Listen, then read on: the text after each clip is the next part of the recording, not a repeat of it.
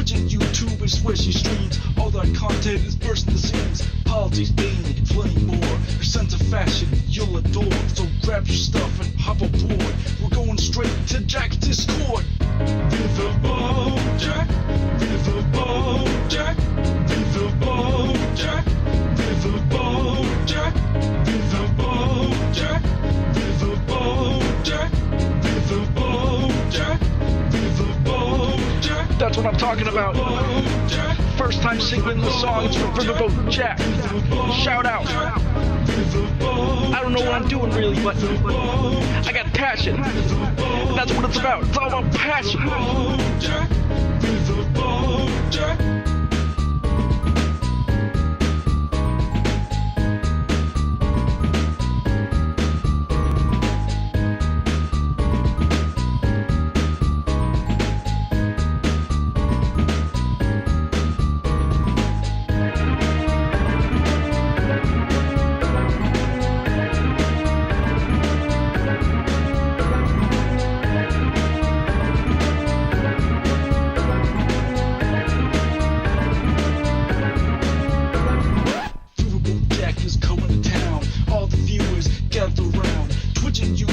Where she streams, all that content is bursting the seams. Politics, dating, and plenty more. Her sense of fashion, you'll adore. So grab your stuff and hop aboard. We're going straight to Jack's Discord. Riverboat Jack, Riverboat Jack, Riverboat Jack, Riverboat Jack, Riverboat Jack, Riverboat Jack, Riverboat Jack, Riverboat Jack, Riverboat Jack, Riverboat Jack, Riverboat Jack, Riverboat Jack, Riverboat Jack, Riverboat Jack, Riverboat Jack.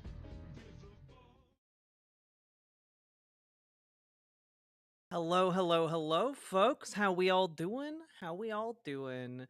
Welcome, welcome. Hello, Cute Dark Arts. Hello, Erica. Hello, John Bogardus. Hello, Banana Brains. Hello, Crochet Whimsy.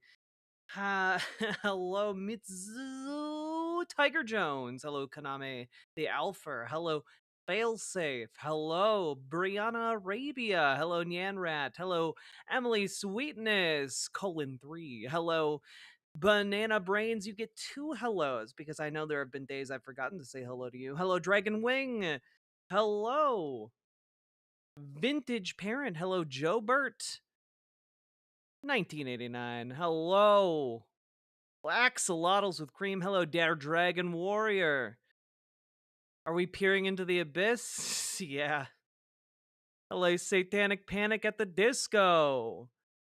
Hello, Jazz Dog, the jazziest dog I know. Hello, Nethercat. Hello, Little Morphine Annie. I guess a Deathwing sweatshirt. I got it at E3 one year when those still happened. Hello, Firespark. All you youngsters probably don't even know what an E3 is, let alone an E2 or an E1. My God, you all are over there in the next century on E10. Or whatever the heck they call it. I think not E10, estrogen. There we go. Nailed it. For my next song, I gotta make more actual jazz. True. Hello, Jess. Hello, the Knifiest Duck. Hello, Zolta. Little known fact, E3 like merch shirts were actually super soft.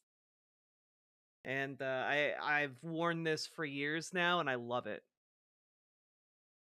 Hello, Lady Raincloud. Hello, Ashley J. Curtis. Hello, Gamer G.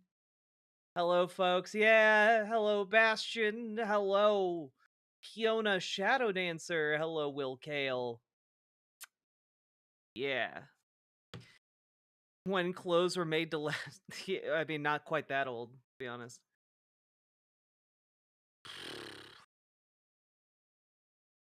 Hello, admin. I do have to say up front, I do not know how much ability I have to sugarcoat things today or to like be pedantic or deal with pedantry. Just the heads up. Um yeah, it I'm not going to lie to you guys. Today is the kind of day where I look at the news and like I want to I want to cry so hard that I laugh. You know, like that's kind of where we're at, you know? Not going to lie, I'm crashing out hard. I mean, it's hard not to sometimes because like the the stuff that we're looking at is just hike. It's okay, Jack. The stock market is going to crash tomorrow. People, if you got anything you need to order, do it now. Yeah.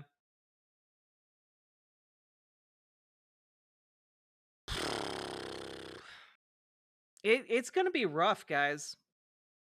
Not going to lie.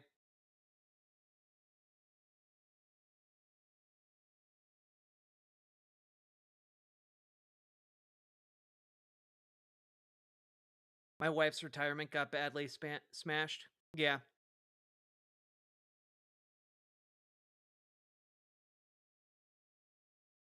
I might be playing video games a bit later. Might cover a few different things before we get into just kind of like gaming for a bit, and maybe while I game, we'll do some call-ins. Maybe that would be good. Um,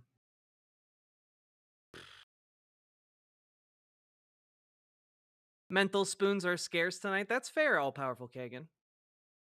Wait, did I miss the Jack origin story, Lord? No, you did not. The origin story is that my name is just Jack. Um, I transitioned and like just was like, you know what? Jack is a fine name for a lady. And you know how I came to that conclusion?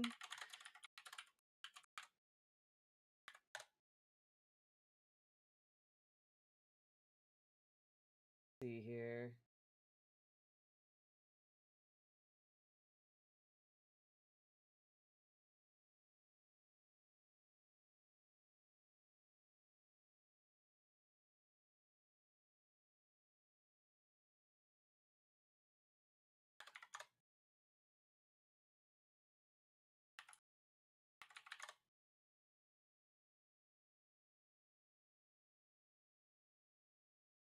See.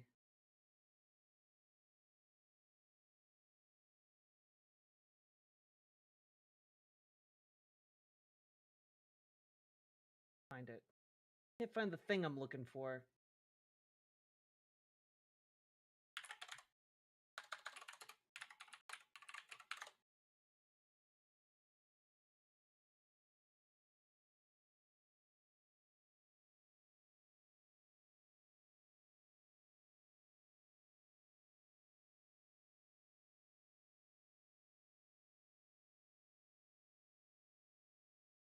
Ooh.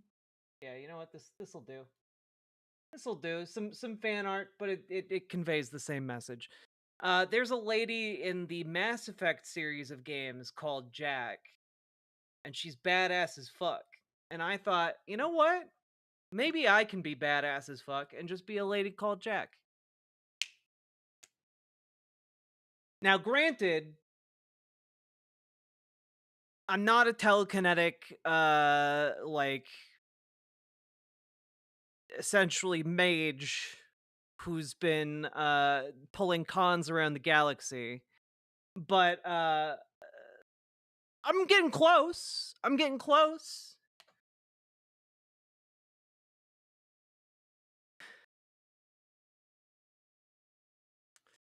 I was just gonna mention Mass Effect. Yeah, and so I was just kind of like, you know, I don't mind my name, and anything I changed my name to would be like kind of a downgrade for me, or like just didn't really resonate. And I was just like, I'll just be a girl named Jack. That's fine.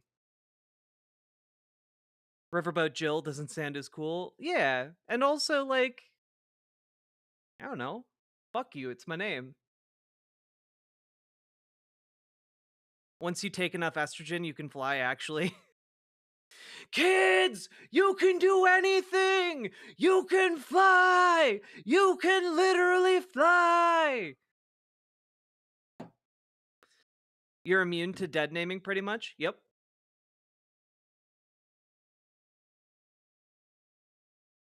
I hope someone understood the reference I was making. Um...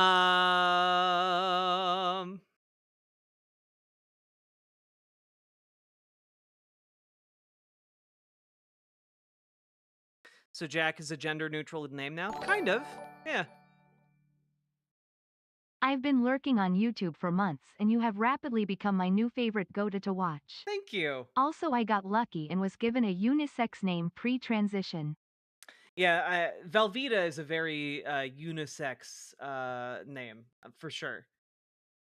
It's applicable in so many different ways. Thank you for the tier 2 sub. I appreciate it. And welcome to the Riverboat site. I have been known to make a joke or two. Hey, look at that. Guys, can I make a really embarrassing admission? So I spent hours today trying to figure out why this soundboard wouldn't work. You know, like I wanted to know why I couldn't do.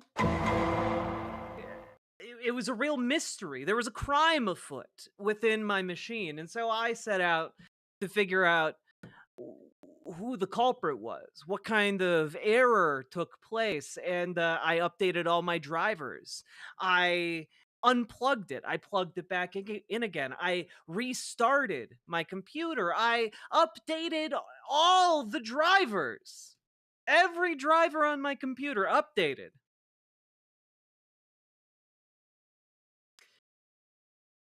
Played around with every output device. Did literally everything. And then saw that I had muted it in the computer's sound mixer about a week ago. So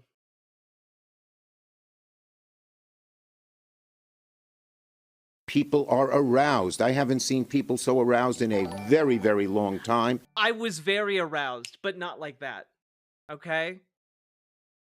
And however, I did find a couple of new sound clips, so not all is bad. For example, I now have this. I am the intellectual equivalent of an assault rifle. Yeah. That's right. Just gonna turn that up again. I am the intellectual equivalent of an assault rifle. It's true. Also, just so you all know, The spirits like to convey the oh, The spirits like to convey the message that you should mentally see me as Gandalf. yeah. There we go. Nailed it. Nailed it. Some precious clips.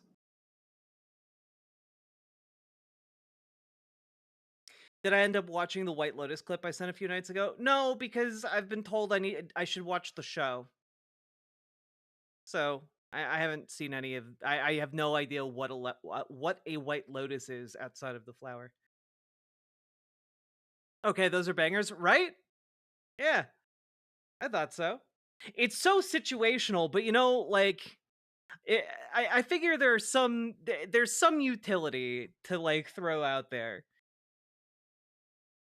Hey, Cleaver.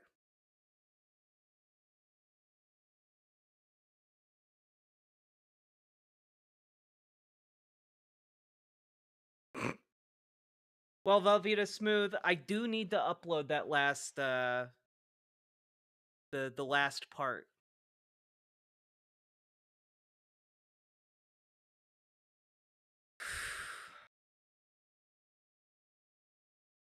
Also, have any of you managed to find episode 5 of What's a Girl to Do? Because I am still looking for it. I'm still looking for it.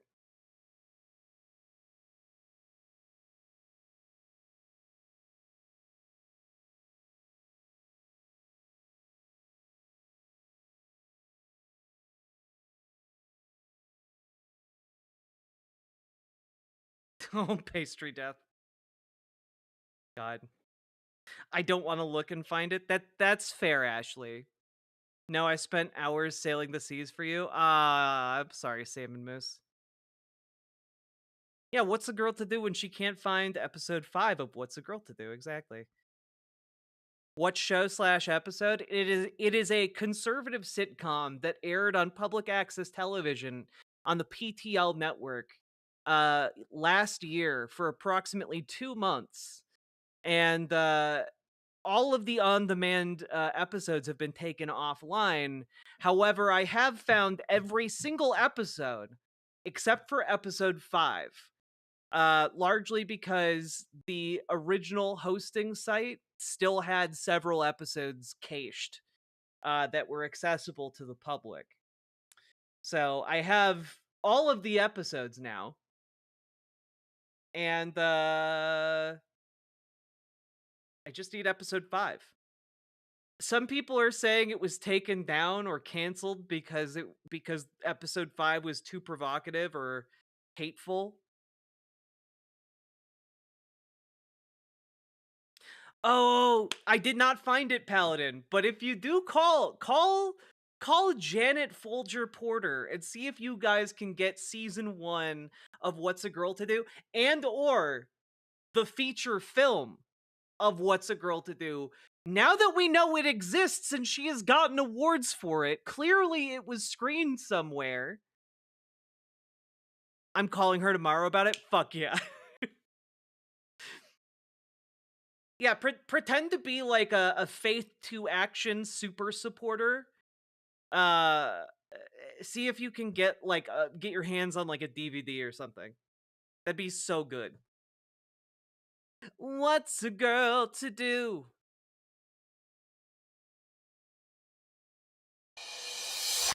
Nope. 90 minutes of that fucking show? Fucking film.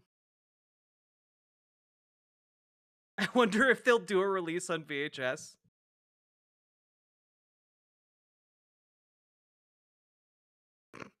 What's a shimp to do? Damn, Jazz Dog. Identifying that from the jump. My god. Oh, God, folks. Today's bad news day. Trying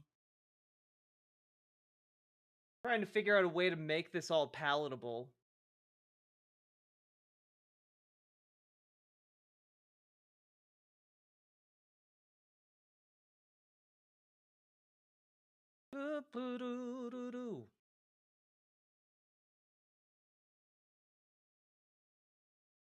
Here, you know what? We will talk slightly about this before we get into worse news.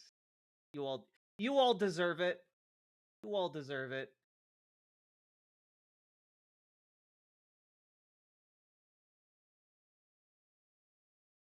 Oh god. God God fucking damn it. Forgot about this.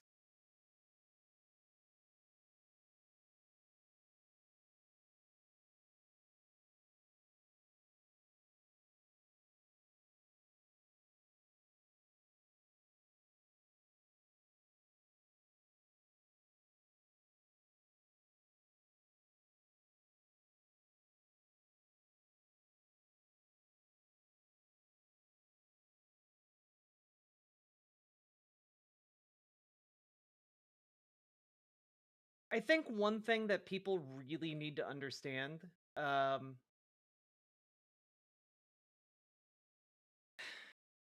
one thing that people really need to understand is that Donald Trump does not have any idea what a tariff is. Okay? He doesn't know what a tariff is. A tariff is a duty imposed upon importers, people who import stuff to America. Goods to America. If you are bringing it in, you pay the tariff. You as in the person in America buying the stuff.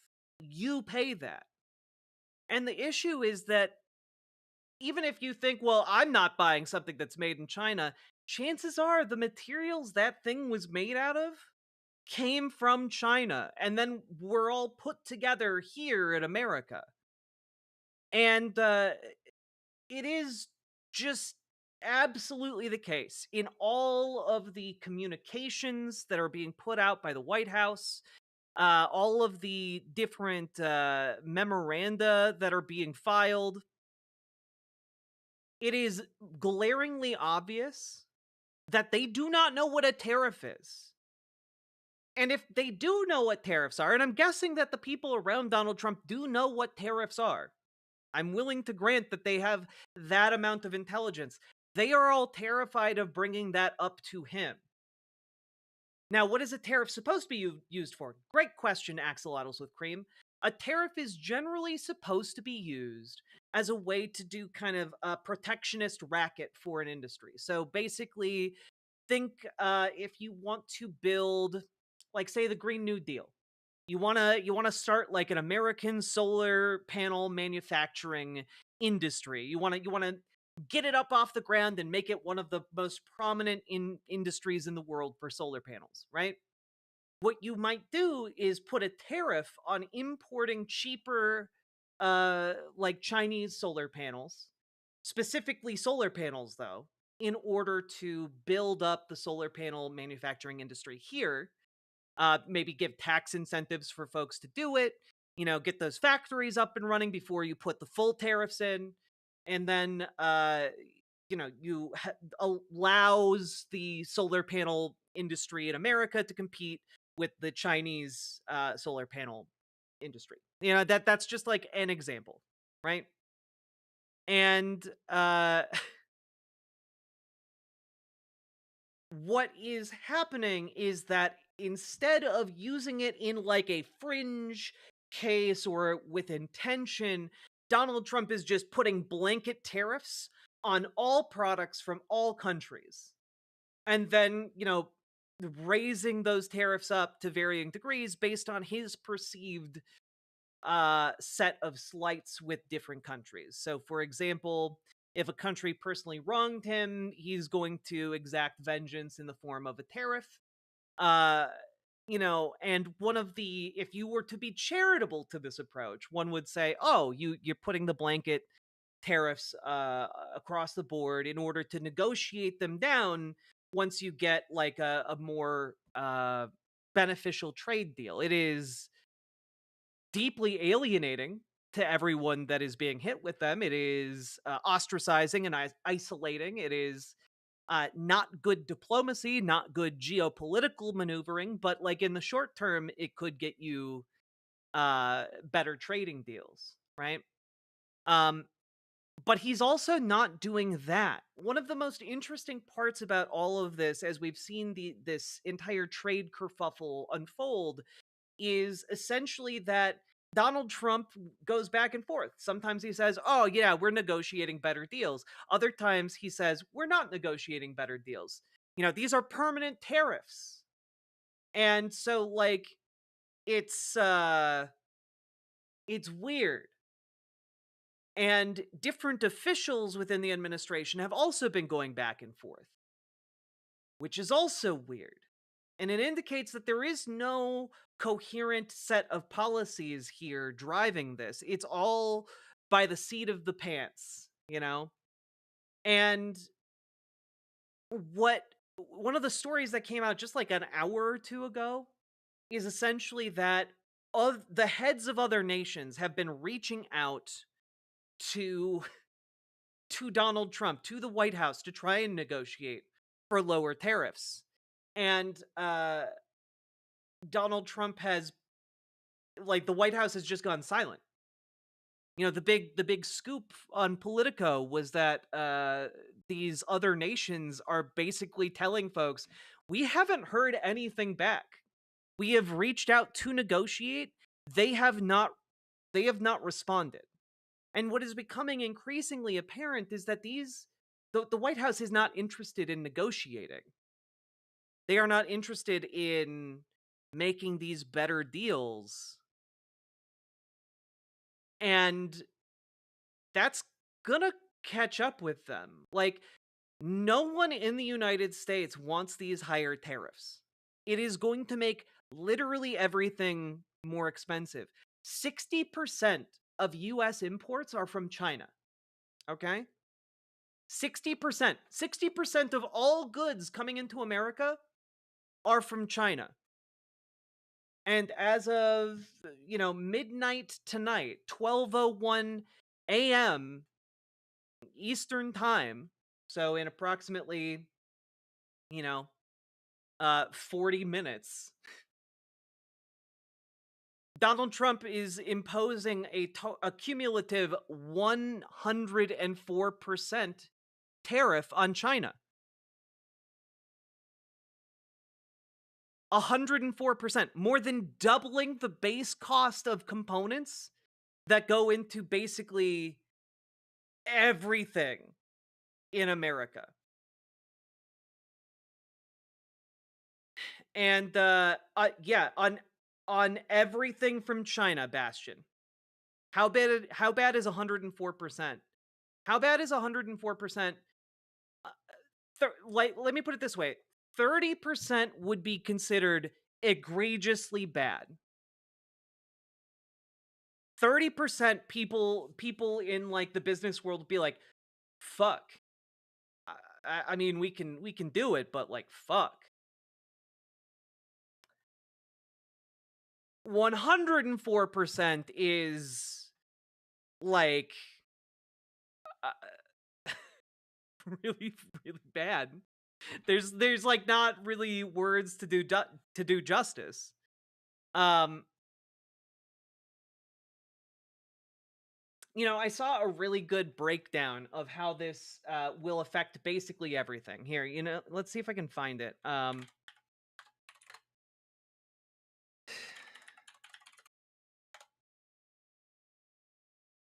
find it.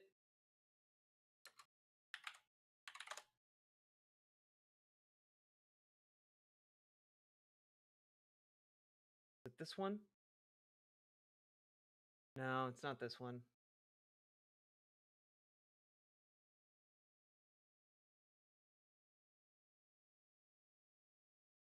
Damn.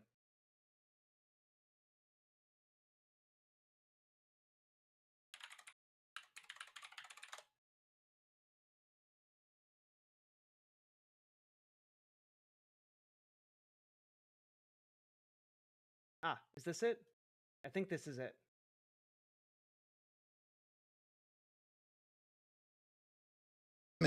My name is Ty McBride, and I am the founder and owner of Intentionally Blank. I wanted to jump on live today, and I'll repost this on our feed. No, I don't know that this is it.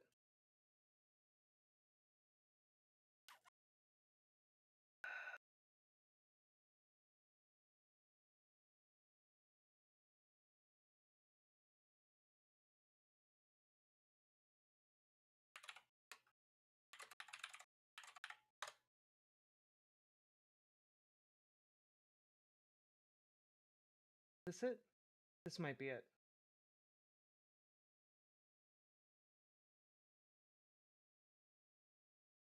The fact that there are going to be two unexpected impacts of tariffs that are even worse than just stuff getting more expensive. How do I know? Because I'm Vivian, your BFF and your favorite Wall Street girlie who teaches you all the finance and economics you should have gotten in school, so you should follow if you want to get smarter. First up, insurance costs are going to skyrocket. In case you forgot, insurance companies are filled with dorks whose entire job is to calculate risk, called actuaries.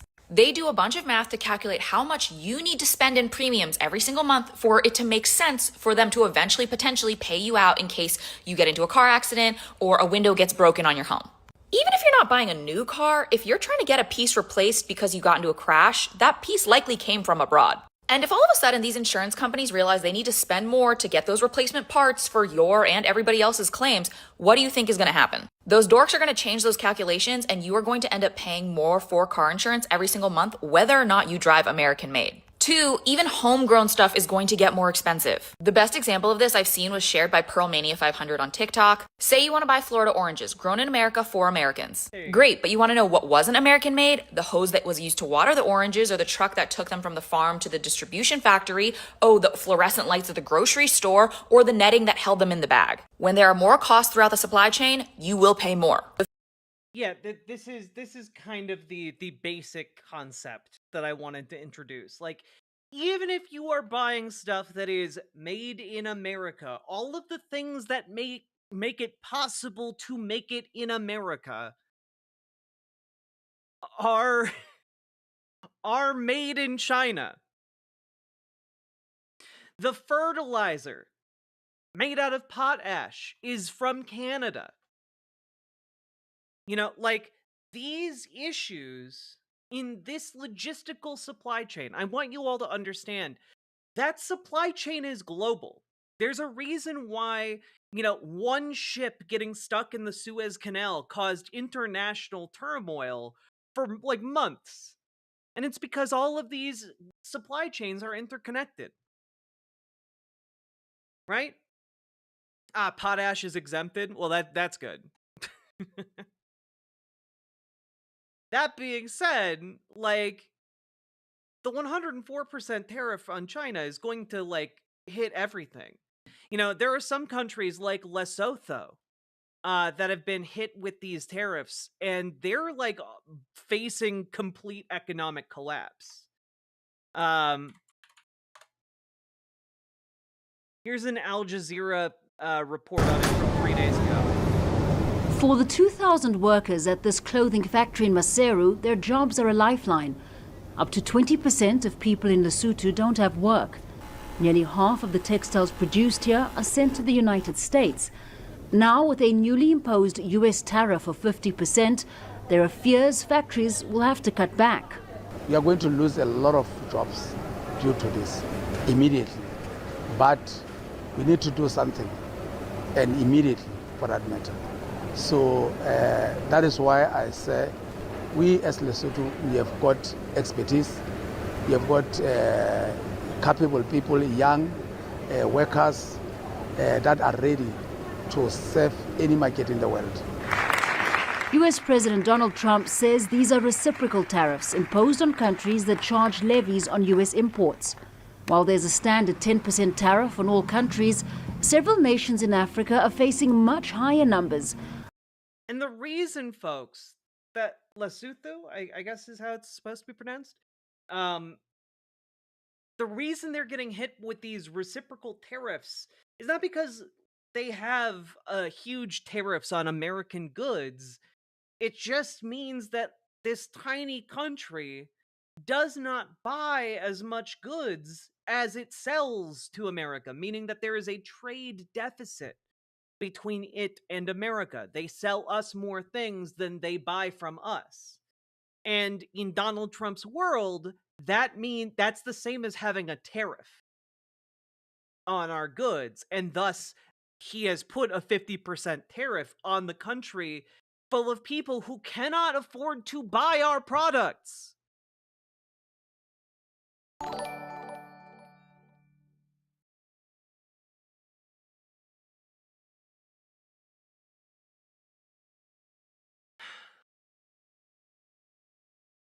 Well, and that's the thing, Paladin. A lot of people just don't think about the logistics, or like the logistics to create the components that then are subject to logistical like transport across the world. Like, people don't think about that.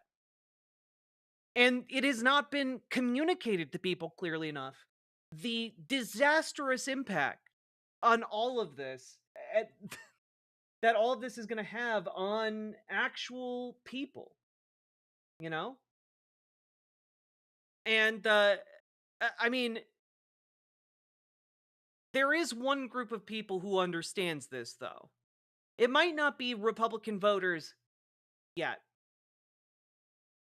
However, Republican senators, on the other hand, do recognize the economic danger here, and they are starting to get very, very sweaty. They're starting to really feel boxed in. They can feel the walls closing in around them, like they're being crushed in a trash compactor. And one of the most interesting pieces I read today was from Politico here. Senate Republicans nudge Trump's trade chief for tariff endgame. basically, what you've been seeing from a lot of these folks is the idea that they've been going out there and they're saying, well, let's just see how this plays out, right? You know, maybe it will have great effects on the economy, but they're saying that. But all of them know that it's bullshit. They all know this isn't going to have great effects on the economy. They're all kind of saying this is going to fuck us. You need to tell us where the end ramp is. Where is this going? When do these stop? Because we have a lot of big money donors who are calling us, and we're getting scared. Because also, not only are the big money donors calling, the Republican voters are calling. And what is becoming increasingly obvious to a lot of these folks is that they cannot keep these plates spinning for much longer. Okay? Again, Congress is going to come back the last week of April. Right? They're coming back last week of April after a break to go back to their home, states. And if there is not a clear end ramp here, there's gonna be like a rebellion in the Republican Party, frankly. And you can say, "Oh no, none of them care. They don't care." They care about the money, guys. They care about the money. Okay? When should we expect the price of shit to rise? When Probably in should the we next expect the price of shit to rise? probably in the next week or two, Cursed Chaos. It'll depend industry by industry. It'll depend.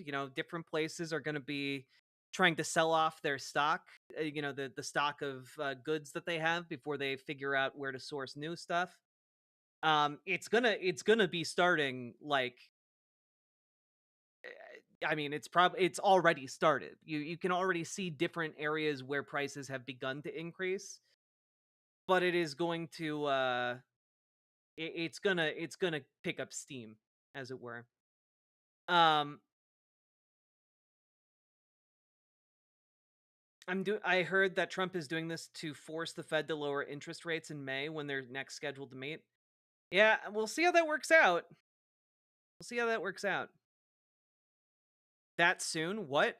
Yeah, no, that soon.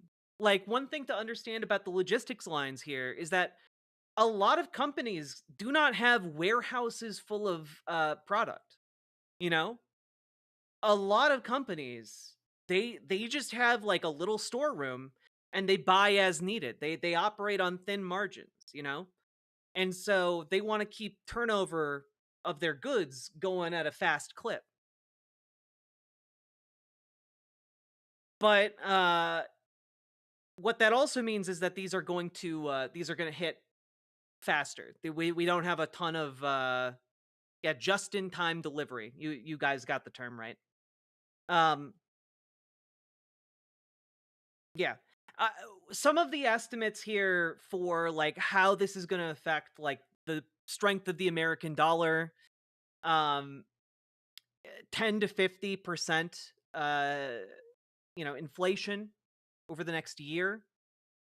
Not 15, 50, 10 to 50% inflation. And yeah, it's basically going. You've probably already started seeing some things get more expensive, but over like the next couple weeks, those price increases are going to hit. Yeah, the 104% tariff on China is going to. I mean, it's gonna close tons of small businesses.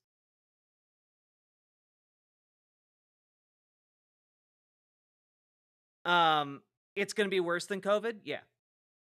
Yeah.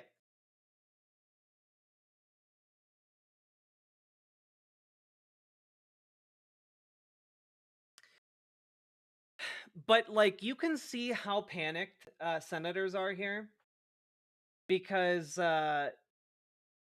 well, they had a finance committee hearing today, right?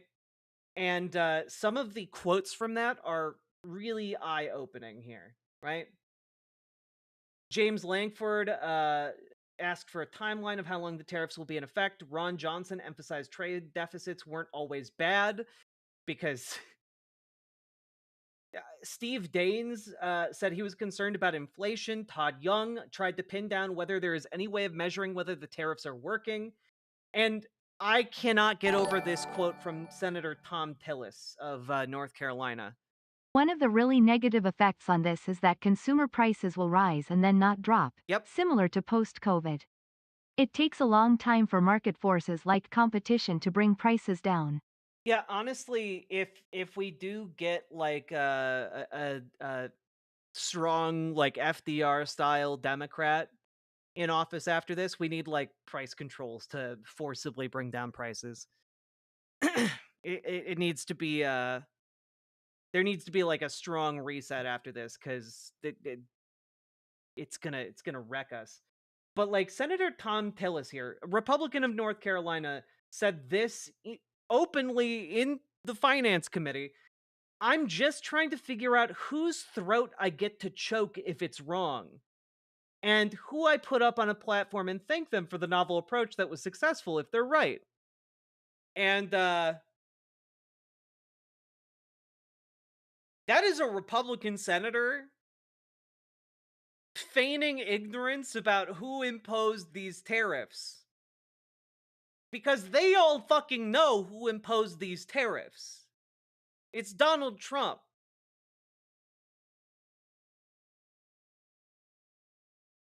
Everyone in the room knows it.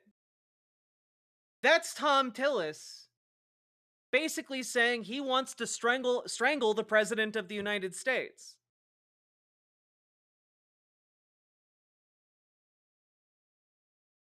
So, yeah. Well, one-eyed heathen, I think that price controls might be called for in extenuating circumstances. Because, again, it's going to be way worse than any of us are expecting.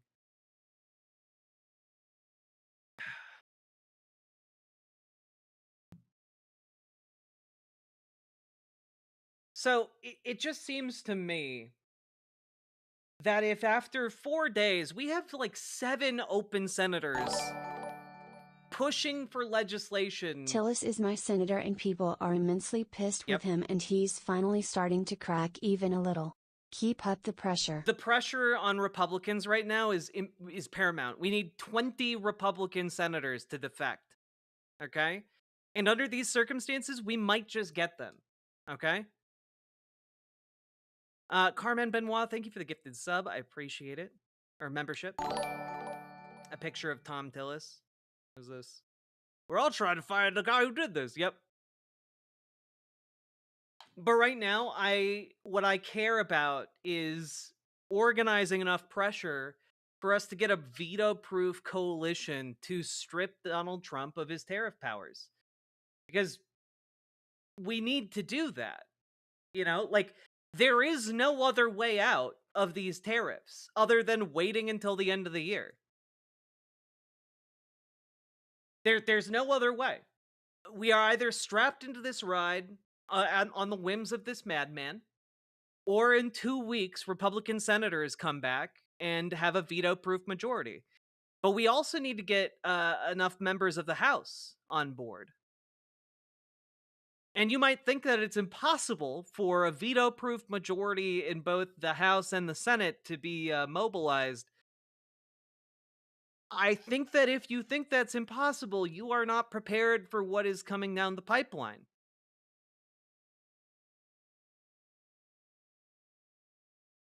In the meantime, yeah, buy some beans and rice, folks. Beans and rice.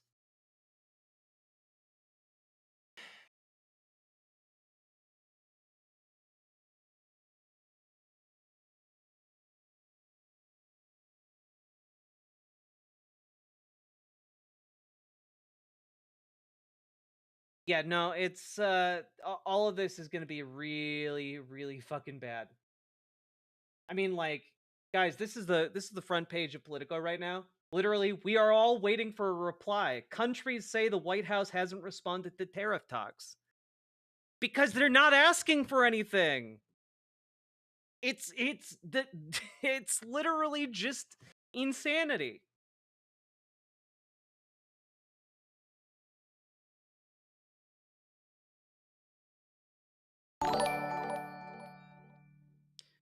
I don't think. Well, this is becoming a thing. Well, sorry you're blue. Thank you for being getting a sub over on Twitch. I don't think Congress has anything they can do. Sure, they can fucking impeach him.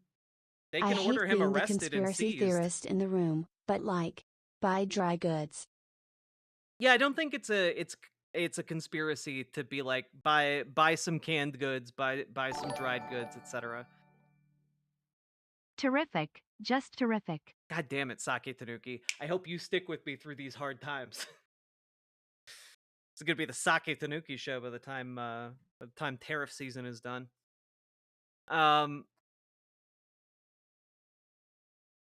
Live from the Polymarket studio in LA. Something tells me this sort of thing isn't going to exactly help Trump in getting the military on his side, which he very badly will need if he's going to go all that much further. Well, that's the thing, Rhodes, and that's why I've been constantly kind of circling back to the military throughout all this. And it is, frankly, that the military is surprisingly quiet about all of this, and I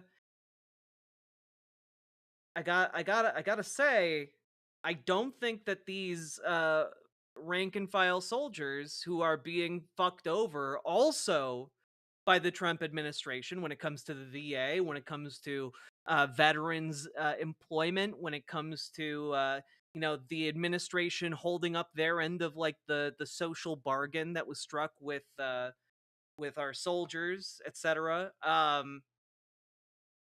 don't think that this is going to go well. They are not, I can confirm, but I can't speak to my sources. That is fine. Hasn't the leadership all been replaced? I mean, at the highest levels, sure, but like that's not how the military works.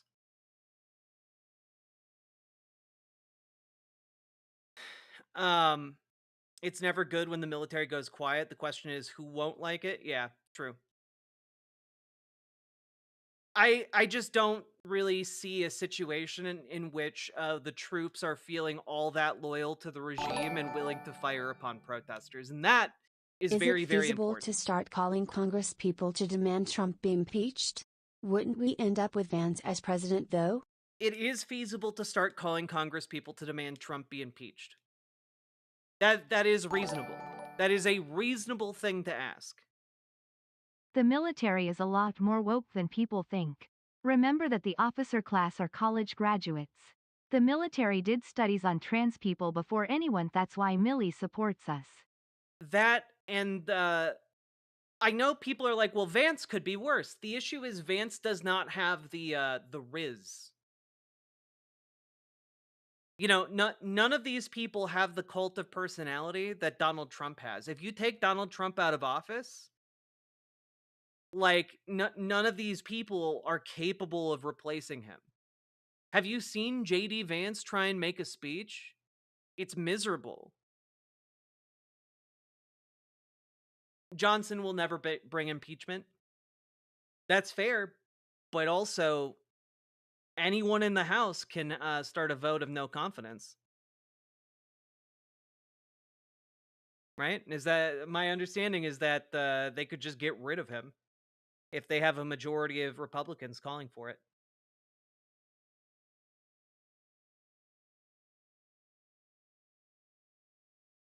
Also, the real Trump cultists will hate Vance. Absolutely.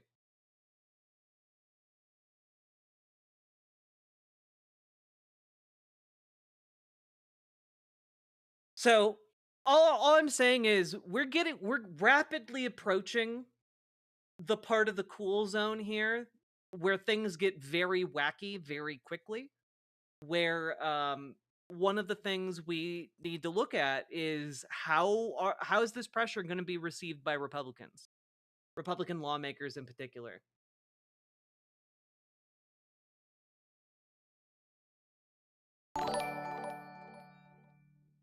Oh boy. Want woke military folks? Talk to a submariner. No privacy on a submarine, so no illusions about people being better or worse for demographic reasons. Sorry, folks. Just saw this story get published. Trump says major pharmaceutical tariffs on the way to bring drug manufacturing back to the United States.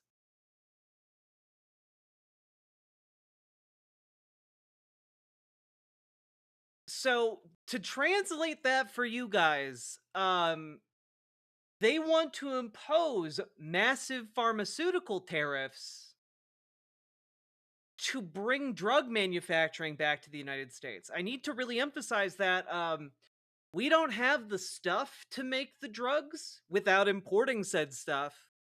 We don't have the factories to make those drugs. There's no infrastructure to do that here on the massive scale that we need. What this means is people are going to die. Okay? What you need to understand is that this first round of tariffs has largely exempted pharmaceuticals. Largely because of that understanding that people will die if those prices go up.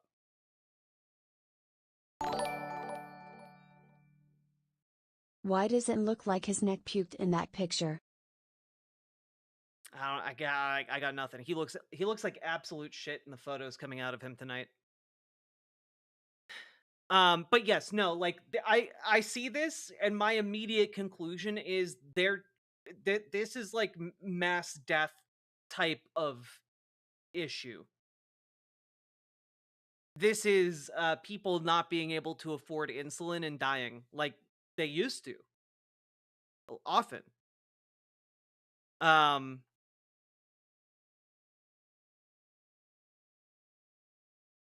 We are going to be announcing very shortly a major tariff on pharmaceuticals, he said at a dinner of the National Republican Congressional Committee. And when they hear that, they will leave China. They will leave other places because they have to sell. Most of their product is sold here, and they're going to be opening up their plants all over the place. And, yeah. If, and I struggle to even really put this into words, understand that a 100 like a lot of drugs are manufactured in China, or at the very least the component parts are manufactured in China, right? And if that pharmaceutical exemption is taken away, we're looking at a massive increase in cost under a 104% tariff. They keep asking why this stuff isn't made here. Education for skills such as tooling engineers is so cost prohibitive. We don't have any way, and we don't have the materials / natural resources to manufacture it. They think building factories magically equals domestically made goods, and it doesn't work that way. They're also kidnapping most of the workforce that would man those factories. I mean, I don't know about that last part. I just don't know about that. But the rest of it is true. Like, these logistical supply lines are like, they exist the way that they do for a reason, largely due to like placement of different resources, the amount of time it takes to get those resources from point A to point B to be put together in a factory, and then for them to go from that factory to another factory to be Asking made my into something friends else. to call their reps to move to impeach Trump. So many won't last 4 years of this crazy shit. We gotta go. Yeah, I mean, like, I gotta be honest, like, Trump has no idea what he is doing, and everyone is realizing it. The illusion is falling apart. Yeah. His brain's soup, you know? His brain's soup! Story of the Bard, thank you for the $50 Trump dono. is becoming a healthcare CEO right now. Don't get thoughts. Don't get thoughts.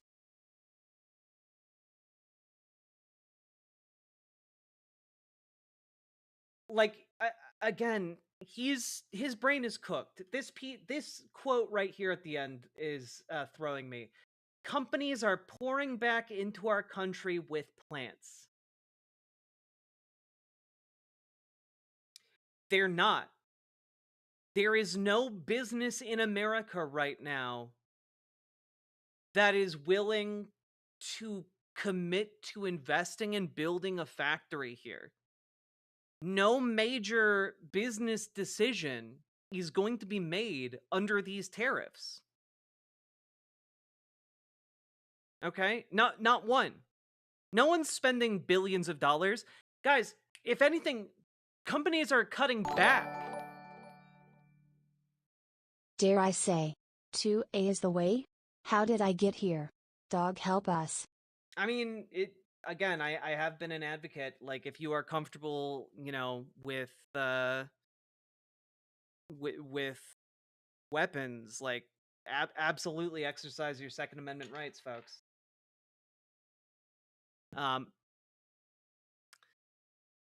But I will say, like, factories are not opening up here. Microsoft has closed multiple AI data centers. I think we're on like $3 or $4 billion of data centers being closed, or like plans for them shuttering.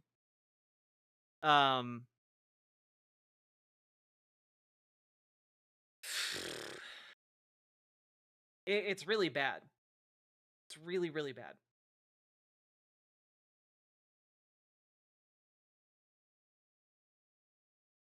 Is it possible to learn to shoot without owning a gun? Like, do ranges offer lessons and let you borrow one? I believe so, yes.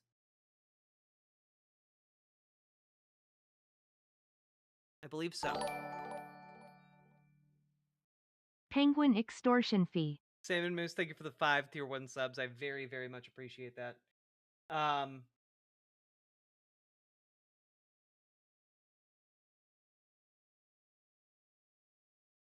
God.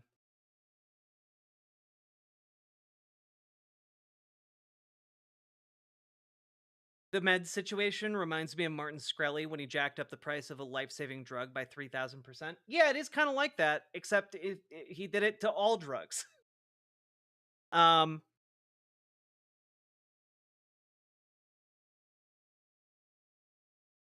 If only there was a way to subsidize companies to build infrastructure here, and that would be great, right? Like, if you were to do a tariff, you would want to do that before you implemented the tariff, you know?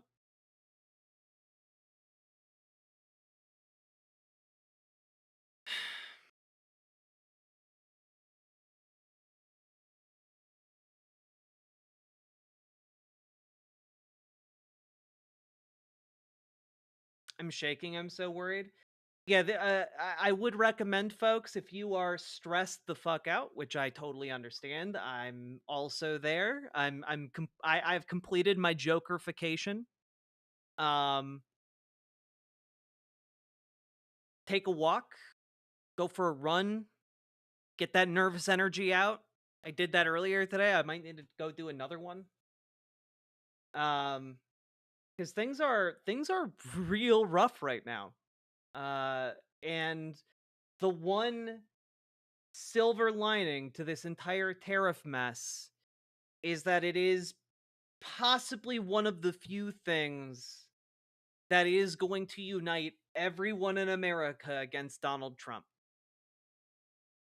Okay? I know that there's some skepticism on this point about Republicans, like, still being in, like, the Trump world bubble, but understand that, like,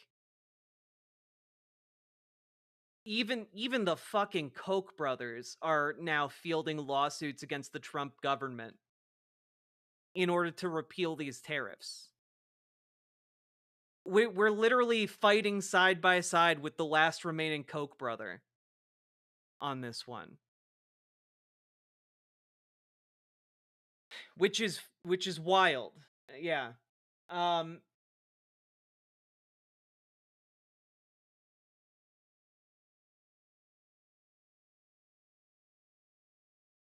Democrats are kind of styling on it, not gonna lie. Here's Democrat Jamie Raskin.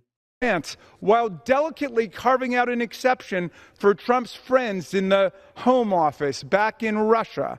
When asked why Putin uniquely escapes the wrath of Trump's global trade war, we're told it's because Trump doesn't want to interfere with the negotiations taking place between Russia and Ukraine for a ceasefire, an explanation that might have somewhat more force if Trump had not made sure that the tariffs do apply to Ukraine, as they do. The basis for this most imbecilic and destructive trade war in the history of the world is the profound economic research and policy writings of one Ron Vera, a completely fictional economist conjured up by Trump advisor Peter Navarro, a real person who Elon Musk just called, quote, a moron and dumb as a sack of bricks. Yeah, this is true, by the way. Donald Trump's foremost trade advisor is a guy named Peter Navarro, who cited a bunch of writings from a fake guy whose name is an anagram for Peter Navarro. And that's the his base of research for all of his pro-tariff ideas is literally he made them the fuck up. That's the guy that Donald Trump is listening to on tariffs and trade. That's at least in part why all of this is so insane. Okay? That wasn't a bit that Jamie Raskin was doing. That's true. And not only that, like, Elon Musk, who is one of the dumbest motherfuckers alive, calls Peter Navarro a dumbass. Because of these tariffs. Guys, the tariffs cut so far down, so deeply in the Republican Party that we are seeing an actual rift within the Trump White House. It is a cut from the top all the way to the bottom. Okay? Elon Musk is against these tariffs. And yes, that's probably because he has economic interests in China with Tesla, but also, like, we're in, like, this is the kind of rift that we've been waiting for. Riverboat crew. The fascists exercise today? Have you? Get to it, crew. We have a lot of work ahead of us. Too true, Simric. Too true. Work those core muscles, okay? Yeah, those negotiations that aren't even happening. Exactly, prosthetic PJ over in Twitch chat.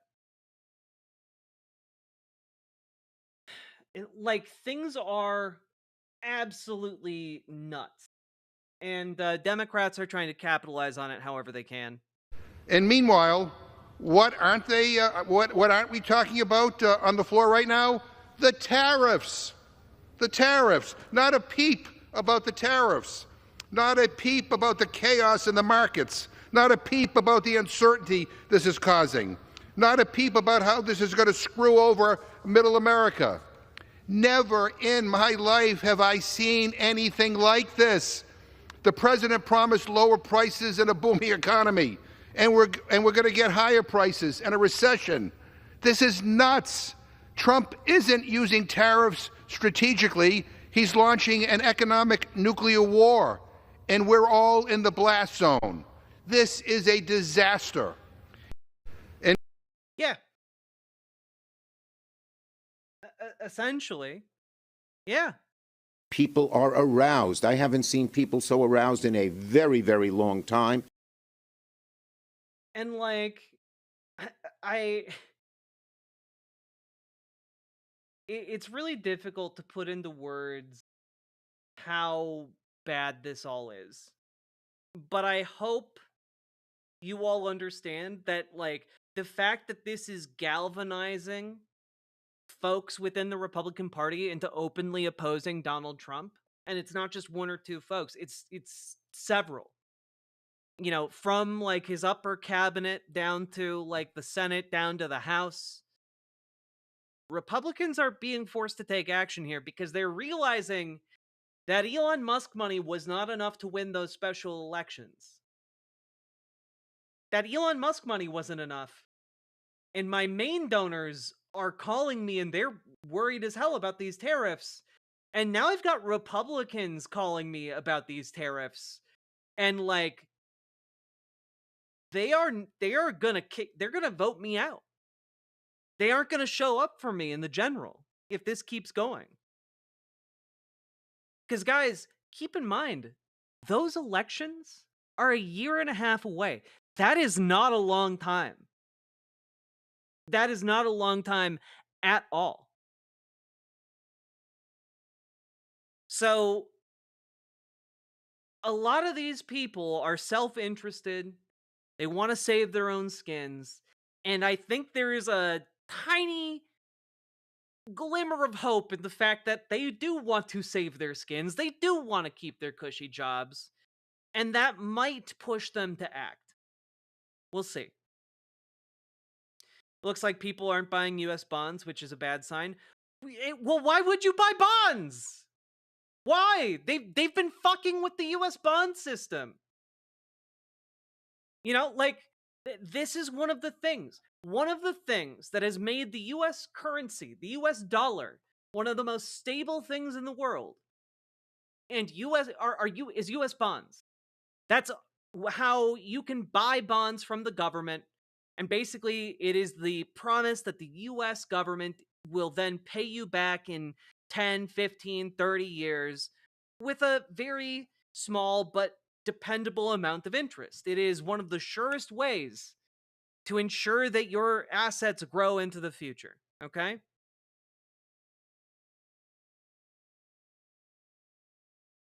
They're fucking with that on purpose.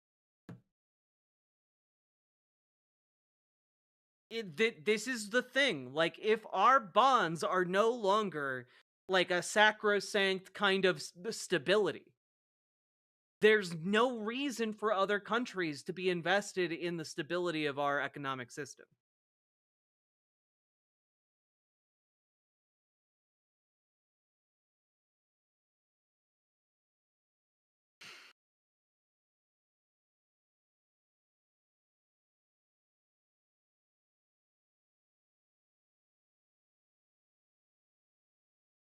So, we're in a bad time. We're all in for a bad time, but hopefully that bad time comes to an end sooner rather than later. I'm going to be really interested to see in a couple weeks what Republicans do, because the economy is going to keep tanking. And an economy that's been tanking for multiple weeks, that might put a fire under their asses. So, kind of thankfully, my neighbor is a farmer. Delightful. Tapping out for the night feels bad, man. Yeah. Isn't the Senate on vacation? Yeah, for a couple weeks until the end of April. Like the last week. And honestly, like they might get called back for an emergency session the way things are going. People are going to riot.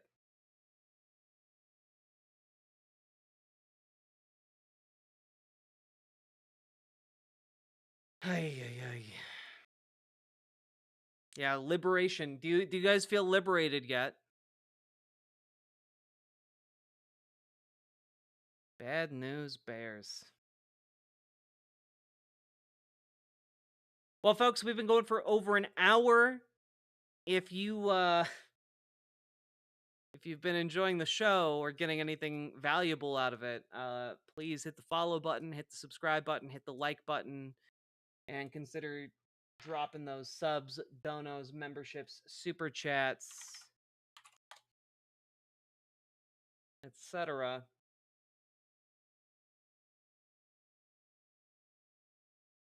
God.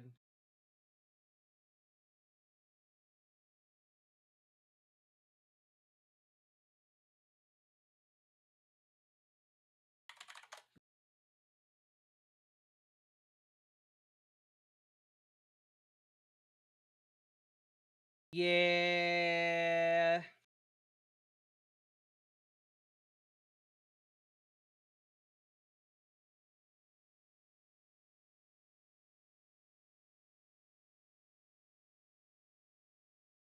things are not going great with these tariffs. Just trying to see what the effect is on overseas trading. Because the Asian markets are open right now. I'm wondering if we have any update on how things are going.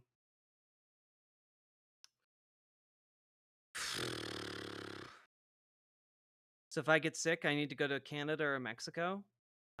I can't make that decision for you. That is something you will have to decide yourself.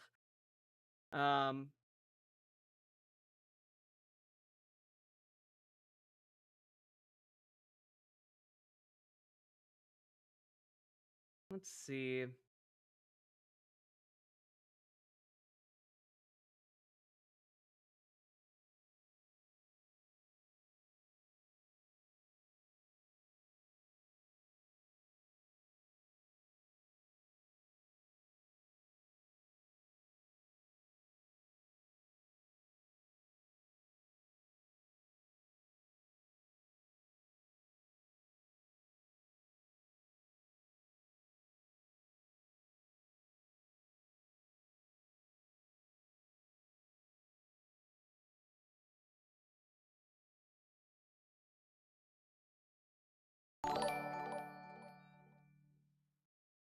Stay strong, everyone. BWA.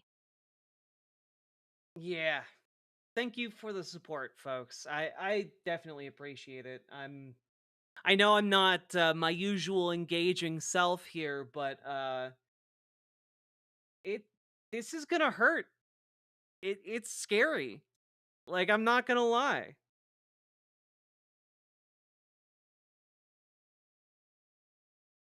Ugh. Reuters, why are you hitting me with the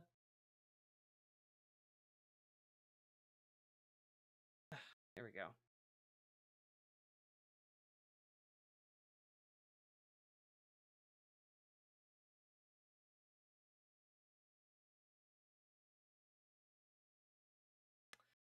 Let's see.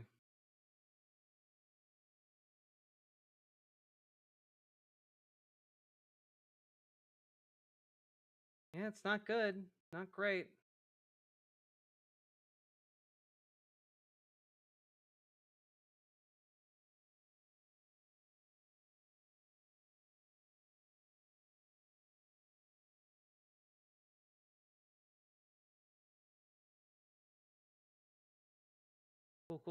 Cool. Last day. Cool.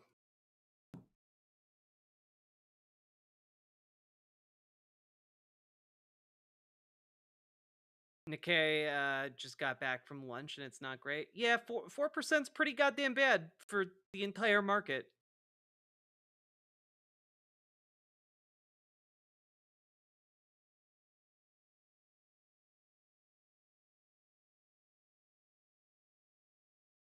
Learn to bake bread? Honestly, yeah, not a bad idea. We all got a bunch of practice with those sourdough starters back during the pandemic, huh? Little did we know we were training. That absolutely makes sense to me, one-eyed heathen. Great works are performed not by strength, but by perseverance. It's true. And we are all called upon to persevere. So don't you go quitting on me, folks. Okay? We're all in this shit together, but that also means we are not alone. And we are going to survive. And we are going to fight.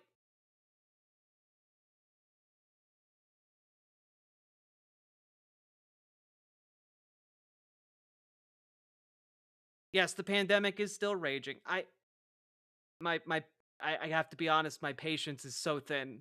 I understand that COVID still exists. I under fucking stand.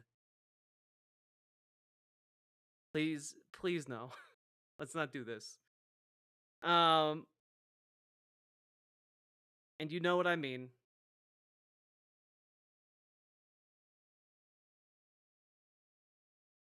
Unicorn Riot does do good coverage, K Variable.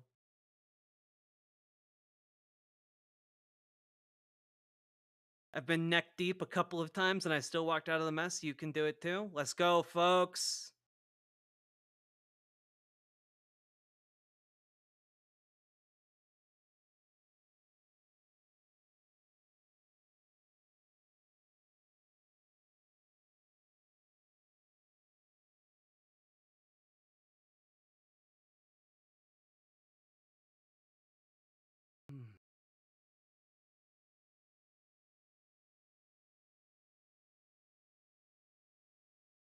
Watching the GameStop CEO and all his Reddit followers because they needed that Switch pre-order money has been really amusing. Yeah, indeed.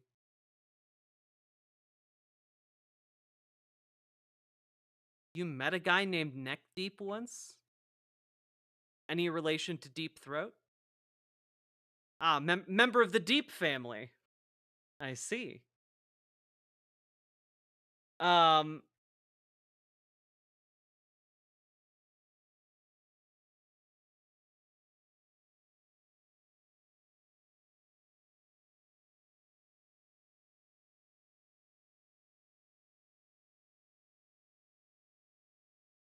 I did I did talk about it at the beginning of stream, Rat Negative. I did. Like, in the colloquial sense of when we all did this during the lockdowns, the sourdough starter thing, that's you understood what I meant, right? You understood I'm not you understand here on this channel I'm not doing like pandemic apologia and science denial, right? You understand we're all on the same team here, right? Like, fuck.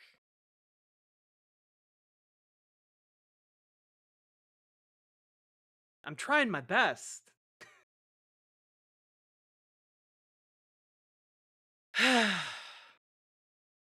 All right.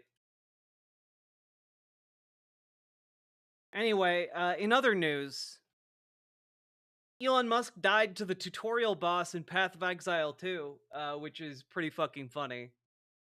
You know, good things can still happen. The world may be on fire, but at least we can laugh at this bumblefuck nonstop. Like, are you fucking kidding me? He's keen to repair some of his gamer cred after admitting to account boosting.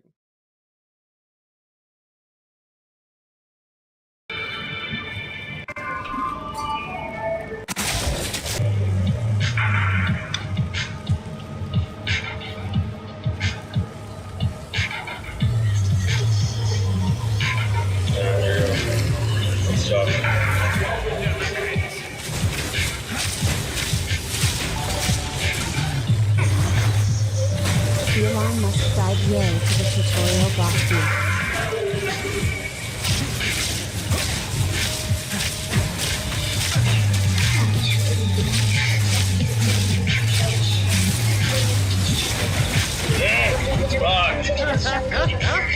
There you go. There it goes. Why is he playing that music he's playing is insufferable. Everyone's so panicked, reasonably, Jesus. about the tariffs that even jokes are getting lost in transport. Oh, for sure, Thistles for Eyes. I do not have the capacity to manage other people's emotions today, or like understand other people's emotional affect. I'm very like my brain is back down to brass tacks. I do not have the excess mental capacity to figure out like other people if they're playing like some kind of emotional game with me. I can't do that. You know, I'm all out. I'm all out of the spoons that would allow me to do that. You were in that stream, Terminal Void? Oh my god, it's so fucking funny. You wouldn't understand. He's a real Jamer. Why is he listening to his ex? Oh my god, is that Grimes music? Grigor wants shimp po' boy on sourdough bread? Or like a nice like beer bread? That could be good. Thistles Fries, thank you for the membership. Media Breakdown, thank you for the $2 super chat.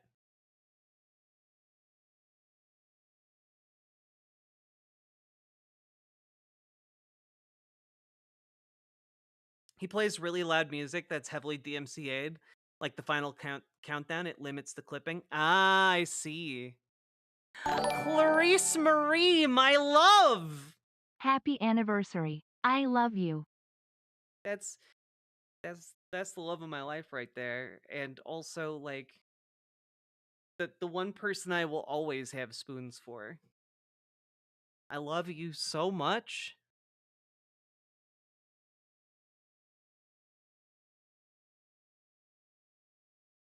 Go kiss her? She's not in the room. I can't go kiss her. But I'm always smooching her in my heart. Cuz that's where all of my kisses come from.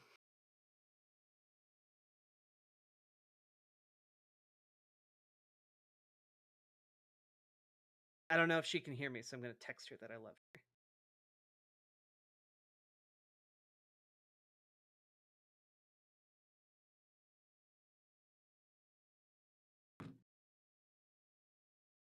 I did literally run to her earlier today to smooch her after I almost started driving off without smooching her.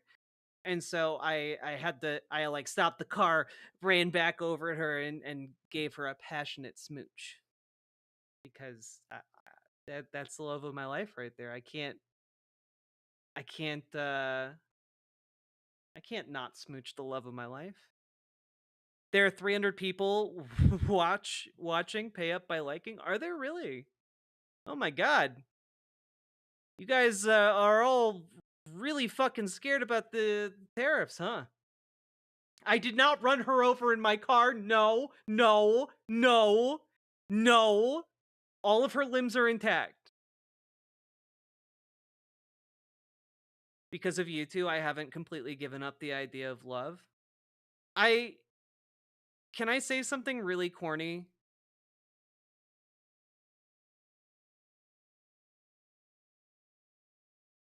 I didn't think that story, like the way love is talked about in like stories and poetry and movies and song and stuff. I didn't know that that was a real thing until I met Clarice. I thought that I had an idea of it, but like then I saw her standing by the door to get nachos, and I realized that like my entire life was gonna be different. You know? And like suddenly all of the stories and all of the songs and all of the poetry, it made a lot more sense to me.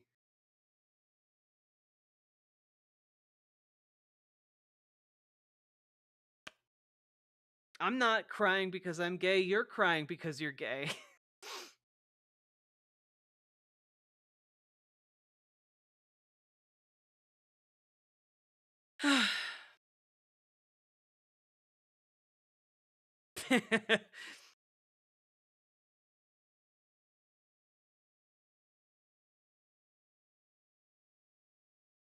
Thank you, WJ Adam. Bottle them gay tears and sell them? Yes, gamer tears. Indeed.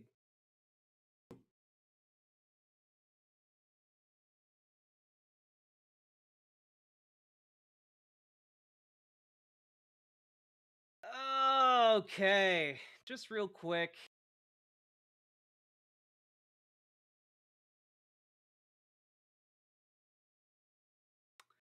So, just real quick here, folks. Here's Donald Trump talking to coal miners. In the first campaign where Hillary Clinton was about 4 states too early, and she was talking about how bad coal was and how they were going to teach coal miners how to make widgets and gadgets and technology, which they didn't want to do. They want to mine. One thing I learned about the coal miners, that's what they want to do. You could give them a penthouse on Fifth Avenue and a different kind of a job, and they'd be unhappy. They want to mine coal. That's what they love to do. And she was going to put them in a high-tech industry where you make little cell phones and things. I don't know. Do you think he'd be good at that? I don't know. I just want to point out that literally his solution for all of the fired federal scientists and bureaucrats is for them to go working in the factories to make the widgets and the gizmos and the whatsits. Yeah. You don't want to be. And she was brutal about 3 weeks before, but then she had a problem. She went to West Virginia looking for votes, and that was a bad situation. You remember that? And there was a coal miner in the... Just real quick, I see some of you are leaving comments like, they yearn for Black Lung, and Black Lung is so great. Quite literally, in these times, posted an investigation just a couple years ago. Black Lung is completely preventable, and it's on the rise again. And, yeah, basically, companies, all these coal mining companies, and I'll link this in chat here. All these coal mining companies have been cutting costs and cutting safety measures in their mines, and they're bringing back Black Lung. That's what deregulation's gonna do for you, folks. And that was 2 years ago under Joe Biden. It's not getting better under Donald Trump. When he's talking about reopening the mines, when he's talking about deregulating, he means like we need to bring back old school coal miners where you died at 30 years old from the Black Lung. And they're going to make some argument about how like coal dust actually builds character or some shit. It's insane. Just insane. Just a short segment, and I have no solution here. There's no systemic solution to this problem other than we need to get these Republican motherfuckers out of office before they kill us all. Frankly. We need to get these people who would see us dead in order to sit atop piles of riches. We need to see them out of office. They need to see the door yesterday. I'm convinced that the American presidency has always been the portal to hell. I mean, yeah.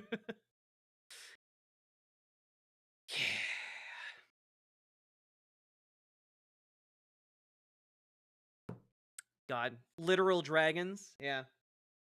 Not gonna finish that phrasing, though.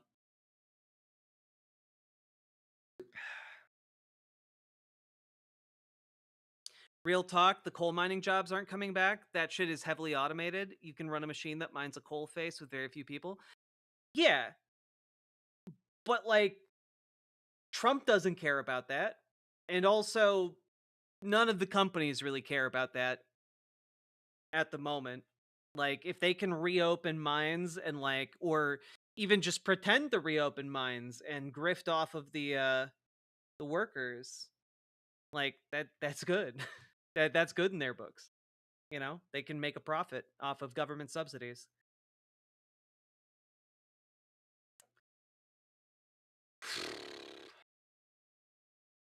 Oh, can I show you something? Hey guys, remember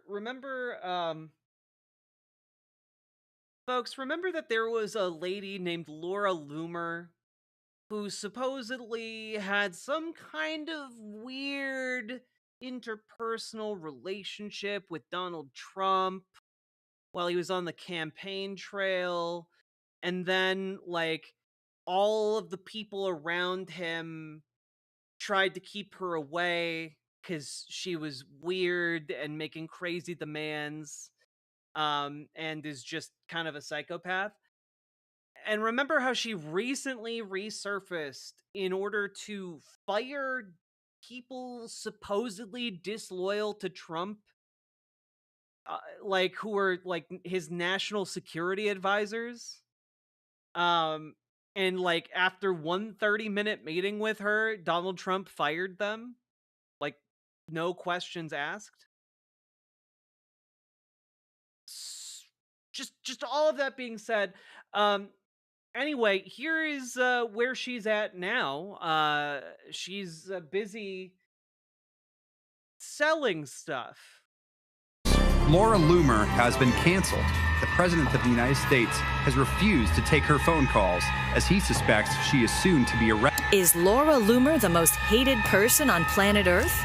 We want to hear from you, the listener, and get your opinion on whether or not... Man, I tell you, I heard she got canceled. We coming for you, bitch. We coming to your house, Laura Loomer. We know where you live. We coming for you right now. We coming for your friends. We coming for your friend's little dog. Frankly, I hope they throw her away for the rest of her life. I hope she dies. She is currently on the run from authorities. She is described as armed and dangerous. I just can't believe she's been getting away with it for this. An angry mob appears to be forming outside the home of journalist Laura Loomer. What is wrong with you? Why are you not panicking? Because I called Kirk Elliott Precious Metals, and I learned how adding gold and silver to my portfolio is one of the safest ways to not just grow my finances, but to also protect them from the uncertainty of the future. So I'm fine. Call economist Kirk Elliott at 720-605-3900. Yeah, so she's selling precious metal investing. That looks like AI? Oh, yeah, no, guys. Do you think someone like this is above using AI footage? Because that's absolutely AI footage. Look at these people right here. Like, yeah, it's AI footage. Also,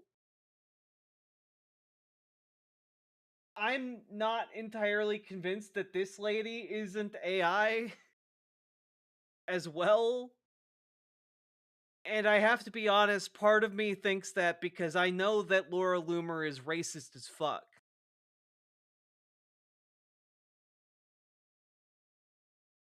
But Laura Loomer in that ad is real.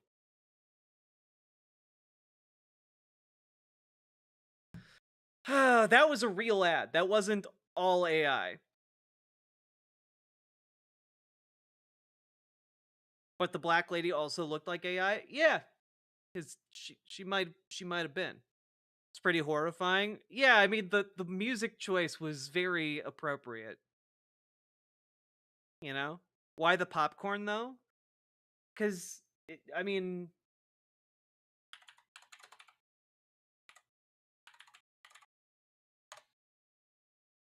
because like it's like a thing, you know? The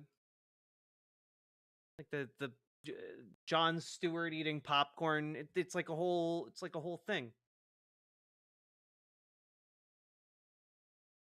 Yeah, it's a symbol of not caring, exactly.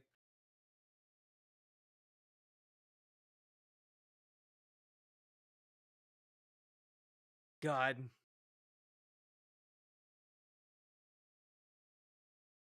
Loomer also looked AI. Maybe she just licensed her appearance. Maybe.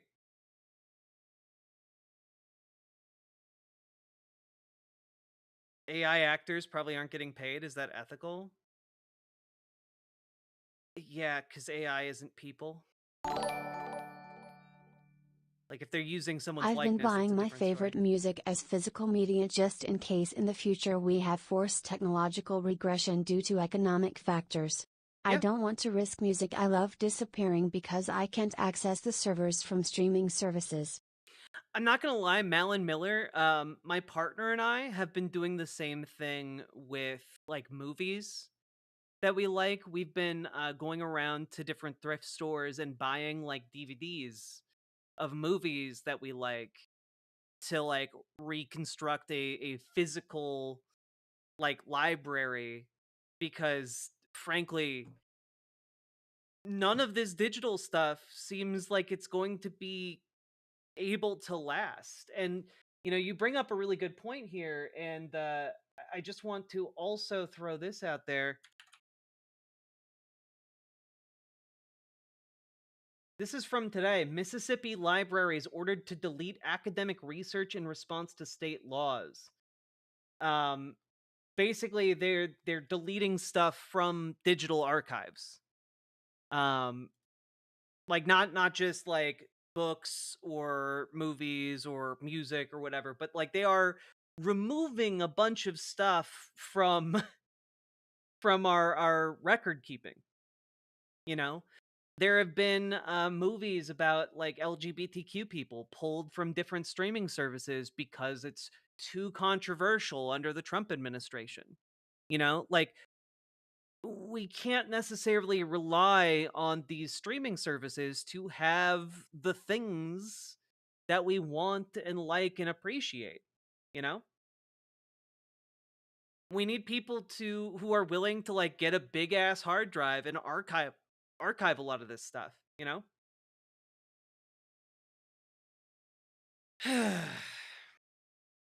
How is that allowed?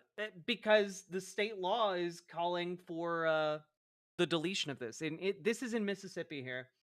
The Mississippi Library Commission ordered the deletion of 2 research collections that might violate state law. A March 31st internal memo obtained by Mississippi Today shows one of the now deleted research collections focused on race relations and the other on gender studies. And basically, this is the database used by libraries and schools in the entire state. So basically, anything that was in the archive of gender studies and anything that was in the archive of race relations is now inaccessible or will be inaccessible to children in Mississippi through their libraries and schools.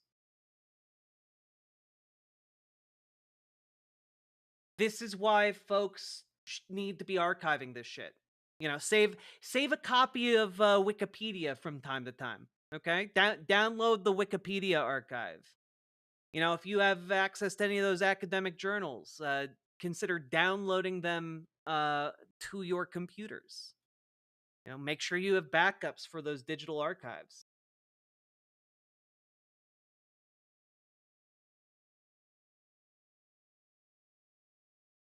People have been asking why the fuss. It can just be reversed later, because sometimes it can't just be reversed later. Sometimes you delete a thing and it's just gone forever.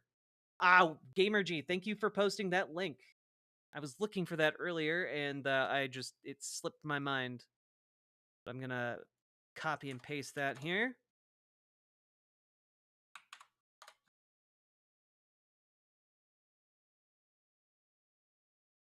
Remember when the Nazis burned all the research on gender studies? Yes, I remember when they burned all of the early data on LGBTQ people from the Institute of Sexology in Berlin.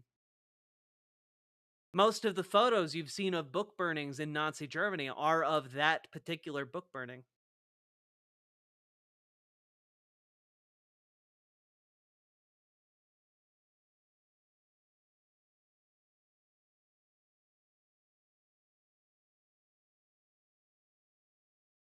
JazzDog, magnetic tapes are great for physically storing large amounts of data. You can actually buy like a magnetic tape deck for like $100 that has 18 terabytes of storage on it.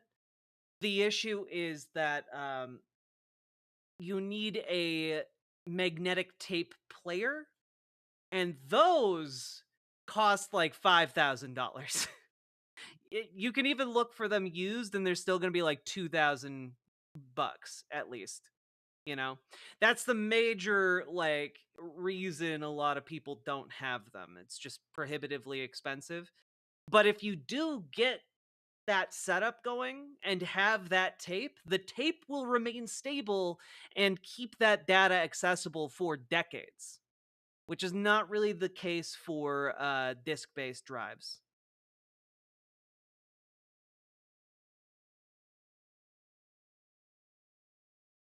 And yeah, on magnetic tape, it can take a while to get the data off, but like it will still be there.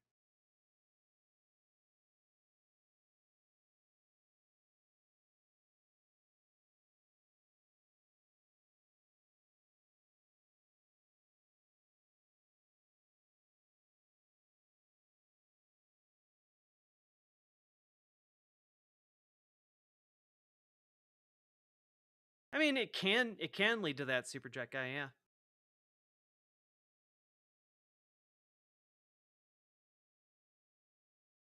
Can we watch Skibbity Toilet, please? No, I've watched so much Skibbity Toilet. I've watched like the first 50 episodes of Skibbity Toilet. That's too much. It's too much for me. I gave you guys a lore breakdown of Skibbity Toilet, damn it. It's on the YouTube channel. You can find it.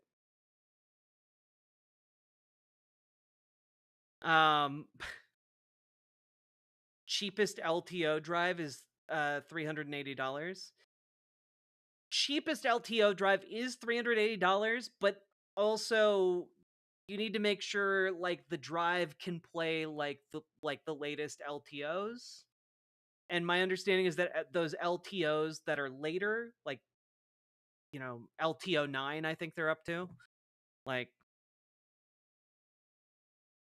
wait, there are episodes of Skibbity Toilet? Yeah, each episode's like a minute long.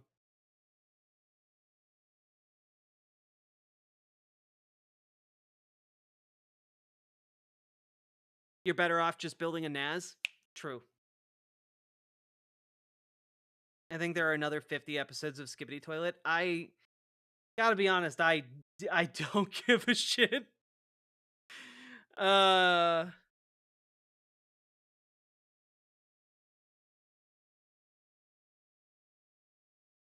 right. Moving right along.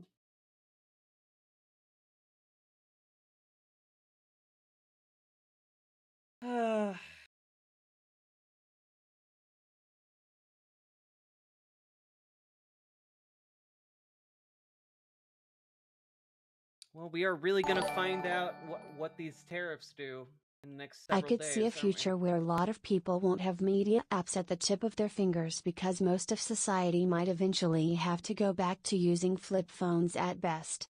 Because smart devices will be too expensive. I don't know that is the case. For example, like we still have a lot of smartphones, like that are old and we just don't use, but like could be refurbished, I think that we would just make do with those rather than reverting to flip phones.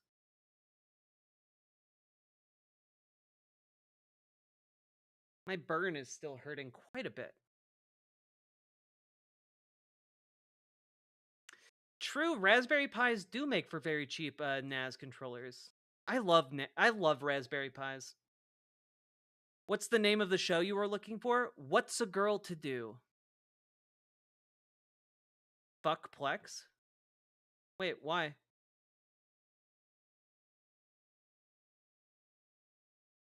What's a girl to do? Hello, Dragonfly. Hey, Dragonfly, you feeling optimistic about how the disastrous market effects are gonna, galvanize voters in the midterms? Because I am.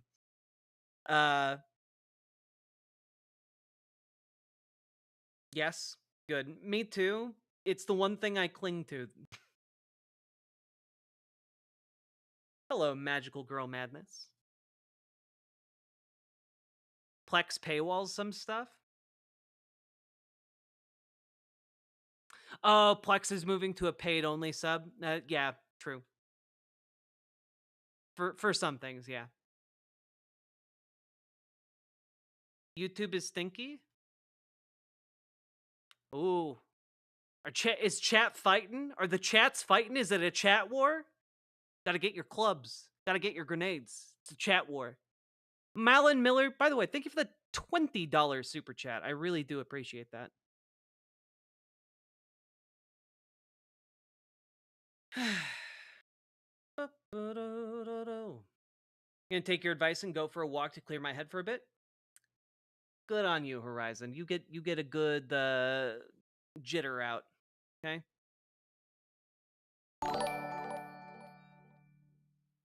That's true that we could use old ones. But a lot of companies intentionally make them hard to work on. And intentionally make the software obsolete. That's true, but also I feel like we'd have an easier time just refurbishing those and finding ways around that versus just going back to flip phones. I think the genie's out of the bottle on that one.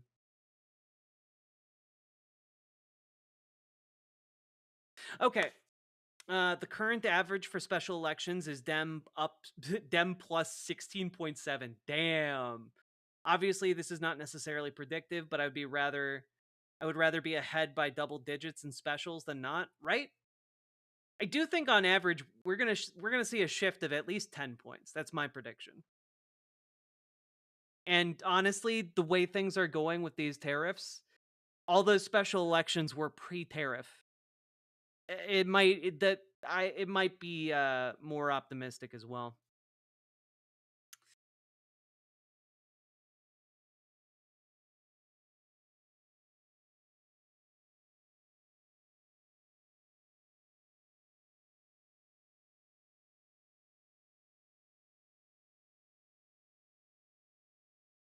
All right, folks. Are you guys ready to get to, like, I don't know, the real shit?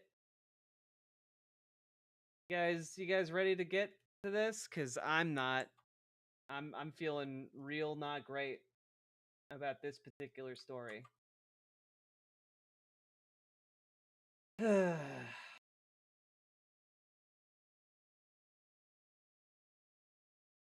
refresh these tabs.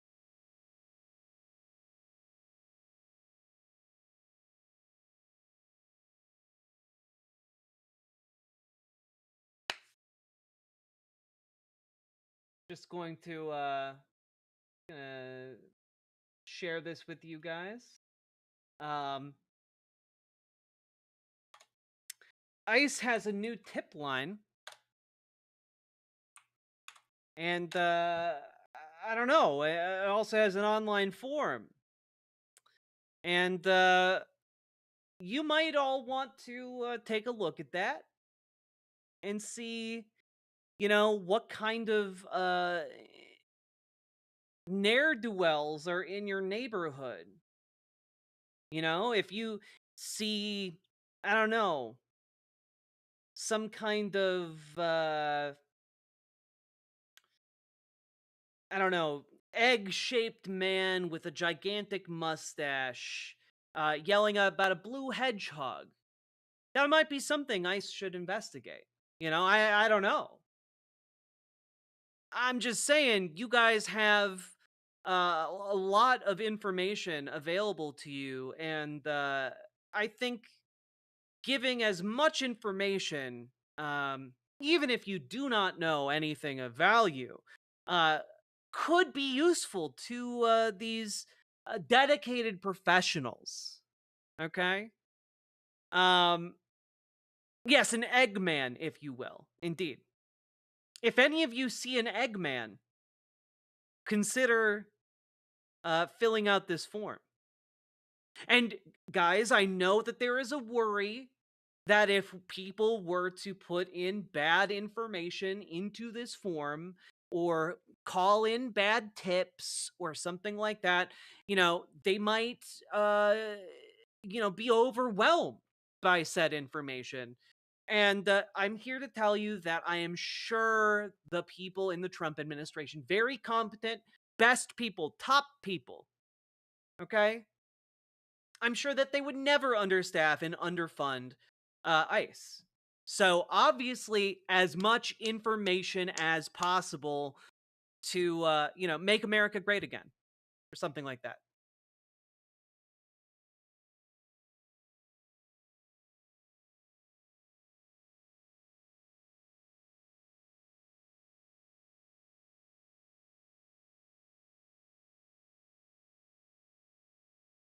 People need to know that Shadow the Hedgehog is a bitch-ass motherfucker. I don't know about that. He has a gun.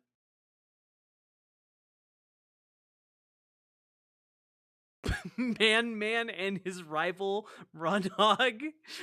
Oh my god. I hate that. I hate it so much. He he pissed on my wife.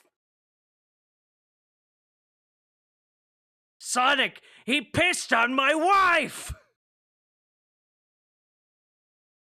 God.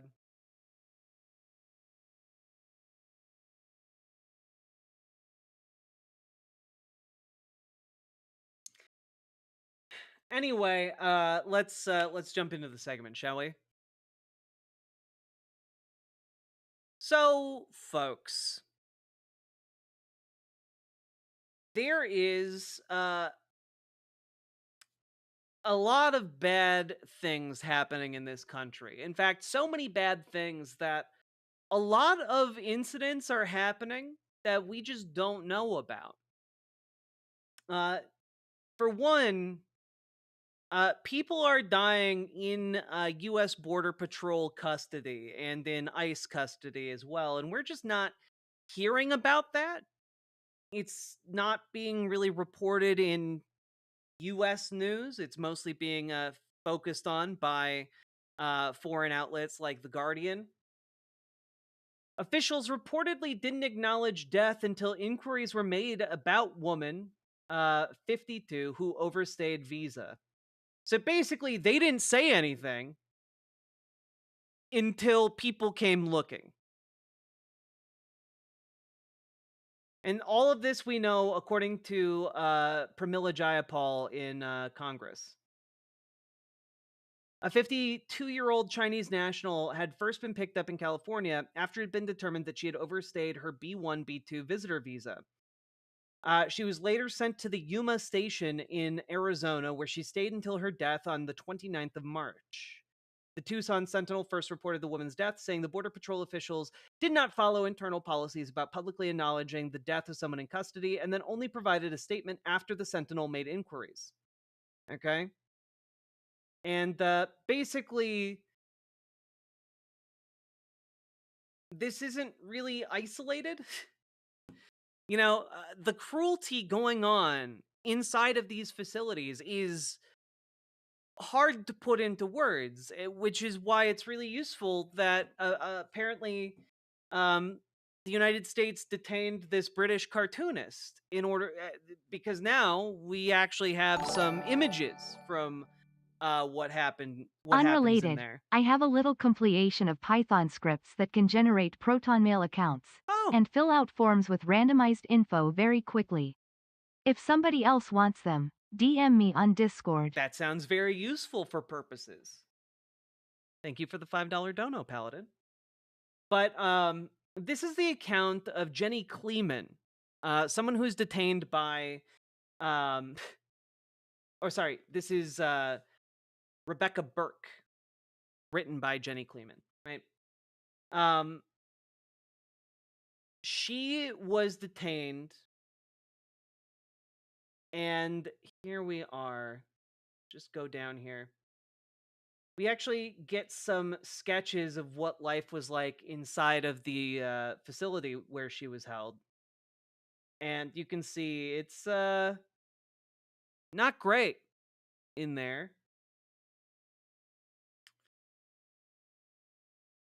And she became very popular in the detention facility for making portraits of the people who were there. That's a prison cell? Yes.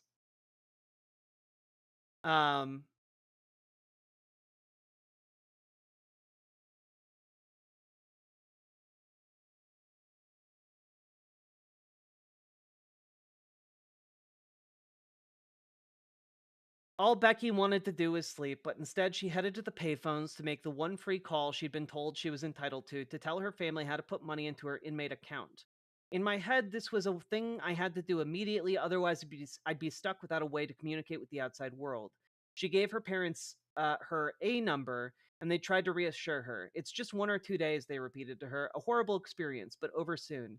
As soon as the call ended, Becky went to one of the detention center iPads which had apps allowing inmates to send messages to ICE and check the balance on their inmate account. I sent a message to ICE straight away saying, I'm a tourist. I was just backpacking. I've not outstayed my visa. I've only been in America 1 month and 2 weeks. I don't know why I'm here. I want to go home. Please, can you help? She frantically refreshed the app to see if her account had been credited. It took longer than expected because funds can only be transferred into accounts for illegal aliens from within the US. Becky's father, Paul, discovered he could only do it through an American friend. I was seeing no money arrive, and I was getting really upset thinking I told them the wrong A number. As she sobbed holding the iPad, Becky found herself surrounded by other inmates who wanted to comfort her. A woman called Lucy offered to let Becky use her phone credit if money hadn't appeared in the account within a few hours. Rosa, a Mexican woman who barely spoke any English and had already been detained for 11 months, offered Becky a pot noodle she had been able to buy from the commissary, the shop where they could purchase luxuries. At 8 a.m., Becky finally curled up on her bed to sleep, with Rosa praying in Spanish in the bunk below.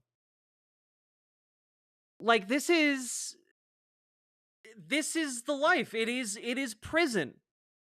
They put these people into prison. You know? For just existing. It's evil. It really is.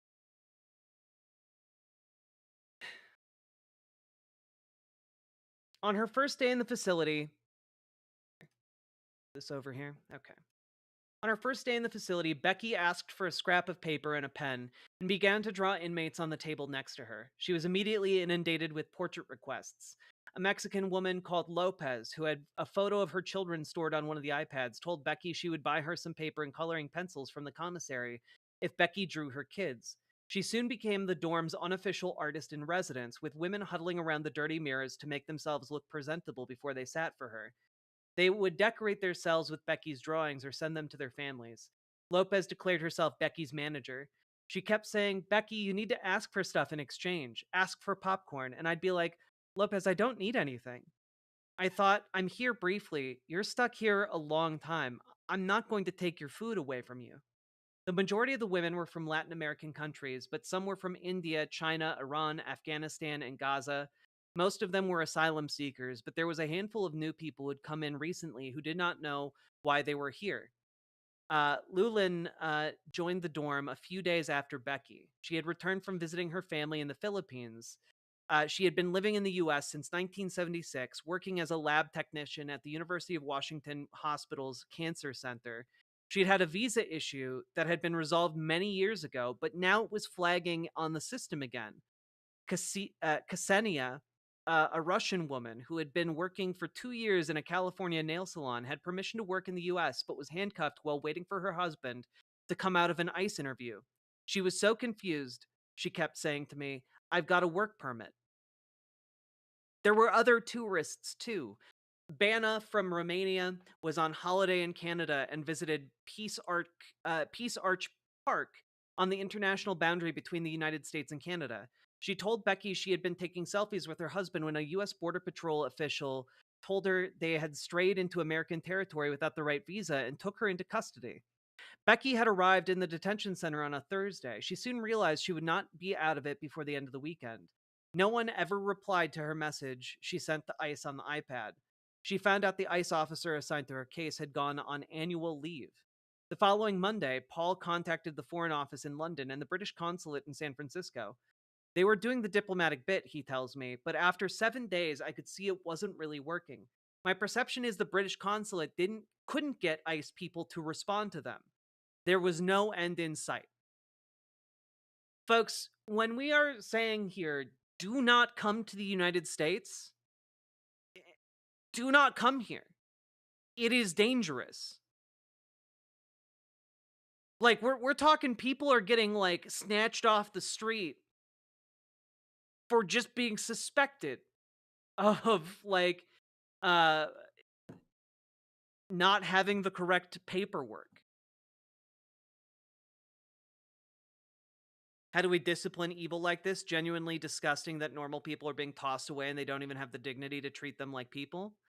I mean, what we do is we need to get these fuckers out, and we need to continue mobilizing after they are out to ensure that they are never in power again. Okay? Let this be a wake-up call to all of us that when we are complacent, when we are lulled back into a set of normalcy, this is the result.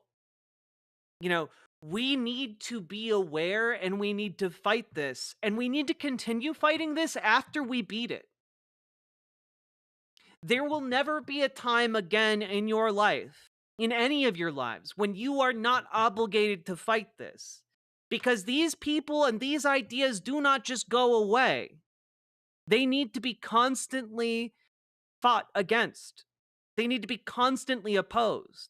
Abraham Lincoln said that there is one eternal conflict between the forces of freedom and the forces of tyranny. And I'm paraphrasing a little bit there, but it is an eternal conflict.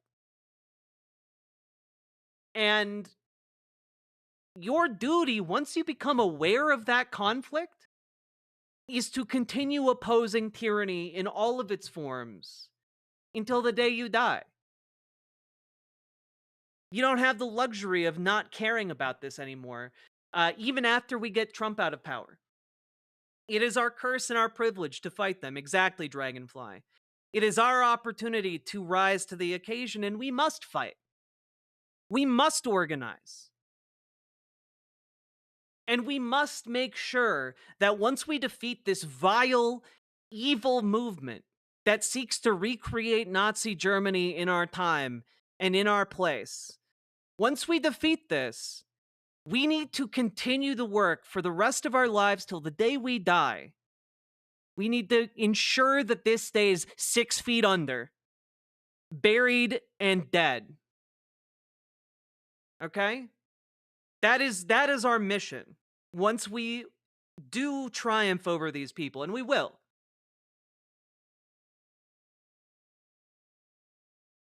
But we need to continue to be vigilant against this.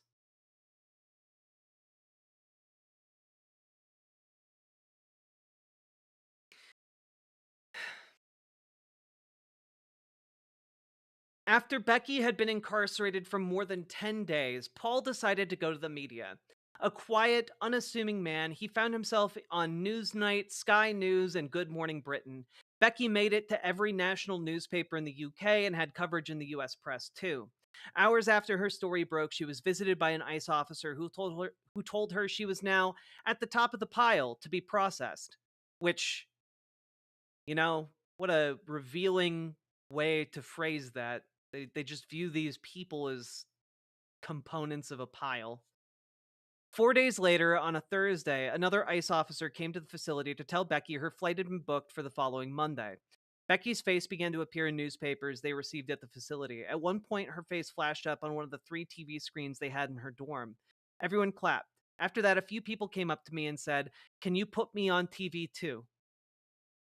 She feels very guilty that she was able to leave. I was aware that it was from a major position of privilege that the press listened to this story. I was a British tourist. I had these images of my trip on Instagram. I had contacts with journalists, so I was very lucky, and I wanted the same thing that ICE wanted, which was for me to go home. At lunchtime on the 17th of March, officers came into the dorm, barked Becky's name, and told her to get ready to go. She had hidden some of her drawings among her official paperwork, her signed transcript and the document declaring her an illegal alien, in the hopes that she could smuggle them out. She wasn't allowed to tell her family she was on her way home, but one of the women offered to ring her parents to notify them. Becky was shackled at the ankles, wrists, and waist, and then made to shuffle out into a van. When I got close to the airport, I felt really relieved and also overwhelmed, watching people with their suitcases, people going on holiday. It was a bit like whiplash, reality whiplash. Did that just happen? But her ordeal was not over. She was taken to the basement of a Seattle-Tacoma International Airport for a security check. While every item in her bag was swabbed and dismantled, she was subject to a full-body search. I was in this very loud, weird industrial space with pipes and conveyor belts and lights and sirens being told to open my legs. I was silently crying, watching all my stuff being torn apart as someone else was searching every crevice of me. Just sexual assault for the road, I guess, on that one. She boarded the plane before any of the other passengers. I found my seat, threw my bags onto it, went into the toilet and sobbed in the cubicle with the British Airways classical music surrounding me.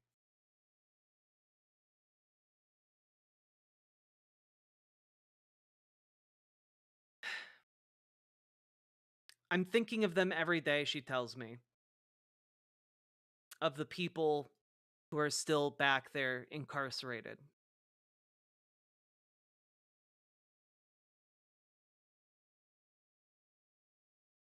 It's, this is what's happening, folks. Every day, in every corner of America, this vile, wretched fascism has crept.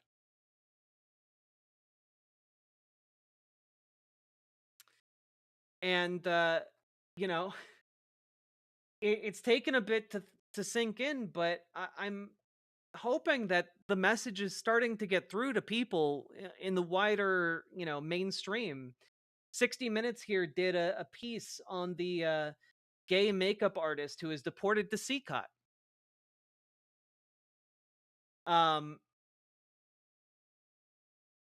Who had no criminal violations. You know? It's really awful. And his name is Andre Hernandez Romero. He left his home country last May because he was targeted for being gay and for his political views, his attorney says. He made the long trek north through the Darien Gap, a 60-mile roadless stretch of dense forest between Colombia and Panama, to Mexico, where he eventually got an appointment to seek asylum in the United States. At a legal border crossing near San Diego, he was taken into custody while his case was processed. Which, by the way, this is the legal way to seek asylum in the United States.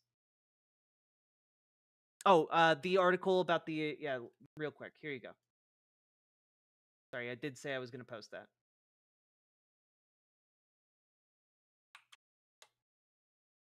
There you go.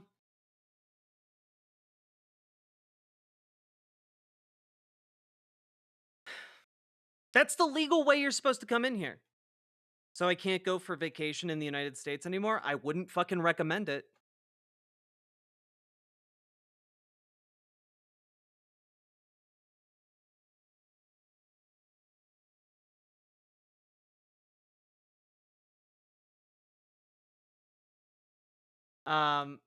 His lawyer said he had a strong asylum case. Hernandez Romero had what is known as a credible fear interview, the first step in the process of seeking asylum in the United States. And the government had found that his threats against him were credible and that he had a real probability of winning an asylum claim. But last month, Hernandez Romero did not appear for a court hearing in the United States. Instead, he and others were taken in shackles to El Salvador, and his lawyer did not know where he was. So I need you all to understand what happened to this man. He had an actual court date with the US government. And instead of taking him to his court date, while he was following all of the rules you are supposed to in the United States while seeking asylum, instead of taking him to his court date, ICE took him back to the country he fled and put him in a concentration camp.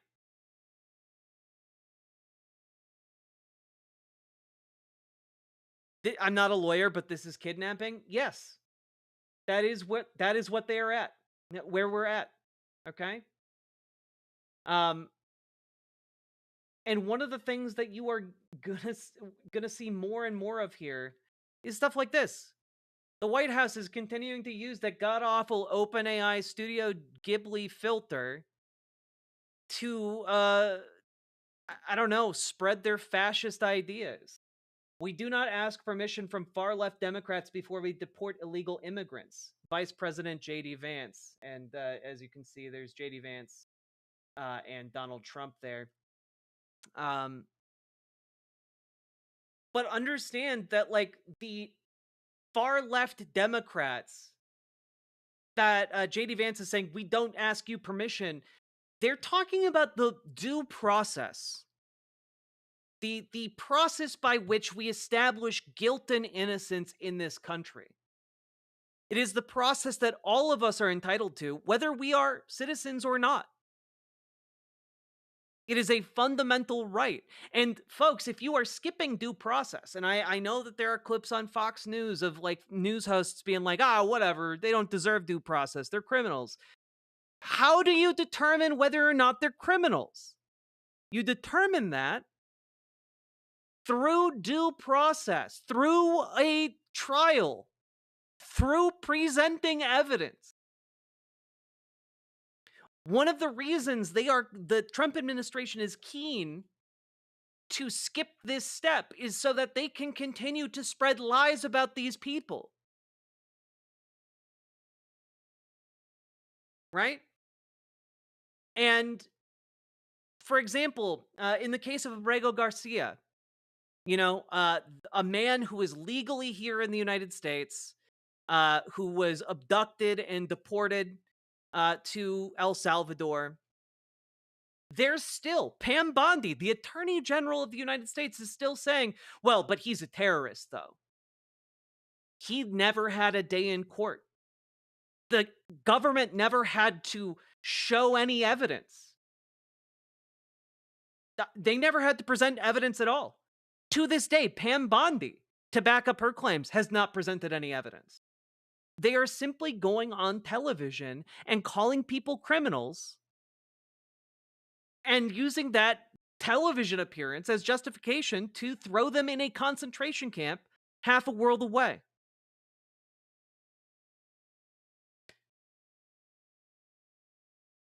Yeah, these people had hearings. These people were here legally. They must all be hit with lawsuits for spewing that shit on TV. Honestly, yeah. But the issue is the people who could sue them, the people with standing to sue them, are all in a prison in another country. You know? So they do not have recourse to law. One of the things I was talking about with my partner earlier today is this evolution that we have seen here. Because a lot of the lawyers and legal movers and shakers in the Trump administration come out of the legal movement that was started under George W. Bush. And basically what George W. Bush tried to do during the Iraq War and the invasion of Afghanistan, all of that, they tried to create Guantanamo Bay as essentially a black site. Like, oh, we'll just arrest people, we claim are terrorists, and then we will put them in Guantanamo Bay, and it'll be great PR, etc. But it ran into a snag, and that snag was that technically the United States controls Guantanamo Bay. And so the Supreme Court of the United States at that time ruled that prisoners at Guantanamo Bay had a right to due process. This was a major egg on the face of the Bush administration at the time. They really hated that ruling. And the issue is a number of people, high-profile people who came to power at that time, people like Brett Kavanaugh, for example, have now made it to the Supreme Court. The Supreme Court's makeup has changed since Bush and now. And on top of that, the approach towards this has changed. Because essentially the Trump administration wants its own Guantanamo Bay, but realized that the Supreme Court precedent essentially gave prisoners there legal rights, and they don't want them to have legal rights. So the evolution of this idea was, well, what if we had a black site in another country that wasn't controlled by us? What if we just deported people to a prison that was completely under the control of a foreign country? That was kind of the new thing that they decided they were going to try. And there's no way it's legal whatsoever. There's no way. But they think it's a real winning legal idea. And unfortunately, the Supreme Court of the United States is kind of on their side, which is what has led to certain rulings from the Supreme Court like this, which happened 2 days ago, right? Or a day and a half ago. Chief Justice Roberts temporarily pauses deadline for the government to return Abrego Garcia from El Salvador. Because essentially, the case of Abrego Garcia is like one of those like 5-alarm fires, right? It is a federal judge ordered the United States government to return Abrego Garcia to the United States from CCOT, from El Salvador. And the issue here is that the Trump administration has been trying to say, oh, nothing we could do. Sure, we admitted fault in sending him there. He shouldn't have gone, tee but nothing we could do, haha. And from all of like the legal analysts that I've looked at today, there's this idea of constructed imprisonment. This idea that if you have set up the terms by which someone is imprisoned, even if it might technically be outside of your control, you are capable of bringing that person back. And so that's where we're kind of at. Okay? And now they want to do the same thing to U.S. citizens that disagree with them. Yes, but we're getting to that. I haven't finished the segment yet. No spoilerinos, okay? So we're all in like this wacky situation right now where a federal judge has essentially said you have to return this man that you admitted was deported illegally against like the protection afforded to him by the US government. And the Trump administration under no circumstances wants someone like that back, because then they would have standing to bring all of those other cases. You know, they would have standing to bring a lot of cases to the Supreme Court that cannot be brought unless the wronged party is present in the United States. They can't bring cases from El Salvador. There's no federal court there for the United States government. There is no legal recourse for them. That's why the only cases you've been hearing about these CCOT prisoners who have been sent to El Salvador are cases where lawyers were quick enough to file lawsuits before their clients were deported. In some cases, these lawsuits were filed as clients were being shuffled around by ICE to obfuscate their actual positioning within the ICE system. So it is, well, there's an awful lot going on here.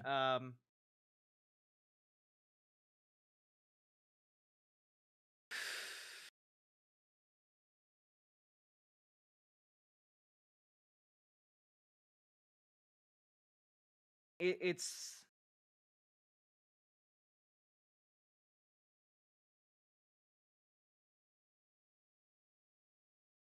I mean, things are really bad here.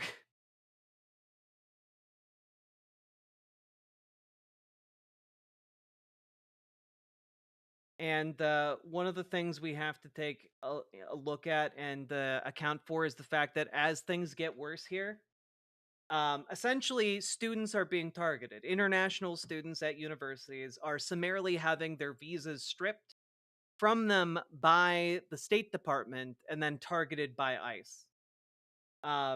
This is basically a de facto travel ban, you know?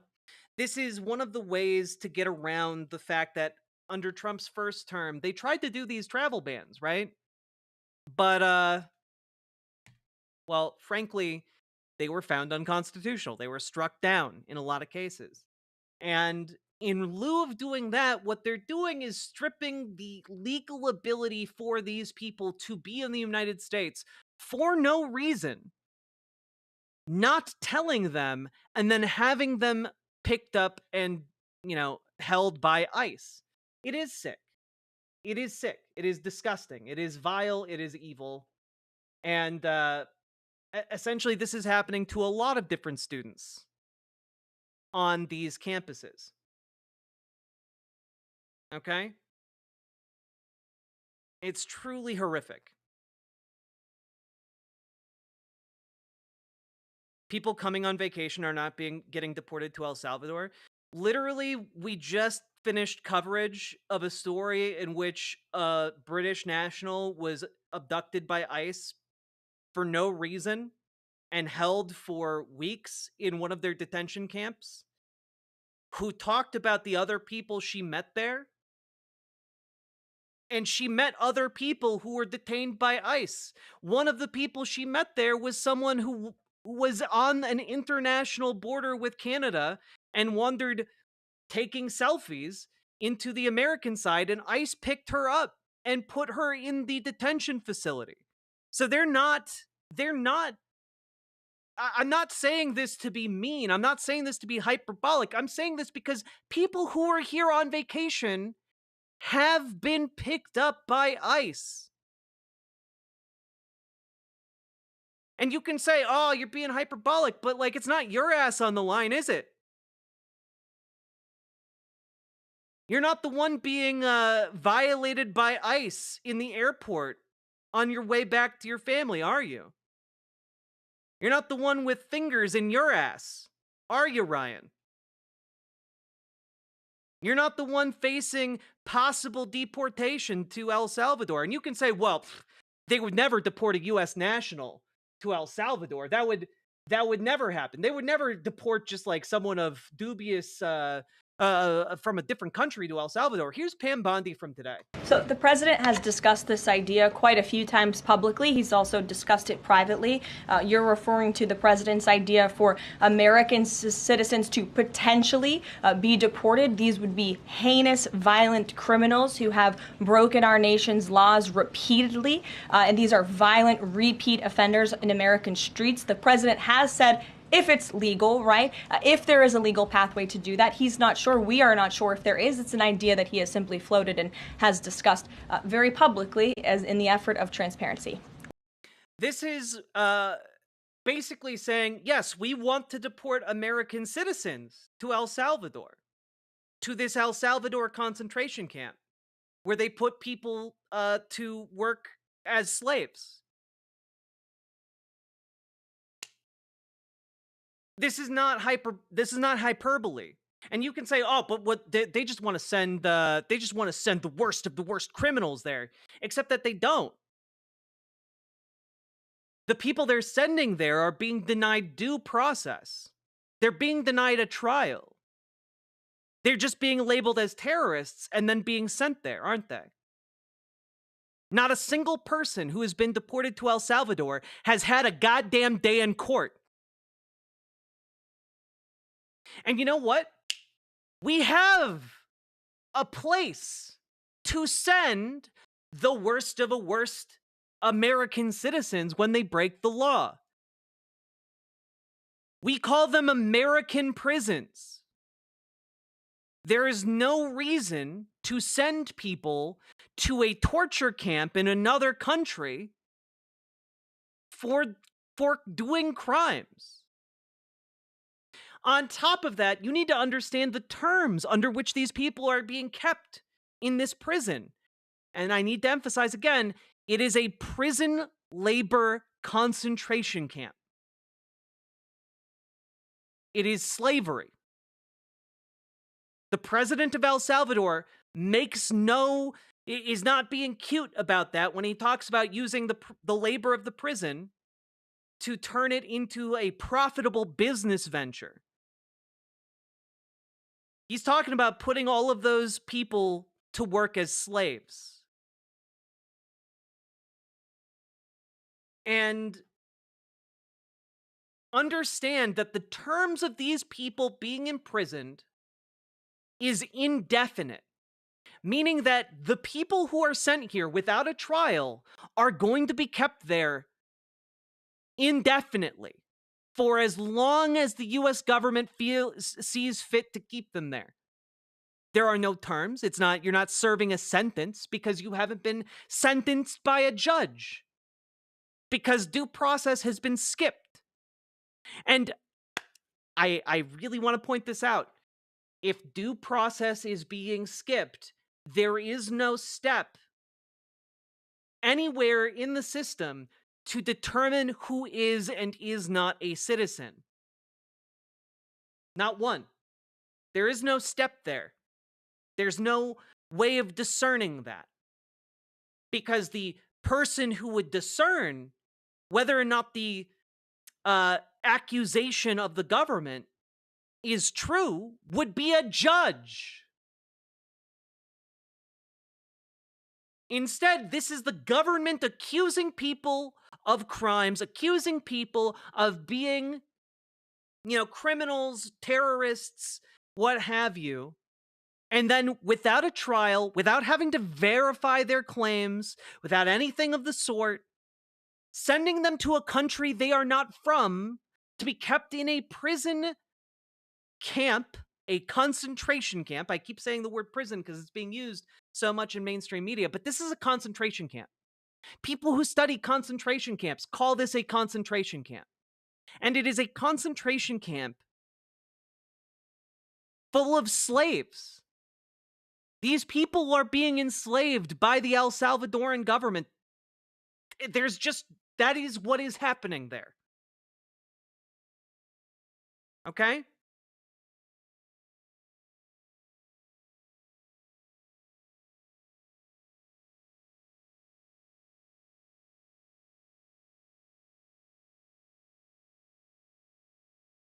Here's a piece from a day or so ago. U.S. citizen detained by ICE questions vote for Trump. Just following Hispanic people.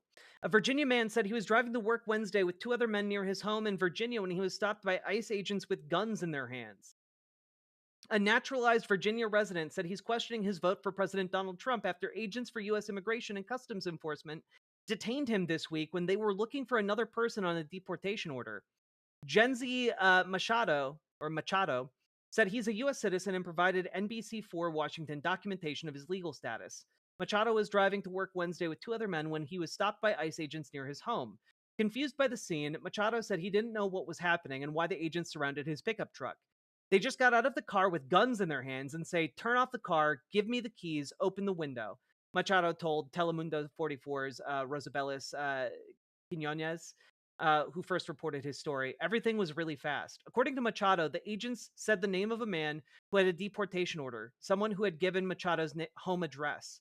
Machado told them that wasn't his name.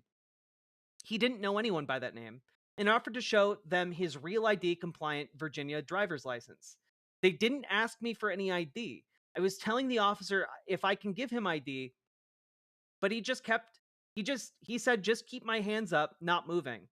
After that, he told me to get out of the car and put handcuffs on me. The agent then asked Machado how did he get into the U.S. and if he was awaiting a court date or if he had a pending immigration case. And I told him I was an American citizen. He looked at his other partner smiling, like saying, "Can you believe this guy?" Because he asked the other guy, "Do you believe him?"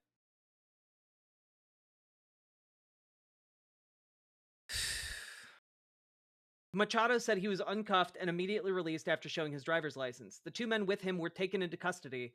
He does not know why. "I was a Trump supporter," he said. "I voted for Trump last election."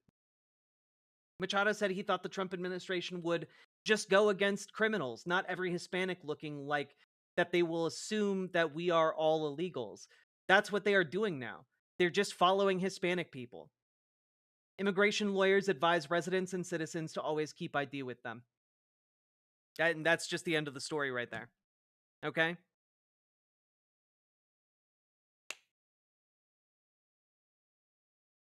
When this is done, we need to call for the immediate abolishment of ICE, and every single ICE officer needs to be arrested and charged for these crimes. For being complicit with kidnapping people off the streets without a trial. It's fucking disgusting.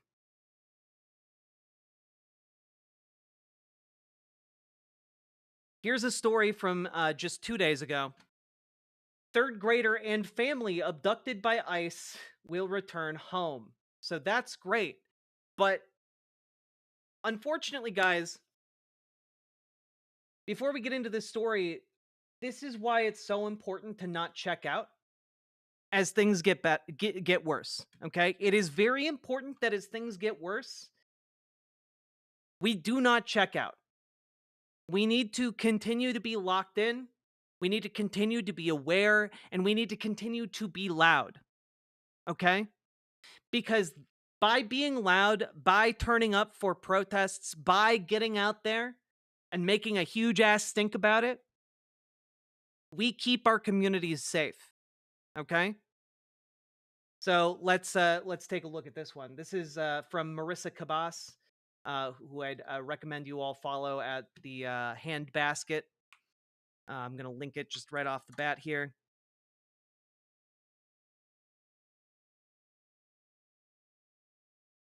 Sackett's Harbor, New York, has shown us what can happen when U.S. Immigration and Customs Enforcement pushes its luck in a small town, even when Trump's border czar Tom Homan is a resident. Now, yes, this is the story about the town where Tom Homan is from, coming together and saying, no deportations here. Okay? We need to make just as big a stink in every corner of America as the people in Sackett's Harbor, New York. Okay? There was a protest in the town of 1,000 people in the tiny town to demand ICE return a local mother and 3 children who were wrongfully abducted when the federal agency was executing a search warrant for someone else in late March. The Handbasket has now learned, per a press release from the school district, that all 4 family members are in the process of being released and will get to go home. To quote the school district here, my colleagues and I are relieved and grateful to share that after 11 days of uncertainty, our students and their mother are returning home. We remain committed to providing the care, understanding, and sensitivity necessary for all students and staff as we begin the healing process from this traumatic experience. Authorities have confirmed the release of the family following a health review, follow-up with ICE witness coordinator, and investigative interview with the case agent in charge of the investigation. ICE has made an independent decision to release the family while the criminal investigation continues to be conducted. So, like, good? I guess? Like, they're releasing the family kind of for now. But it's, why isn't this national news? Because mainstream media is obeying in advance. Like, they do not want to rock the boat too much. The same reason why there have been 2 times as many protests against the Trump administration compared to this time in the first Trump administration. Or sorry, 3 times as many protests. But you aren't hearing about them as much, are you? You know, it's there isn't like this this big thing. It's like trans people or tariffs, and like it's this is kind of the background radiation. People don't want to rock the boat too much, you know.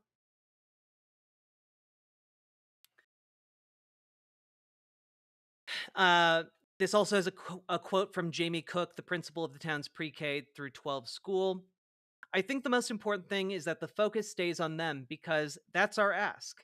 I don't think that our ask is political. I think that our ask is just what any teacher or principal or any school would want for their children. They've got very important things to do here. It's a very crucial time of the year. We would like them back, please. And of course, Tom Honan called it bullying. The head of ICE complained about all the protesting and called it vicious bullying.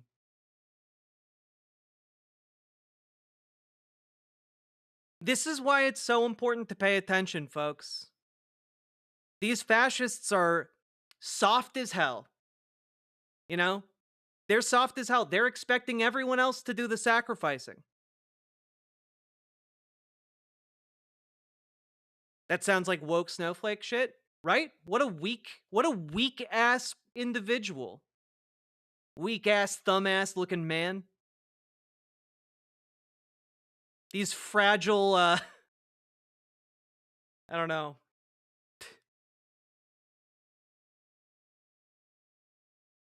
God. Soft hands that have never seen a day of work in their life.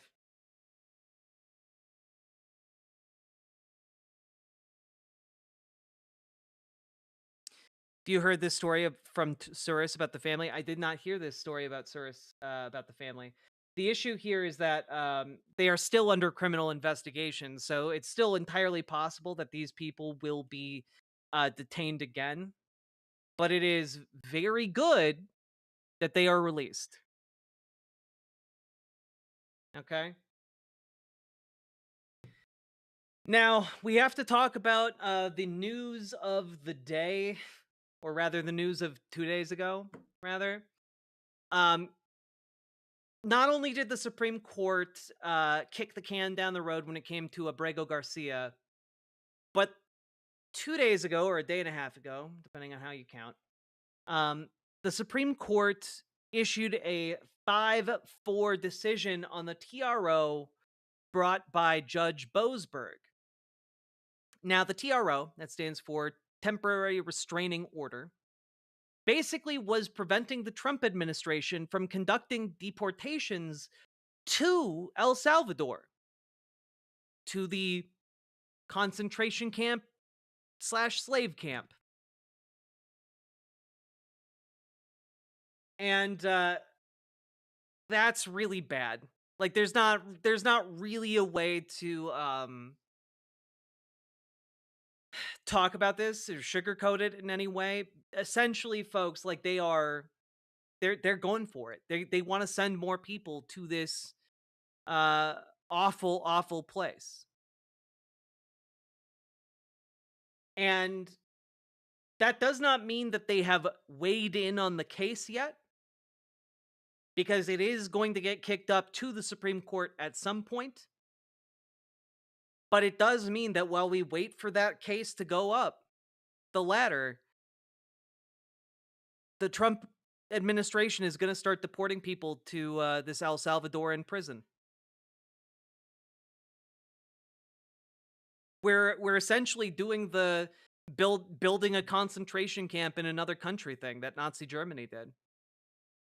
We're hiding all of our dirty secrets in a place that no one will have access to. It's really bad.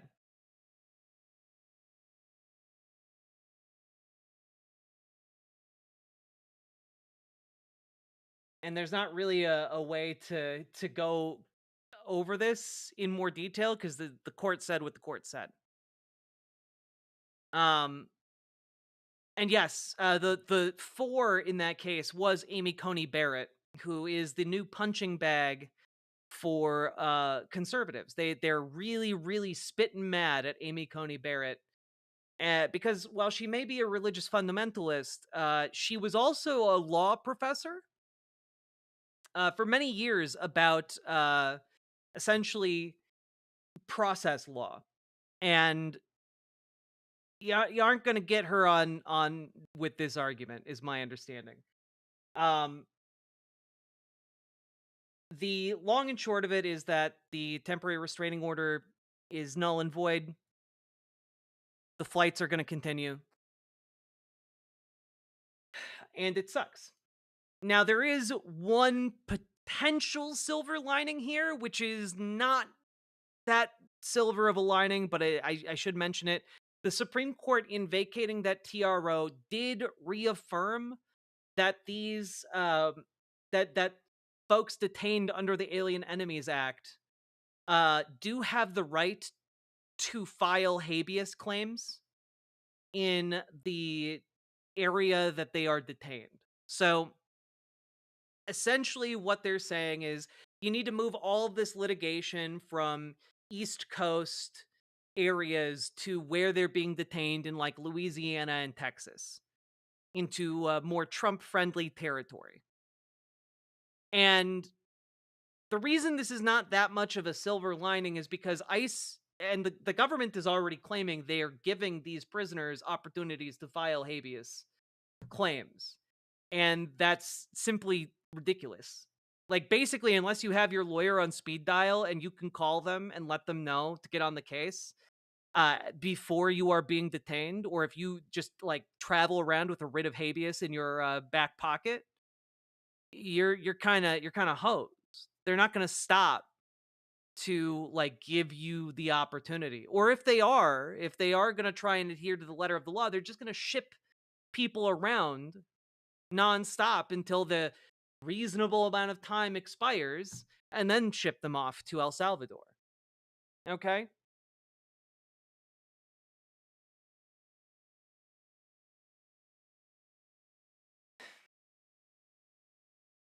It's it's disgusting. And I also really want to emphasize that this is where law Twitter is right now, or law blue sky, law sky is. Yes, the old keep a habeas petition in your pocket just in case you get disappeared theory of due process. And file it yourself without an attorney, which you are not entitled to. And then I've actually formally advised my non-citizen students to have arrangements for rush to file habeas. That's how bad it is, folks.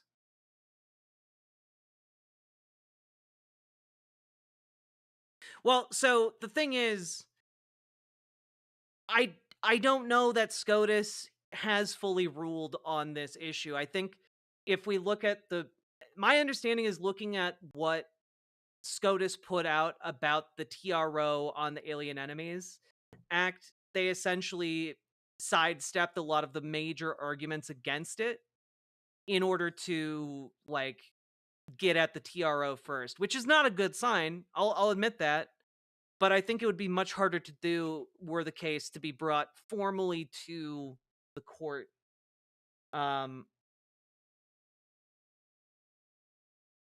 being said, it's not a great sign in terms of where things might go for the full ruling. My hope is that Roberts would be moved by the fact that, like, you're basically eliminating due process in this country, you know? So that's that.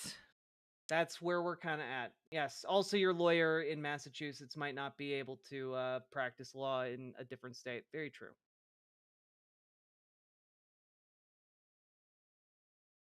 And I also just want to emphasize there are cases going on every single day now where people are being disappeared into the ICE system. Okay? Here is the case of Matt Cameron, who's an immigration attorney. My detained client was scheduled for a bond hearing this morning in a Massachusetts immigration court. He wasn't brought in, and he and his case have disappeared. I then received notice of activity on a non-existent docket in which his name was changed to NA. It's all happening a lot faster than I expected. Update, ICE is this is a day later. ICE is wildly unconcerned about where this man is, and no one will tell me, his registered attorney. The universal answer so far is, let's wait and see where he ends up. This is deeply off. We would have more rights at this point if UPS had lost a pair of shoes I'd bought from Zappos. I have spoken with multiple field offices and emailed ICE counsel as well as the Office of the Chief Immigration Judge. From what I'm putting together, an extremely new disturbing pattern has developed recently of ICE somehow deleting cases from the immigration court's ECAS system, and no one knows how. Trying to provide as much as I can without sensationalizing this, but one other important detail, records show he was transferred out of Massachusetts today, the day after they told the court he was no longer in the state, and deleted the bond records in ECAS. I've got my hackles up I didn't even know I owned. I've just recorded a quick rundown of everything we know so far for tomorrow's Open Arguments podcast, but I won't be doing any other media until I know more. Also, just because I know it's on everyone's minds, yesterday's SCOTUS decision has nothing to do with any of this. He isn't Venezuelan, but I do fear what the majority has enabled here for an agency which is already accountable to no one but the president. Yeah. And then, yes. Levitt said the president has discussed the idea both privately and publicly about deporting U.S. citizens. So that is what's happening here. We need to be aware of it, and we need to organize against it.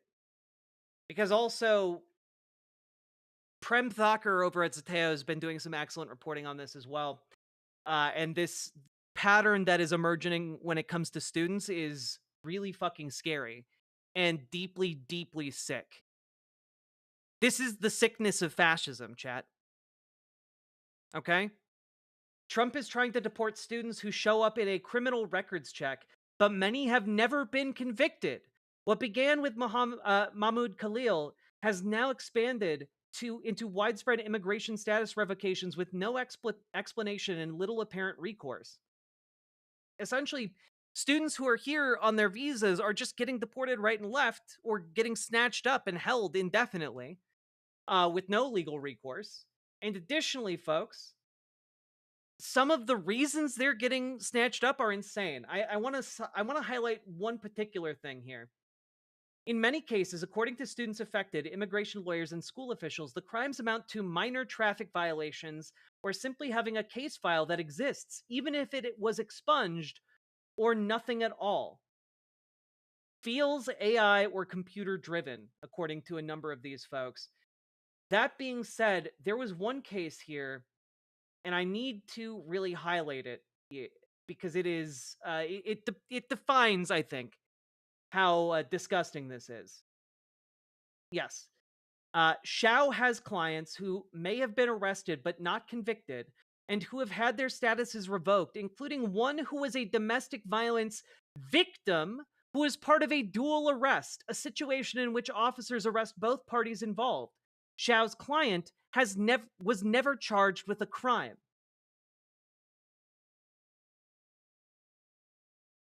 They're being flagged by this automated system for having criminal records, even if they were never charged with a crime, and even if they were just arrested by police officers to sort things out.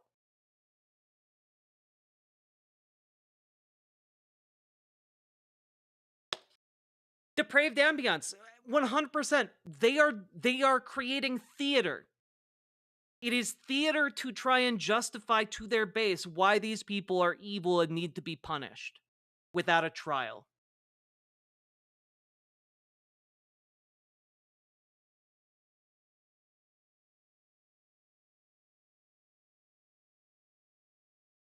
Yeah, the AI fucking Gestapo, exactly.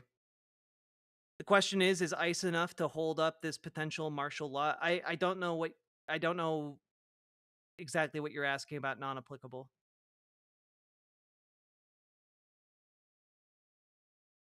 This is why Geo Group stock was 14 the day before the election and 27 today. Yeah.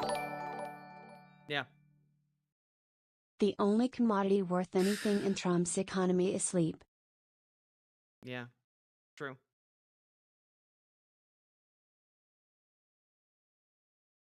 And this, to me, is maybe one of the more alarming things. Because if you take into account everything that the Trump administration has been doing to target undocumented immigrants, to paint them as evil, as, people who are draining from society, etc., the obvious implications of this are terrifying. IRS chief to quit over deal to share data with immigration authorities. So basically, a bunch of top IRS officials are resigning, or have resigned, because the IRS is being forced to share its data with ICE. Remember how a couple of days ago I mentioned how undocumented immigrants pay almost $100 billion per year into our system, but then they never receive like benefits from like welfare, etc. Remember how I explained that? Well, the undocumented immigrants that are here who have been paying their taxes, because many of them do, they're going to stop paying taxes because that data is going to be used to track them down.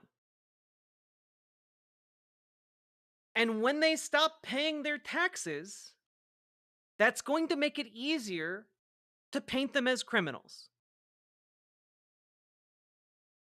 You see what this is doing. This is providing them with a a relatively easy way to try and track down alleged undocumented immigrants, because keep in mind, this administration is not keen on having to prove any of this in a court. They just want to find alleged undocumented immigrants, detain them, and possibly deport them.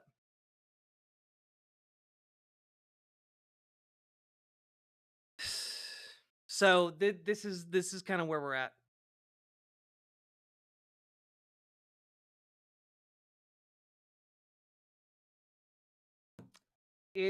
I mean, it is to feed the IRS data to AI machine. That is exactly how they're going to use the IRS data. They're basically going to use the IRS data to flag potential undocumented immigrants, and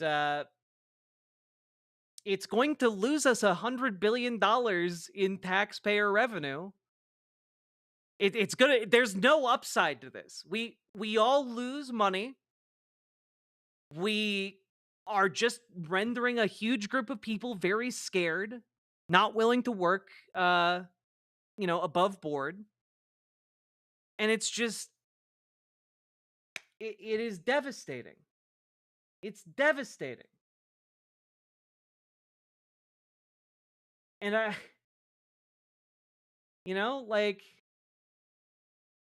don't,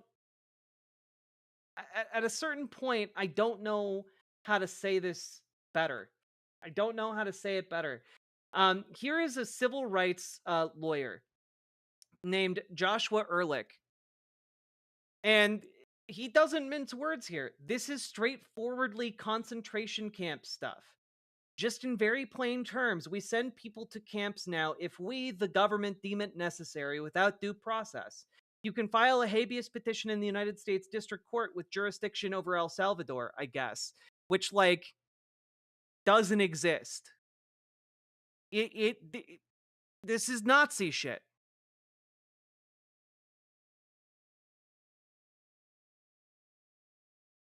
And if you're one of those people who's like, well, just do it the right way, Fivehead. Just do it the right way. Well, there is a part of the US government that does oversee people doing it the right way, right? Becoming legal residents in the United States. And that is the US Citizenship and Immigration Services. The USIS, or the USCIS, rather. U.S. Citizenship and Immigration Services, USCIS. And folks, USCIS is offering employees an early retirement and voluntary separation payment program to comply with President Trump's mandate to reduce the size of government, per an email that went out to agency staff. A reduction in force is also possible, according to the email. Basically, they're trying to get people to leave. They want not only to defund the agency, they also want to deliberately understaff the agency to effectively destroy any legal pathway to becoming a resident or a citizen.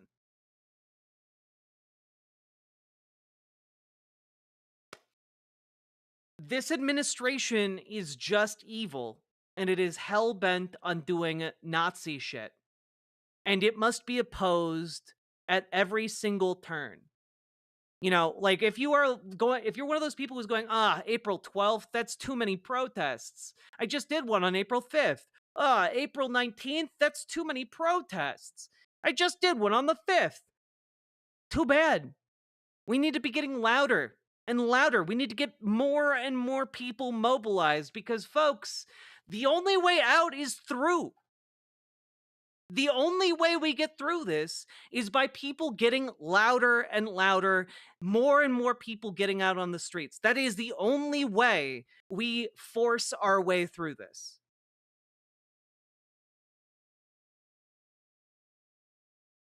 Because, folks, there's no other mechanism available to us. This is the only way we can increase pressure on these Republicans who are, sitting trying to pretend like nothing bad is happening as the United States falls to fascism.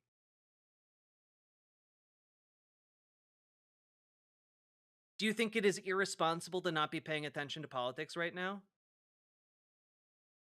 I mean, yeah, I do think so, but I'm biased as a political commentator. I think that there are a lot of people who do not want to pay attention to politics for justifiable reasons because it's hard as fuck. I spent all day today trying to absorb this information so I could synthesize it for you guys in a more digestible way. And frankly, I've been talking now for 3 hours about it, and there's just no real great way to put all of this information together um in a way that is super uplifting.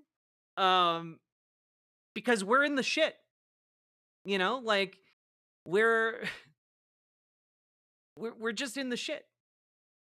And we need to force our way through. Okay? Jack was sad at the end of stream too. It's hard as hell. But I need you all to understand that it's important to get other people to care about this. Yeah, get interested in politics before politics gets interested in you. Exactly, Gamer G. It's important to know your limits, to know when to pull back. I've seen some people in chat today be like, "Okay, I'm at my limit. I got to tap out." That's smart. If you hit your limit on this stuff, it's not a failure on your part to pull back and do something that fuels you up. Whether that's taking a walk or going for a run or playing a video game or watching a movie, hugging your stuffed animals, hugging your actual animals, smooching your loved ones, etc. It is okay to do that. Life does go on. But I think we all need to also be constantly checking in to be aware of what's happening. I get really overwhelmed by this stuff because it's like, this is what I do. This is my job. My job is to understand this and to try and communicate it to you guys. But it's okay if you aren't constantly inundated with this, as long as you're paying enough attention to know what is happening and to understand what is happening. It's not just enough to be like, "Oh yeah, ice sometimes." Yeah. You need to understand why it is happening, how it's happening, and that the way we stop it is by calling our senators, our representatives. You can use fivecalls.org. You can find different local protest groups with mobilize .us/indivisible. You can mobilize with TeslaTakedown.com. You can find different ways to get involved. Yeah, tapping out isn't the same as checking out. Exactly, Mr. Malachite. And another way you can kind of keep yourself sane is to be aware of what is happening in a big picture sense, but to get involved in your local area, to get involved in your local fights, because that's what you can do. What you can do is local to you. And the thing that crushes me sometimes, and what was getting to me today, is that I'm small. I'm just a small content creator. I've got a small platform, and I can't fix it. And I look at all this mess and I just want to fix it. But no one person among us can fix it. Okay? Is it useful to call and demand the abolishment of ICE right now? Honestly, to maximize the effectiveness of your calls, you need to call every weekday about a different topic. That's how you maximize the impact of your calls to members of Congress. If you want to use one of those days to focus on calling for the abolishment of ICE, go for it. Go for it. And I'm just going to say it again. Join your local Democratic Party. Your local Democrats are going to have a lot of say over how your local governance is done. Join your local DSA. Your local DSA is going to be doing a lot of stuff in your local community to get people organized around mutual aid or around mobilizing to radicalize Democrats. Your local Dems need you too. And if you want to make big political change, show up to a couple of meetings a month, okay? It's just like 1 or 2 a month. You guys can do it, I promise.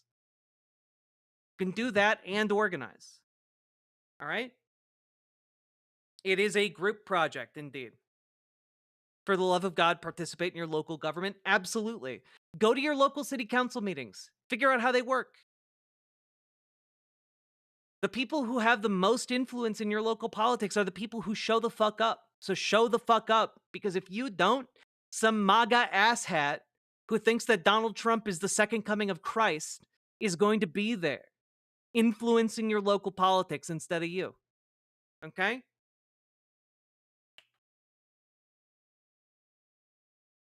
Yep, local DFL caucuses was literally earlier tonight. We'll move forward to decide who runs Minneapolis by next year. Yep. And yeah, also look into how your local politics even works.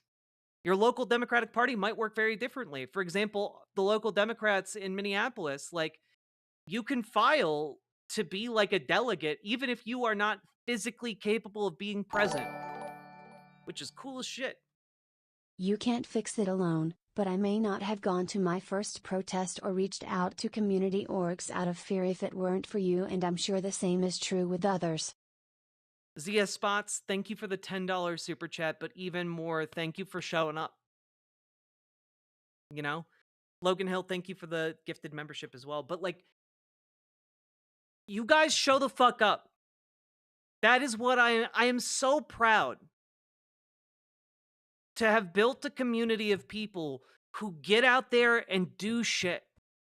Who get out there and do cool shit, who help their communities, who make noise in their communities, because that is what makes us strong. You guys are what makes us strong. You are the ones who are going to make the change. Okay? And I'm so fucking proud of you guys.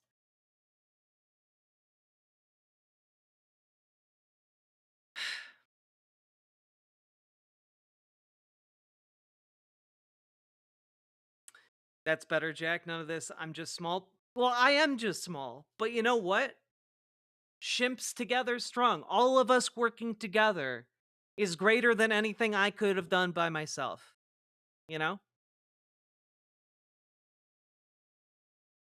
Yeah, that is one of the bright spots of having a riverboat crew.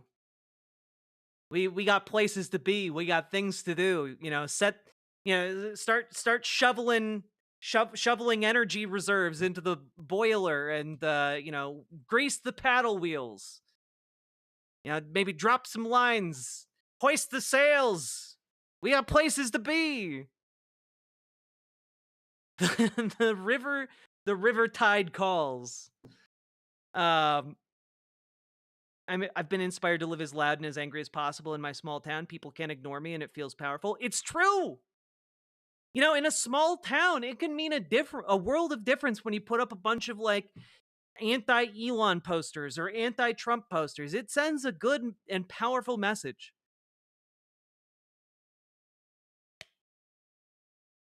So, I want you all to know that the best way to oppose ICE, the best way to oppose these deportations, is to maximize the pressure we are putting on our elected officials.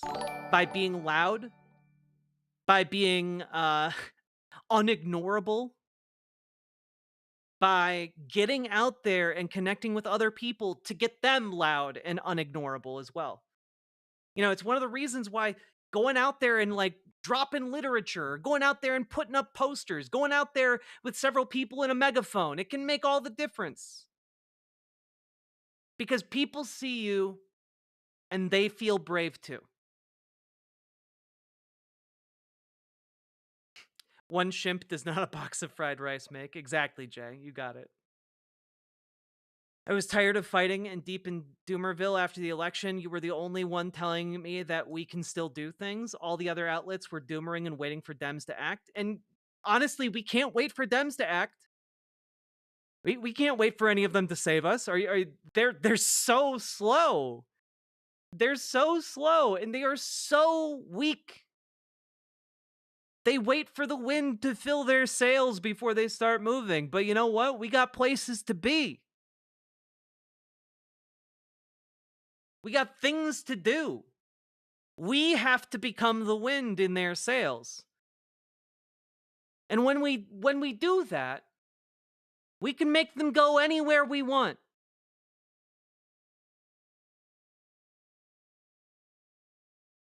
We move the mountains. The mountains do not move us.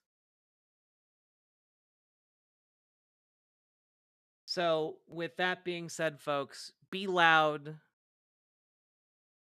Be together. And don't lose hope. I know it's really easy to do. I came close today. You guys got this. When we all work together, we got this.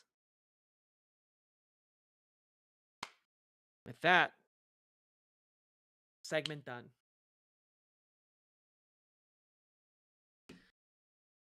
Whoo! And do not fucking die. Exactly, Uncle Grumball. Yeah, 100%. 100%. Do not fucking die. God.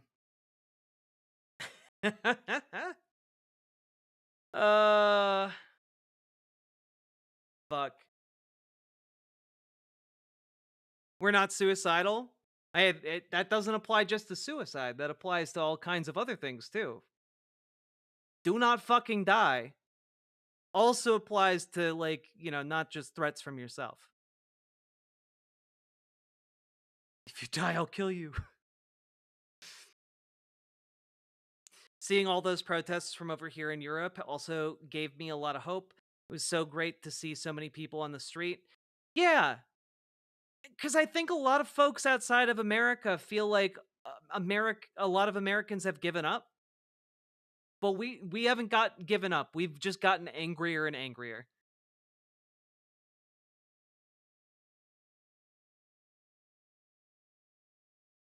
My DSA chapter shared an interesting Instagram post about 5051 and Indivisible. I'm interested in hearing your thoughts. Yeah. Where can I see the post?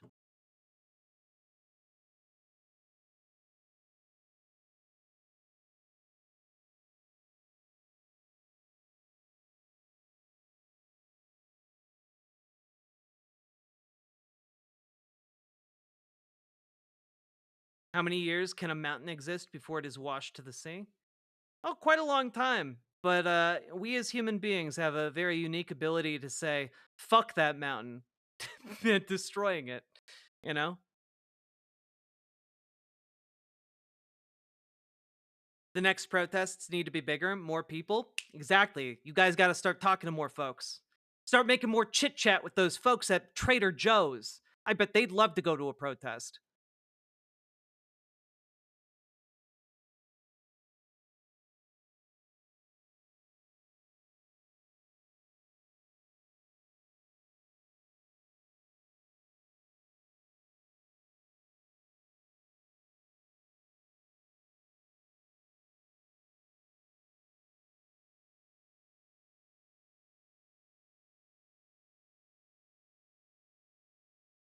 All right. What is this?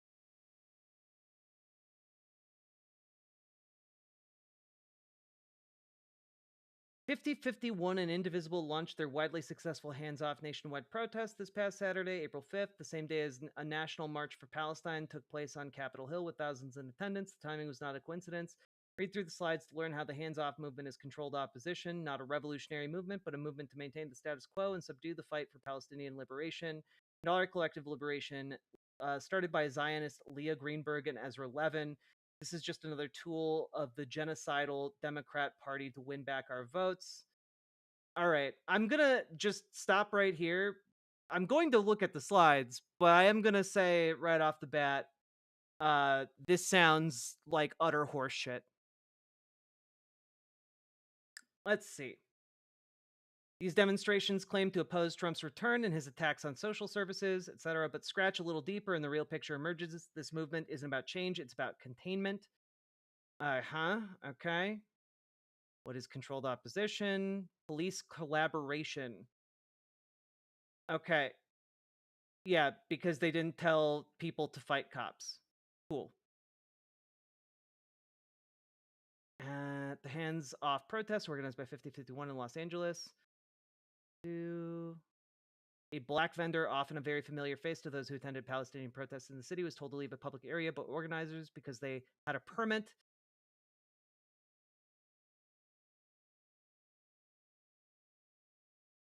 what? A black vendor, like a store salesman, like someone who is selling stuff. There was a march of like tens of thousands or hundreds of thousands of people. Okay. Who's behind the curtain? You'll find a contact email, response@indivisible.org. This is no coincidence. Indivisible is the digital backbone of 5051. But who are they? Indivisible was founded in 2016 by Leah Greenberg and Ezra Levin, two Democratic Party insiders who claim to lead a grassroots movement. Their mission? Elect progressive leaders, rebuild our democracy, and defeat the Trump agenda. But their strategy has always been clear: work within the system, not against it.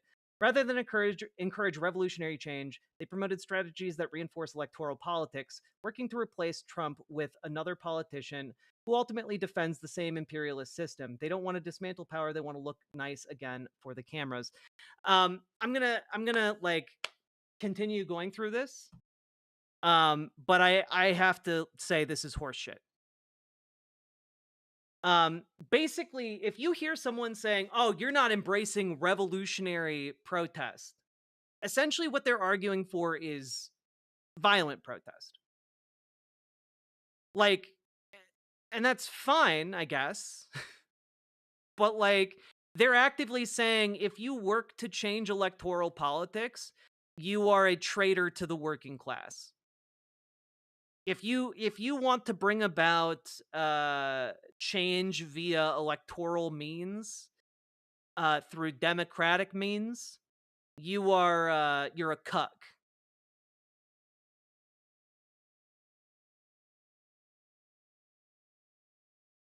And I have to be honest with you, anyone who would post this unironically is someone I would be deeply distrustful of when it came to their political takes and viewpoints.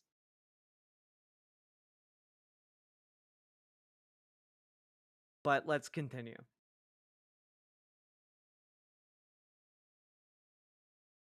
Both Greenberg and Levin are vocal Zionists. Let's see. They are repeatedly supported the Zionist entity right to exist, even while genocide unfolds in Gaza. They frame Palestinian resistance as terrorism and oppose armed struggle, calling instead for American-led diplomacy, a strategy that has only ever reinforced apartheid. Although they make it clear they don't support the Netanyahu government, this is often a misdirection by many liberal Zionists, Bernie Sanders included. Opposing a specific administration doesn't mean they oppose the Zionist project as a whole. And I have to be completely honest with you. This strikes me as they're Jewish. There are a lot of tankies who are big mad because their accelerationism isn't bringing revolution. I mean, that's very true, Paladin. I will say that, like, there is a kernel of truth here in that, like, there is this idea that, like, well, you know, there is this strain of, like, liberal Zionism. That is a thing, right? But that being said, I think that it's kind of I think it's a red herring here. For example, and to kind of like explain what I'm talking about is just that, like, when we're talking about Israel and its right to exist, like, no nation has a right to exist. Nations are built by, like, power. You know, like, it's fundamentally why I dislike nation states as a concept and would prefer to see them abolished. Um, but ultimately, like, there is no national right to exist. You know, like, for example, white nationalists in the United States don't have a right to a white nation. You know, it's not a thing they have a right to. And so, like, similarly, I don't think that there is a right here. But what we have to contend with is the actual power dynamic, and the power dynamic is that Israel does exist. And if you are calling for Israel to not exist, then you have to contend with, how would you effectuate that?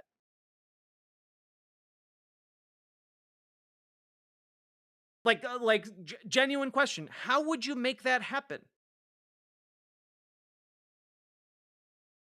And the answer is you destroy it, right? Like that. Like, if you say it shouldn't exist, like, okay, but how materially, how would that work? Well, you would destroy it.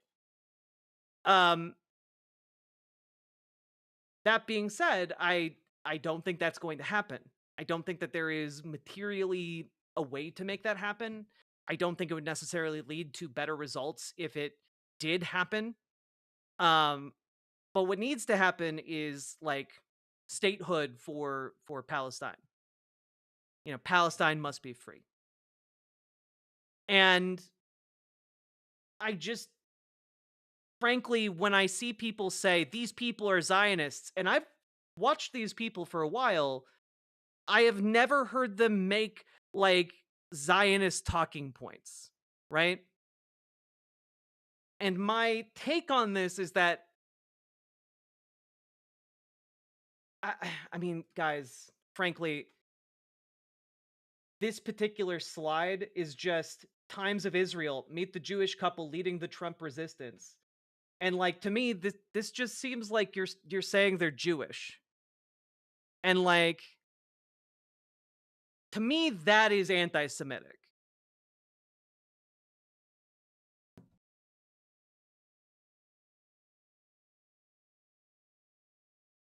If I could press a button and eliminate every... Okay, wait a minute. Let's look at their own words. I really want to take a look here. Indivisible has regularly condemned resistance. It feels like you're replacing a key word here. And I don't know where you're quoting this from. It seems weird that you wouldn't cite your quotation. I need to know what that means. Yeah. Let's see if I can find it just real quick.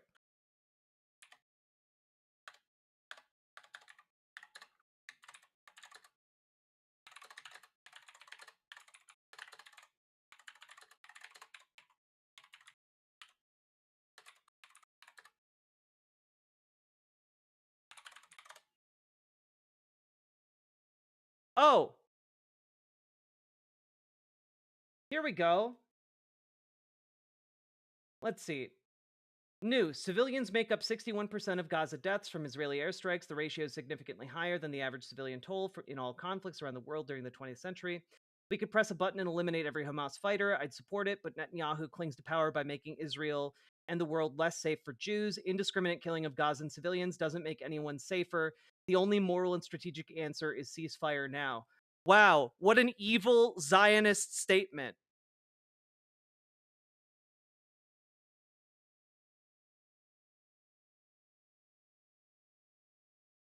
Whoopsie. Yeah. Like, when I see this shit, what is the group that put this together?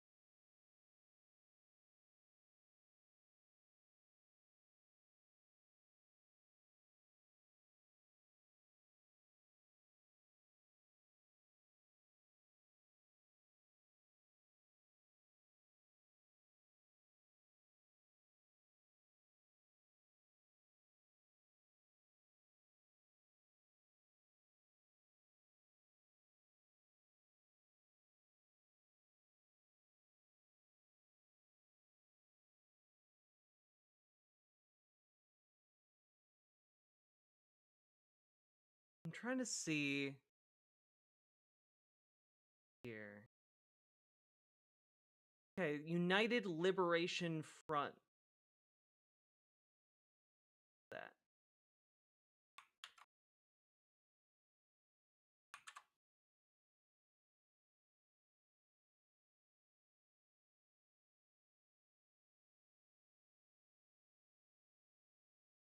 Okay, well, this is not finding me any specific answers because it's just redirecting me to different terrorist groups, and I know that that doesn't apply here, but like, damn. I'm not gonna lie. I am trying to figure out if this is just a group of tankies or like a deliberate psyop in order to destabilize actual mass protesting. Okay. Well, let's continue. Despite claiming to fight for justice, 5051's protest materials avoided any mention of Palestine, even as a genocide rages in Gaza. They have demands about preserving Medicare, public education, and even NATO, but not one word about U.S. complicity in Israel's war crimes. Why? Because acknowledging Palestine would alienate their liberal donors, their democratic allies, and their foundational ideology of pro-imperialist progressivism.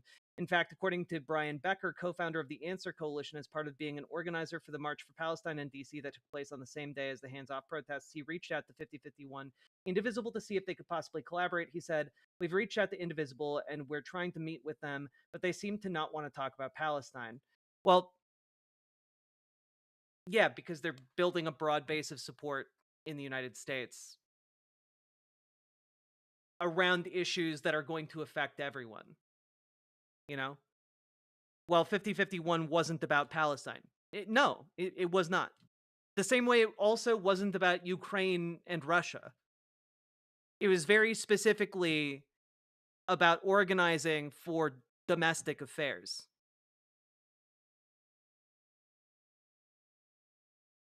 So, again, like the entire purpose of this is to make sure that millions of people in the United States don't get kicked off of Medicare or Medicaid or die because they're being denied Social Security. Like, it's specifically to avoid a fascist power grab in the United States. This is an organization like the Indivisible, 5051, etc. Like, they're designed to like be focused on domestic affairs, to mobilize domestically. And if you want, by the way, to influence the outcome here, what you need to do is be organizing within these mass protests. But the organizations like this take issue with the idea of peaceful protesting. Again, literally earlier slides in this complained about the fact that these protests were focused on being peaceful and adhering to a certain rule of law and decorum. And like, that's very deliberate. It's specifically because they are organizing around like what academics like Erica Chenoweth would call nonviolent resistance. Okay? I watched that lecture on nonviolence. It was fascinating. I'd love to cover that sometime on stream. Yeah.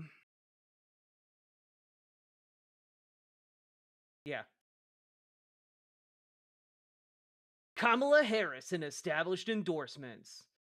Yeah, okay. It's a management strategy. 5051/Indivisible does not challenge capitalism. They do not challenge imperialism. They do not support liberation. And, you know, like, in a way that's true. They don't challenge those things. But in my mind, this is kind of like complaining that, like, I don't know, a tractor isn't, you know, a minivan. Like, yeah, they're both vehicles with wheels that move, but they're designed for different purposes.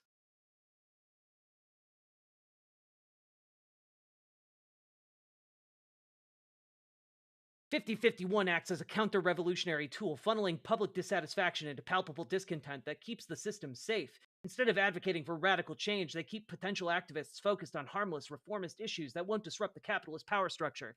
And I do want to really emphasize here that what these people are asking for would kill millions. just to be perfectly clear. Like, I'm all for disrupting the system and changing these systems for the better. You know, like, for example, getting Medicare for all, decommodifying healthcare for working people. I think that'd be great. I think it would be great to expand the ADA, the Americans with Disability Act. I think it'd be great to expand that and its protections. I think it would be great to do these things. They don't fundamentally change capitalism or challenge capitalism, you know, because they aren't about the nature of the relationship between workers and capital. But like, I care about improving the lives of workers and people in this system. And like, if you're just going to come in and say we should break it all down, and you don't have a plan for something better, then I'm not going to trust you on that. You know, like, you need to have a plan to reasonably get something better and a pathway to get that thing, right? If you don't have that plan, what you're asking is essentially destroying these systems that keep millions of people alive, and then just saying, like, trust us, bro, we got something, without any evidence to that effect. And, like, frankly, people who rely on these systems to survive aren't going to want to take that risk. If you want to offer something better, you have to come with receipts. And yes, exactly, rat negative. You front load the more popular issues, then you go with the radical change. Exactly. It's kind of like how I've been talking about, hey, we need to boost this political movement. We need to boost this peaceful mass organizing event. And then we continue. We keep people engaged, we keep up the momentum, we keep up the pressure, and we get more changes, more radical restructuring.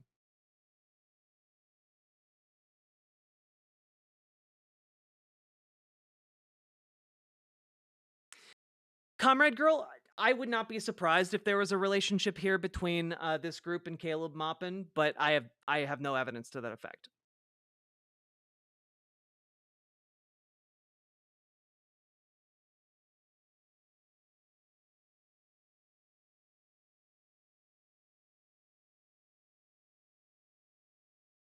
Real resistance is already here.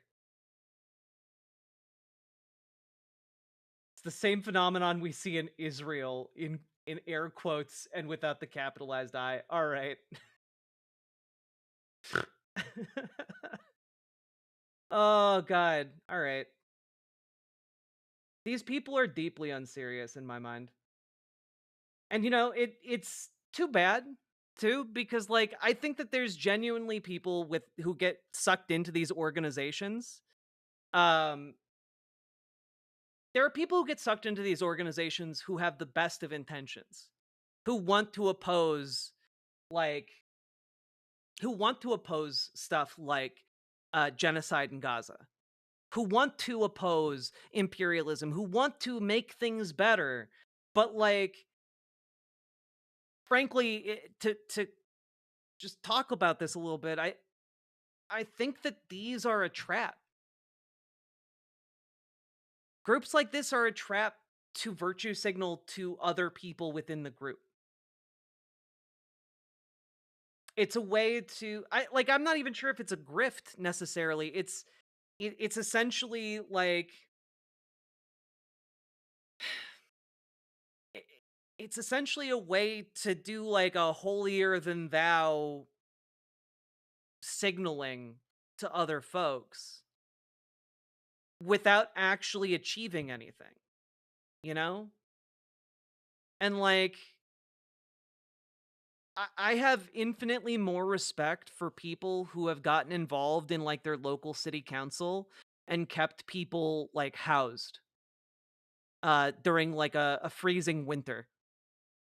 I have more respect for people who have used their time to do that electorally than for folks who have LARPed as revolutionaries and done exactly nothing of value for anyone in their community. And and maybe this is because I'm autistic. I don't know. But like, I care about the actual results of activism. I care about the actual results of the stuff that I talk about here, which is why I get so excited when I see you guys going out and doing stuff. When I hear about you guys getting other people to like join in organizing efforts, I get excited because when I see that, I'm like, we're fucking doing it. We're doing the thing. Put the act in the activism. Exactly. And like, I want these groups to be more effective, you know? And it's just, I don't think you are effective by lashing out at the biggest protest movement we've got going right now to try and tell people not to participate in it because you think it's a psyop because 2 Jewish people started it. Like, I don't think that is really an effective message. I think it's kind of racist or, you know, whatever you want to call it, anti-Semitic. And like, I think if you want to affect change in Gaza, the most effective way to do that right now is to oppose this current regime with a meaningful display of people power mass mobilized in the streets. That's the best vehicle we've got right now to effecting an end to the genocide, which is why I support it. You know? So, that is my take on stuff like this. I find it unhelpful in the extreme outside of alerting you to people to whom you should not pay attention. That is my general take on that, I guess.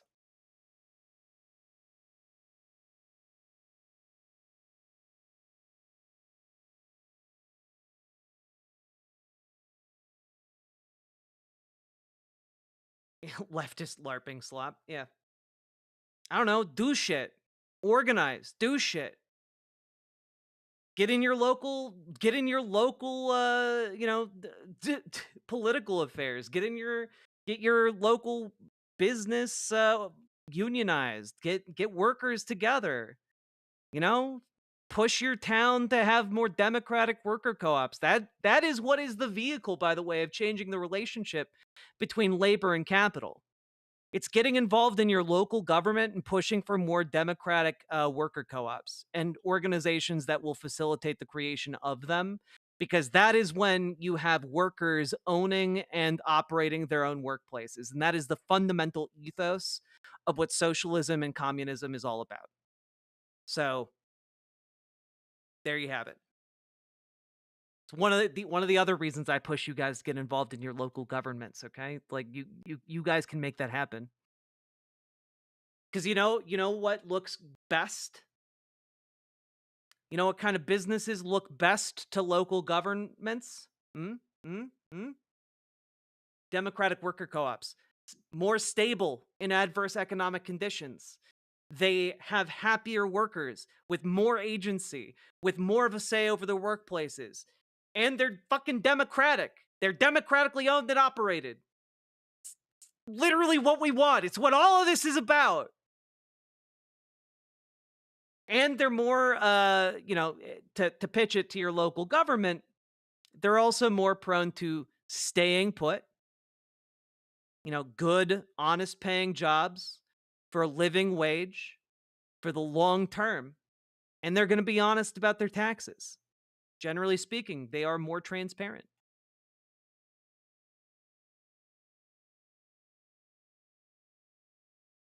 I literally got my liberal mom to agree with me on socialist talking points. Like, this is the single greatest radicalization I've ever seen in American history, and these people are still shitting on it. So, like, I don't find them useful.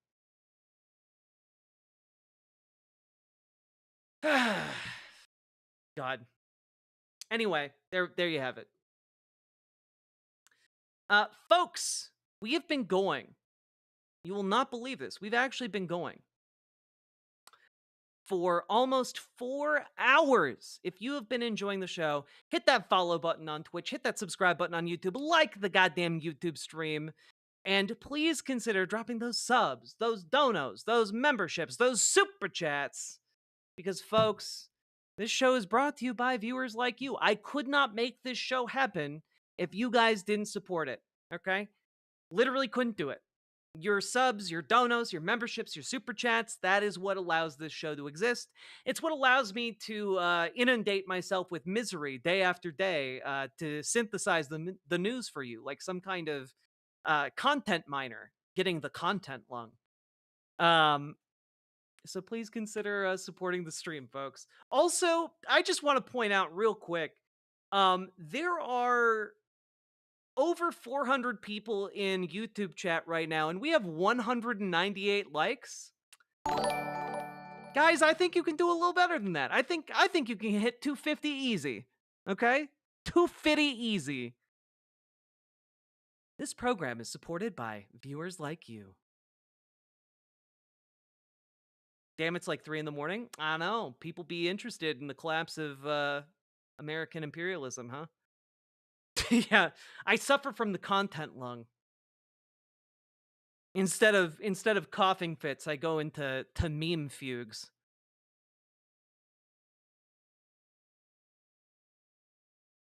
European gang is waking up? Hell yeah.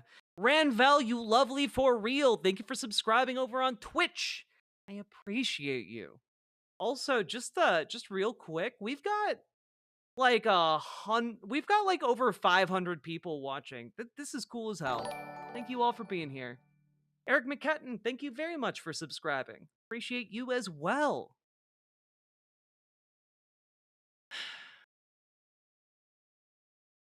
Does this count as YouTube chat? It counts as like people viewing on YouTube. Yeah.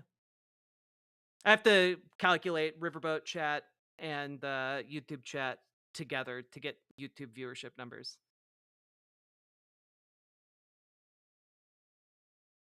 Whew, baby.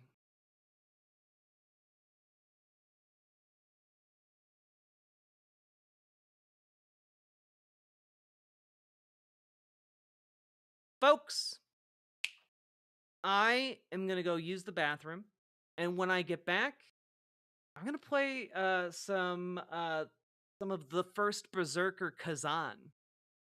Because I've been enjoying it, and it's fun. And I did grind a little bit and finished a level. I'm sorry, you will have missed a little bit of it, but it's a good game. This is a good game.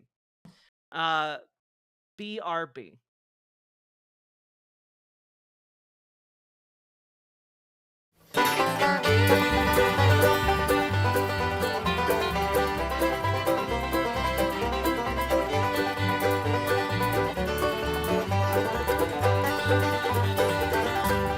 I'm gonna tell you, fascists, you may be surprised. The people in this country are getting organized. You're bound to lose, you fascists, bound to lose. I'm gonna tell you, workers, when you cash your checks, they say America first, but they mean America's next. You're bound to lose, you fascists, bound to lose. All you fascists bound to lose. All you fascists bound to lose. All you fascists bound to lose. You're bound to lose, you fascists bound to lose.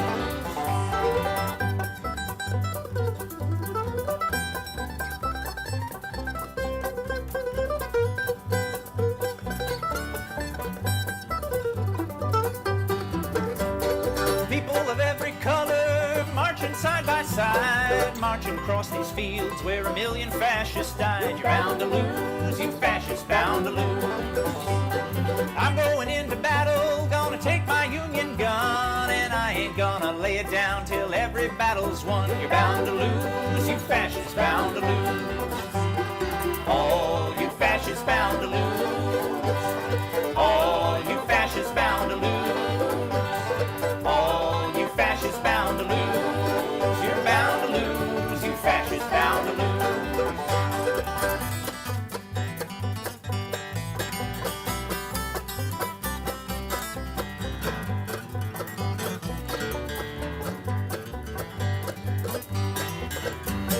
This hatred cannot break us, but I'm learning quick. Our children won't be sold on your poison rhetoric. You're bound to lose, you fascists, bound to lose.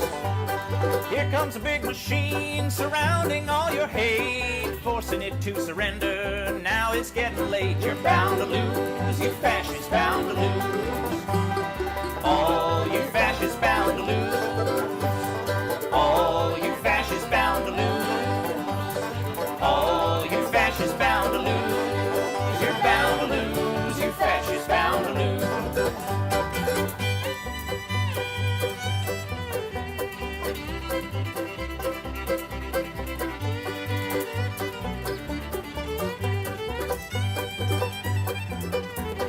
All you fascists bound to lose.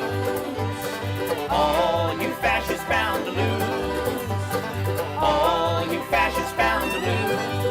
You're bound to lose, you fascists bound to lose. You're bound to lose, you fascists bound to lose.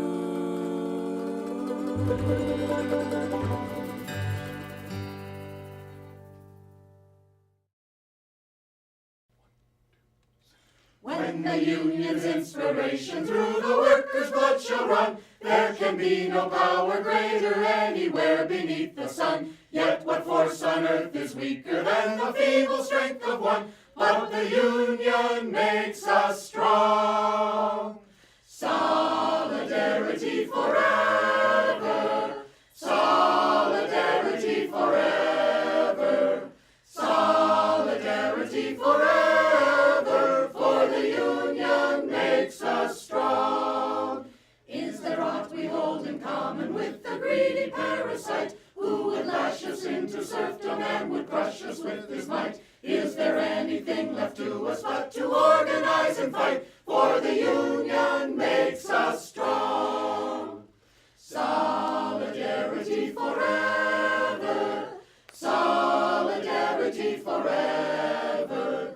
Solidarity forever. For the union makes us strong. They say our day is over. They say our time is through. They say you need no union if your collar isn't blue. Well, that is just another lie the boss is telling you, for the union makes us strong. Solidarity forever. Solidarity forever. Solidarity forever. For the union makes us strong. They divide us by our color, they divide us by our tongue. They divide us men and women, they divide us old and young. But they'll tremble at our voices when they hear these verses sung. For the union makes us strong. Solidarity forever. Solidarity forever. Solidarity forever. For the union makes us strong. They have taken untold millions that they never toiled to earn. But without our brain and muscle, not a single wheel can turn. We can break their haughty power, gain our freedom when we learn that the union makes us strong. Solidarity forever. Solidarity forever. Solidarity forever. For the union makes us strong. In our hands is placed a power greater than their hoarded gold, greater than the might of armies magnified 1,000-fold. We can bring to birth a new world from the ashes of the old, for the union makes us strong. Solidarity forever. Solidarity forever. Solidarity forever. For the union makes us strong. Solidarity forever. Solidarity forever. Solidarity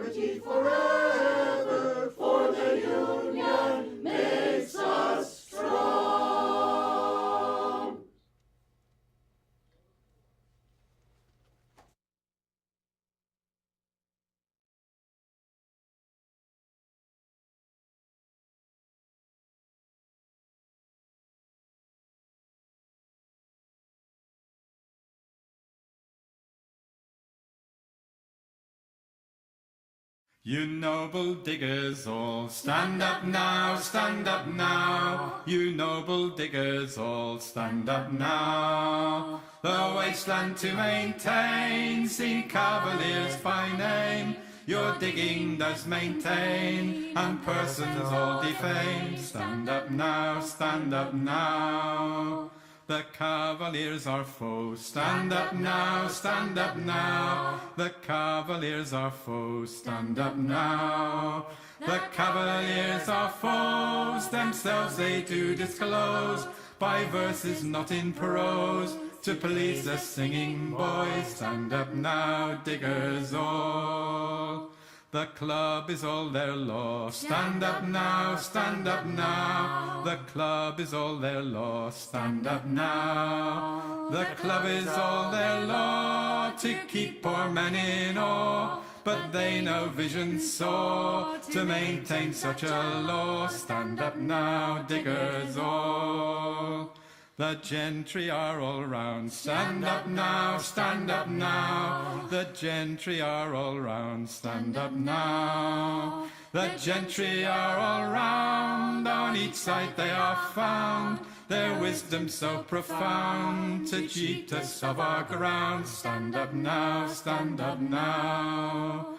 Your houses they pull down. Stand up now, stand up now. Your houses they pull down. Stand up now. Your houses they pull down, to fright your men in town. But the gentry must come down, and the poor shall wear the crown. Stand up now, diggers all. The lawyers they conjoin. Stand up now, stand up now. The lawyers they conjoin. Stand up now. To rescue they advise, such fury they devised. The devil in them lies, and hath blinded both their eyes. Stand up now, stand up now. Their self-will is their law. Stand up now, stand up now. Their self-will is their law. Stand up now. Since tyranny came in, they count it now no sin to make a jail a gin, to starve poor men therein. Stand up now, diggers all. The clergy they come in. Stand up now, stand up now. The clergy they come in. Stand up now. The clergy they come in, and say it is a sin that we should now begin our freedom for to win. Stand up now, diggers all. The tithes they yet will have. Stand up now, stand up now. The tithes they yet will have. Stand up now. The tithes they yet will have, and lawyers their frees crave. And this they say is brave, to make the poor their slaves. Stand up now, diggers all. 'Gainst lawyers and 'gainst priests. Stand up now, stand up now. 'Gainst lawyers and 'gainst priests. Stand up now. For tyrants they are both, even flat against their oath.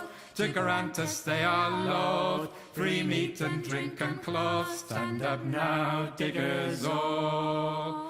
With spades and hoes and plows. Stand up now, stand up now. With spades and hoes and plows. Stand up now. Your freedom to uphold, seeing cavaliers are bold, to kill you if they could, and rights from you to hold. Stand up now, diggers all.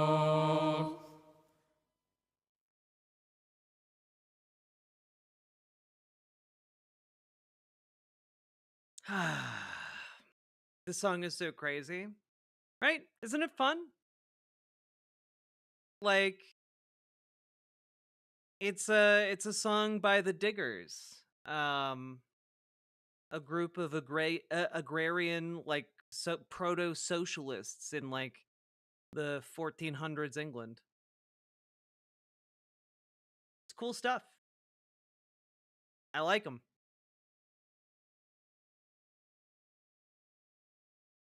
Hello, everyone.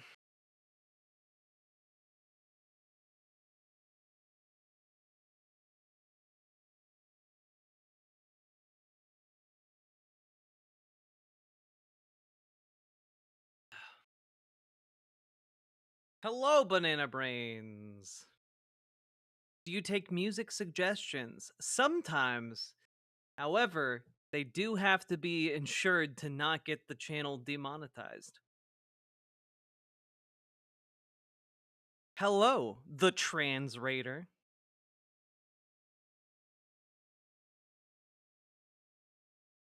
Okay. Let's play a video game, shall we? It's been a hot minute. We can chat about politics while I play Kazan.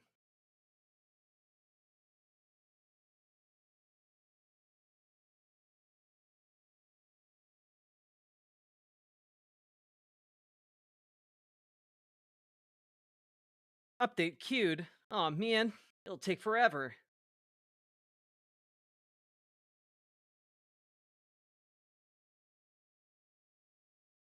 What video game? The first Berserker, Kazan.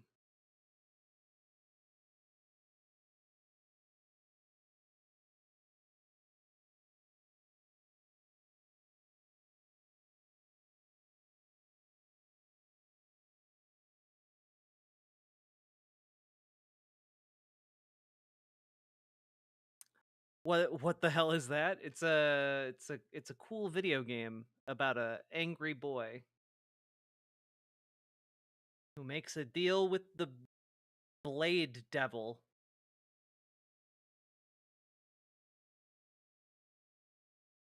What is your analysis of agrarian socialism compared to other forms of socialism? I don't know. I feel like if a bunch of like British farmers in the in like the 1400s can have enough of a spine to stand up to tyrants, so can we. That's my analysis. Bunch of literal peasants standing up to the aristocracy. I think we can too.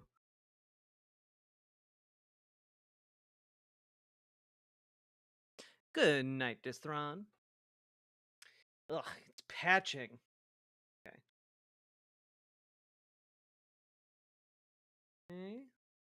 Reconnect the controller.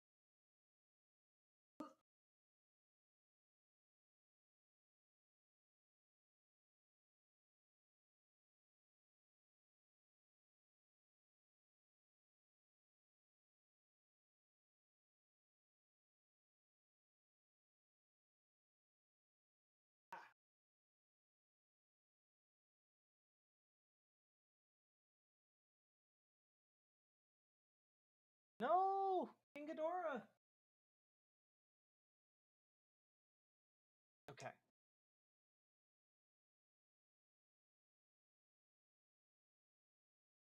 There we go. Did it. Why are you guys talking about Chumbawamba? I don't know anything about them. The Chemical Worker song is a great song. I also really like The Idiot. The Idiot's a good song as well. Well, we wait for the first Berserker Kazan to update here.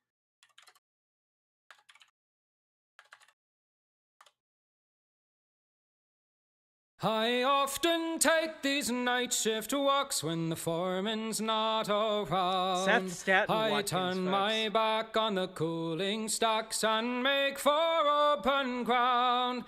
Far out beyond the tank farm fence, where the gas flare makes no sound. I forget the stink and I always think back to that eastern town. I remember back 6 years ago, this western life I chose. And every day the news would say some factory's going to close. Well, I could have stayed to take the dough, but I'm not one of those. I take nothing free, and that makes me an idiot, I suppose. So I bid farewell to the eastern town I never more will see. But work I must, so I eat this dust and breathe refinery. Oh, I miss the green and the woods and streams, and I don't like cowboy clothes. But I like being free, and that makes me an idiot, I suppose. So come all you fine young fellows who've been beaten to the ground. This western life's no paradise, but it's better than lying down. Oh, the streets aren't clean, and there's nothing green, and the hills are dirty brown. But the government, oh, will rot your soul back there in your hometown. So I bid farewell to the eastern town I never more will see. There's self-respect and a steady check in this refinery. Oh, you'll miss the green and the woods and streams, and the dust will fill your nose. But you'll be free, and that makes me an idiot, I suppose. These are the words I tell myself when I miss my old hometown.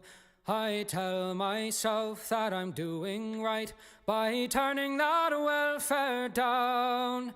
But now I see for you and me that I want those woods and streams. For I owe my life to this workers' strife. Why can't I just be free? I used to listen to this on my walks in GA so I could take time away from my mega family. This song is one of my favorites. It's a really good song, for sure.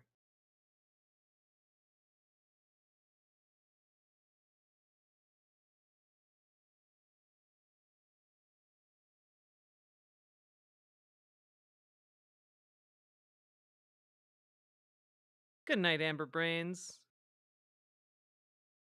You're behind, you only have a week left. Good luck, Amber Brains.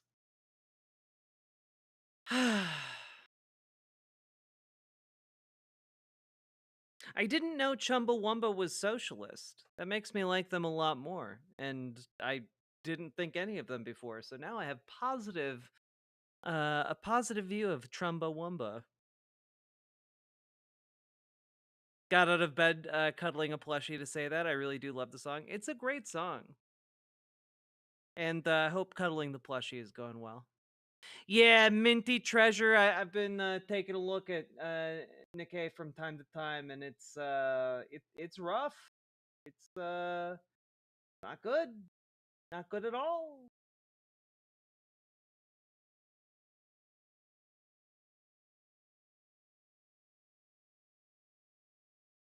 Yeah, Asian markets slide by like 5%.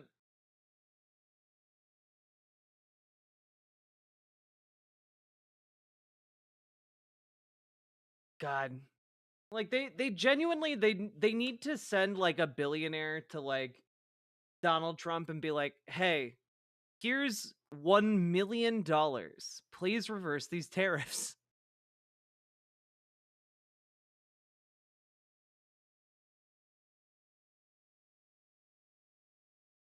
Like, I don't know, like if nothing's illegal now, like why not just bribe the president straight up?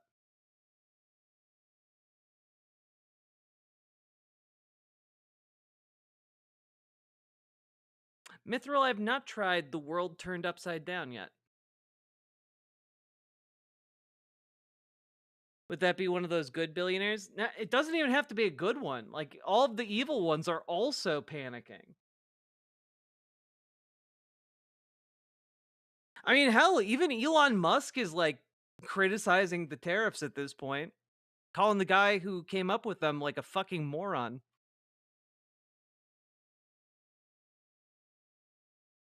We all know that that's happening. I mean, I'm not joking though. I'm literally saying like, I feel like all of these business people who are panicking would be better served by just greasing some palms.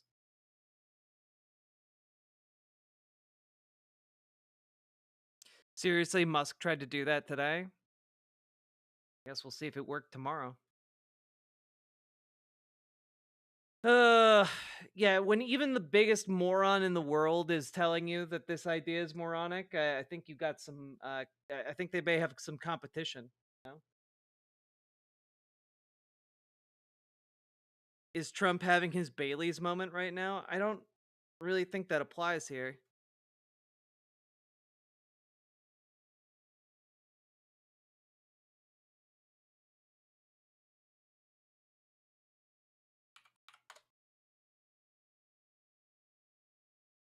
Holy shit. Just real quick.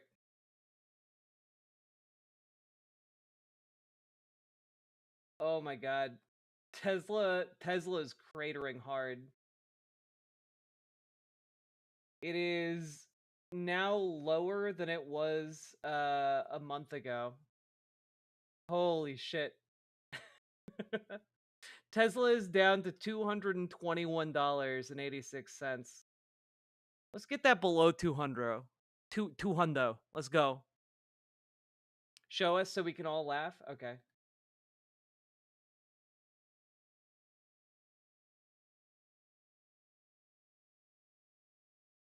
Look at this. This is the last 6 months. So prior to the election, then it takes off. It's off to the races and boom. All the way down. It rallied a little bit and then it fell down. And it's going to fall down more tomorrow too. Just how it be, folks.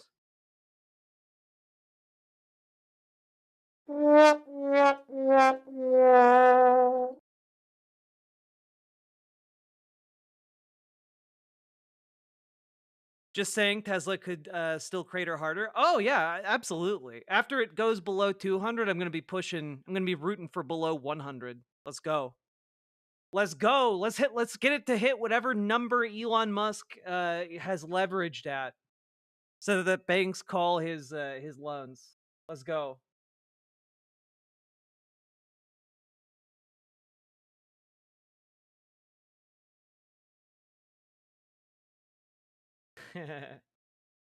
Literally 1 day ago, Elon Musk's net worth fell below 300 billion for the first time since November. Excellent. Good. That man losing wealth is a benefit to all mankind.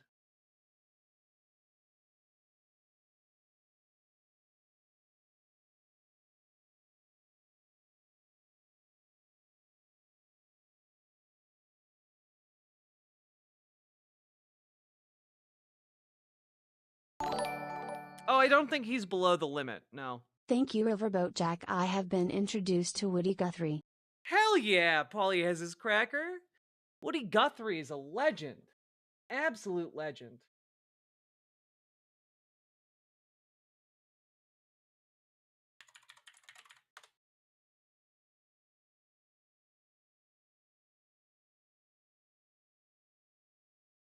Oh, well this, I didn't, just real quick, as first Berserker Kazan finishes updating here. Trump faces a House Republican mutiny. President used to steamrolling his internal opposition. This time rebellion is in the air. Let's tell me more. Mike Johnson is staring down the most significant internal revolt he's faced all year. That's awesome. That is awesome. Dozens of House Republicans are undecided or outright opposed to rubber stamping a Senate-approved budget blueprint. Excellent.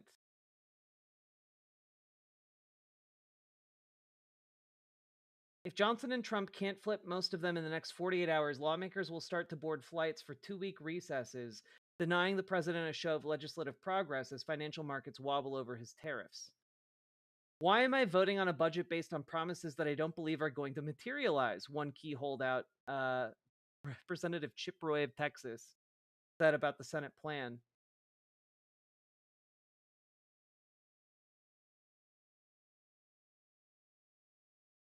Previous mutinies stayed relatively small and manageable. This time, the opposition is piling up and rebellion is seemingly in the air as deficit hawks across the Republican conference dig in to secure deep cuts to federal spending. What's also different is how determined some members are to defy Trump. That's what all of that pressure does, folks. Balthazar, thank you for the $5 super chat. Met the person who made the first guide to what colors and symbols on a map mean. What a legend. Thank you for the $5 super chat. Last month, he threatened to boost primary challengers to unseat the one House Republican who voted against the GOP spending bill to avoid a shutdown. I wouldn't want to be the person that stands in the way of the president's agenda, said Lisa McClain of Michigan, the number 4 GOP leader. In case there are a couple of House Republicans out there in opposition, you just got to get there. Close your eyes and get there. It's a phenomenal bill. Stop grandstanding. The alternative, the president added, is hell. But right now, the holdouts are enjoying strength in numbers. Trump this week urged House Republicans to quickly greenlight the revamped budget. To his face Tuesday, several said no. Excellent. Roy indicated at the White House meeting with Trump that he would oppose the budget plan, according to 2 Republicans with direct knowledge of the matter. Another prominent leader, House Freedom Caucus Chair Andy Harris, even turned down an invitation to the meeting, saying Trump was just not going to change my mind. There's nothing that I can hear at the White House that I don't understand about the situation. Yep.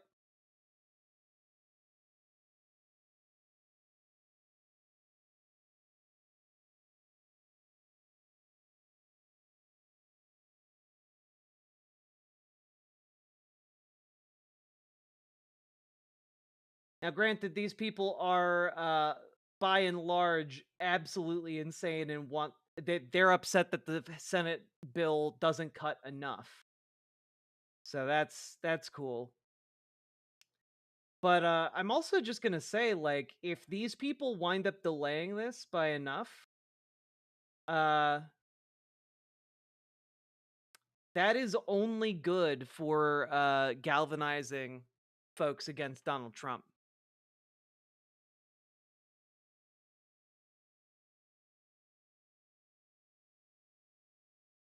Who knew what spell would break the Republican House?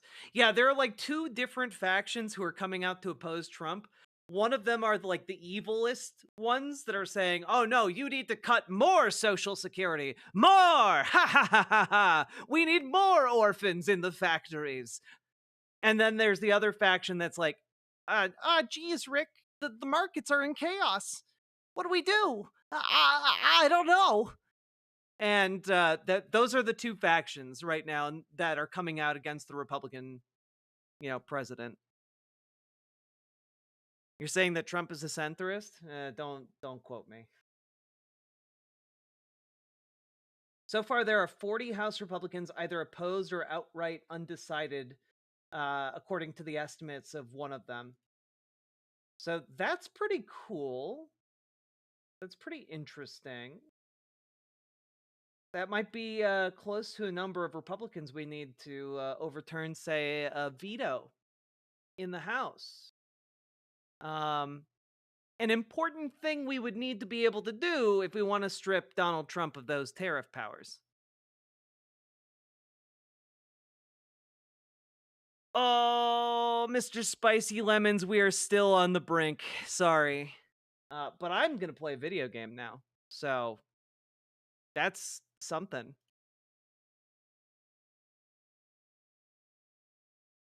Kazan. Can I get a link to this article? No, because I already minimized it, but it's on Politico.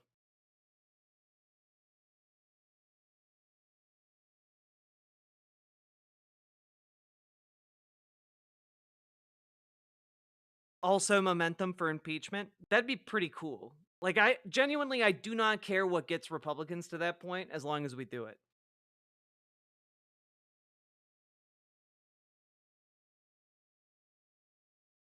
Yeah, both are evil, but one faction is insanely evil. Exactly, Marocat, you get me.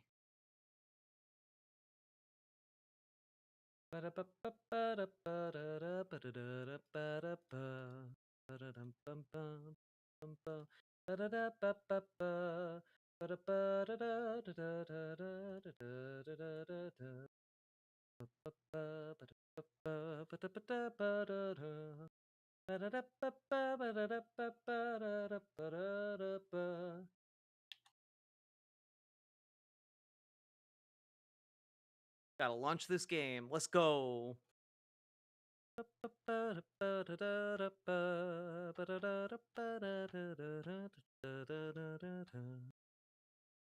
White House got their fences back up, so you know they're worried about something. Yeah, they are.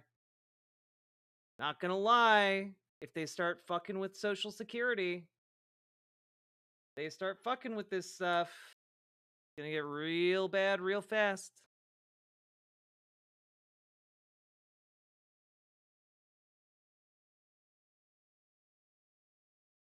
So that Erica Chenoweth lecture is nonviolent protest is more effective and less risky. Yes. That is the central thesis of her her argumentation. Yeah.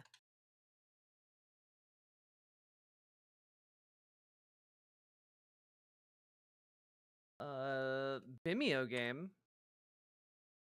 Why aren't you Vimeoing?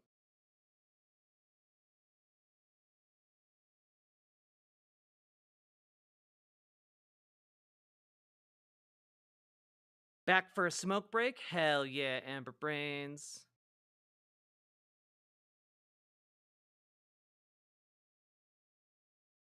Remember, folks, consider supporting your streamer, because this only made possible thanks to viewers like you. You couldn't find such a magnificent dark screen anywhere.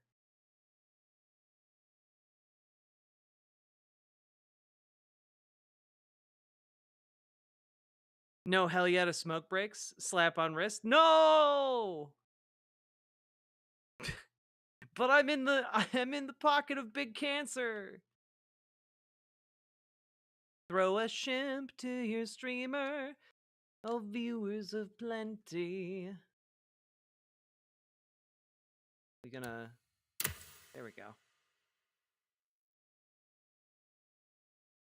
We make wonders.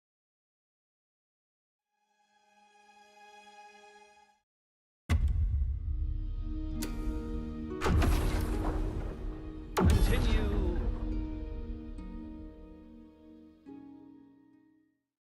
Here we go.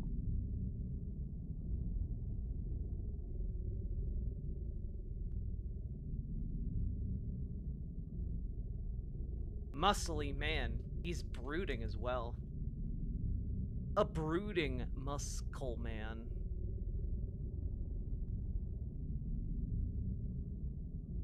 Yeah, the founder of Planet Muscle, indeed.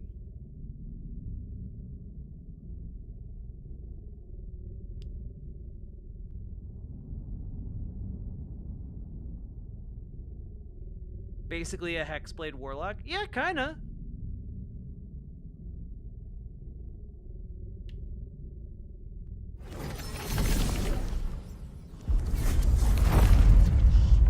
Okay, to catch you guys up, I defeated this demon in combat, and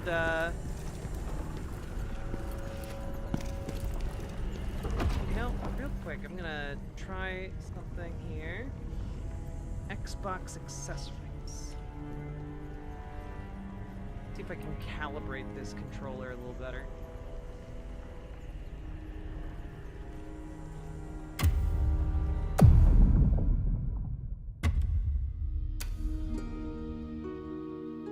Updating the controller.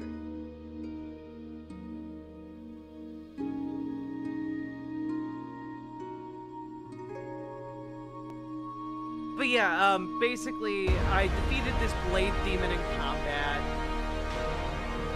and instead of dispelling him and forcing him from my body, I'm using him for revenge. And in turn, I've promised to help him do, I don't know, set things to right in hell.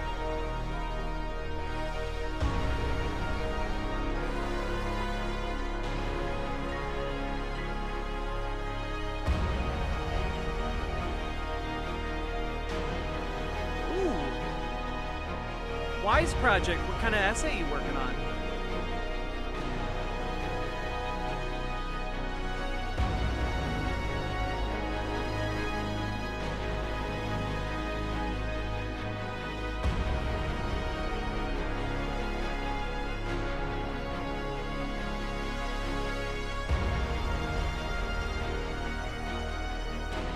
I will turn down the audio, don't worry.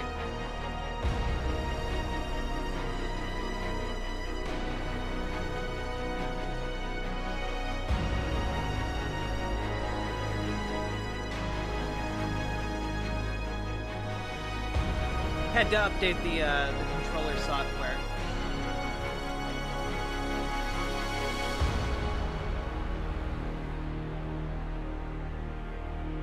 Go.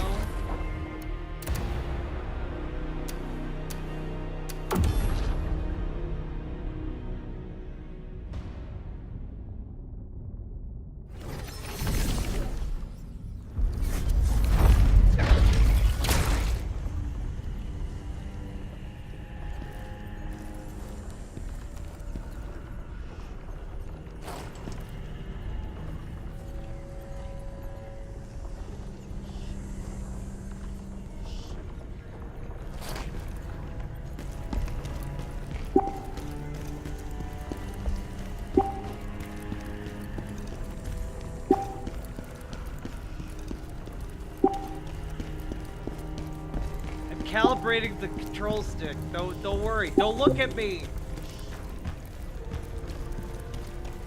Don't look at me. I'm a monster.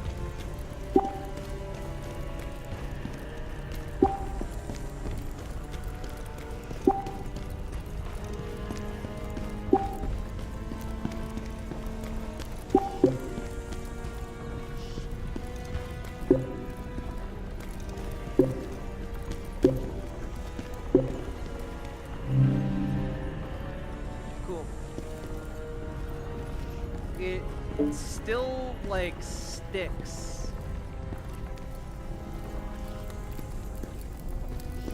I don't like it. See, like, it sticks and I just start moving. Fuck. Alright. Have I tried rubbing alcohol? Not yet. We must stop netherworld energy from seeping into this world. Right, I need to turn down, let's try 30%. How's this? How's this for, audio?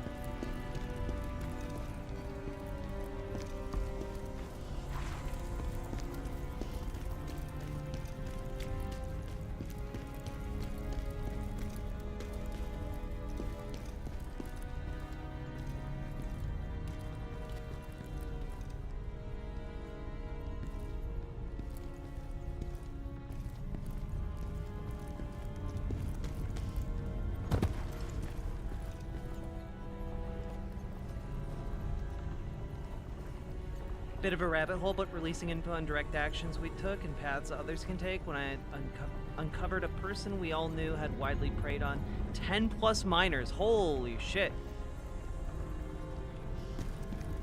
Well, more power to you. Alright, time to go to the Charnak mountain range. Alright.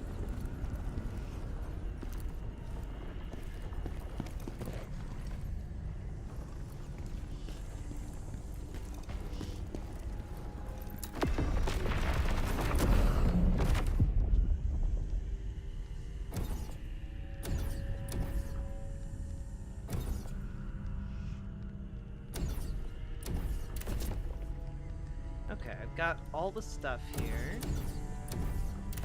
Embar's ruins. I have none of the stuff here. And I have all the stuff here. I have none of the stuff here. Phantom of Combat? Alright. The Shimp Mountains. Denham's Peak.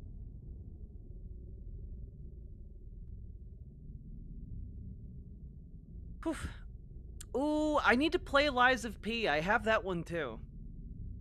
I am also very behind Terminal Void, which sucks. As a former game journalist, it sucks. Alright, bitch. Where you at? General, what brings you here? Got a ghost to fight. I actually have some information about that ghost within you. Hey. Tell me about the ghost.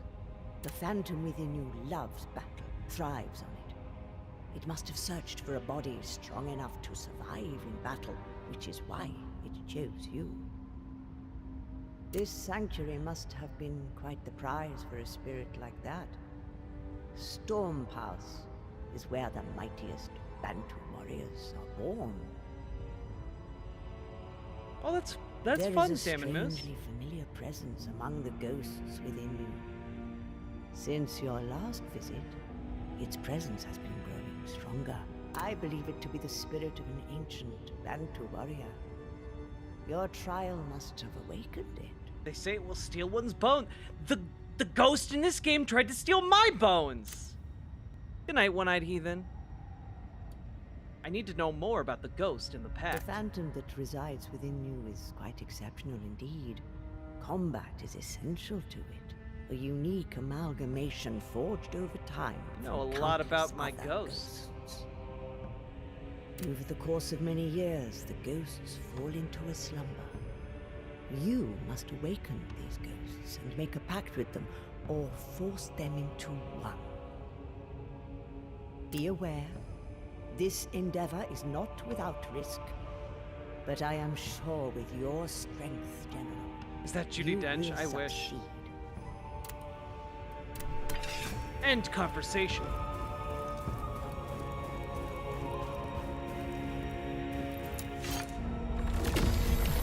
Spirit of the Great Warrior Keshta, why do you stay silent in my hour of need?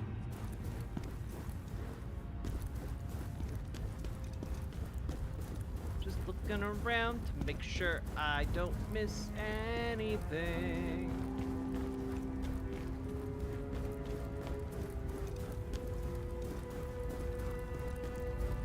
Looking around, speed of sound. It could be. Damn, Dame Judi Dench. Just cool as fuck.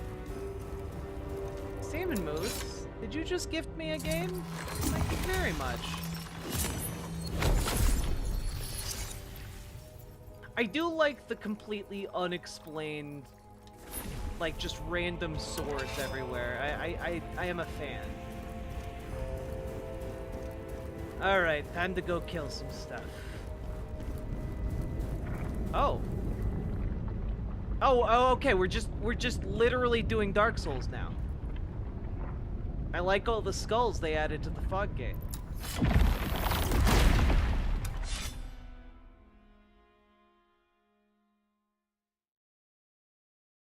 You want my strength? Oh. Prove to me you're worthy. Deal.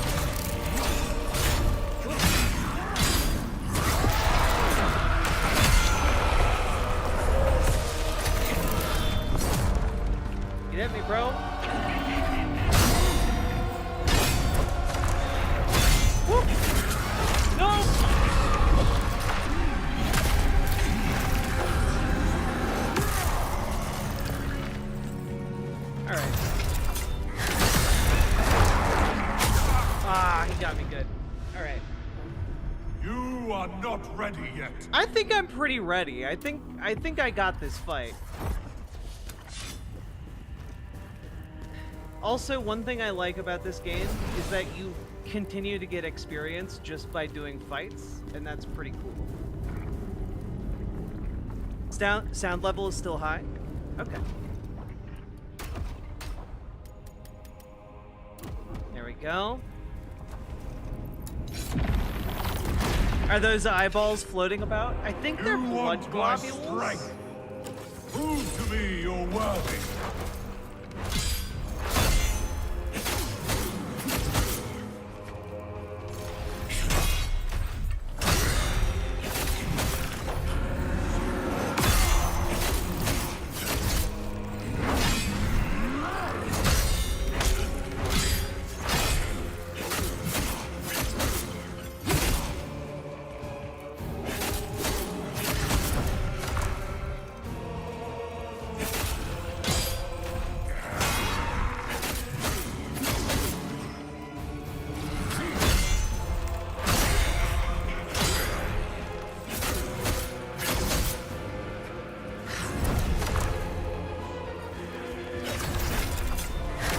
Oh wait, they are eyeballs. You're totally right. Oh.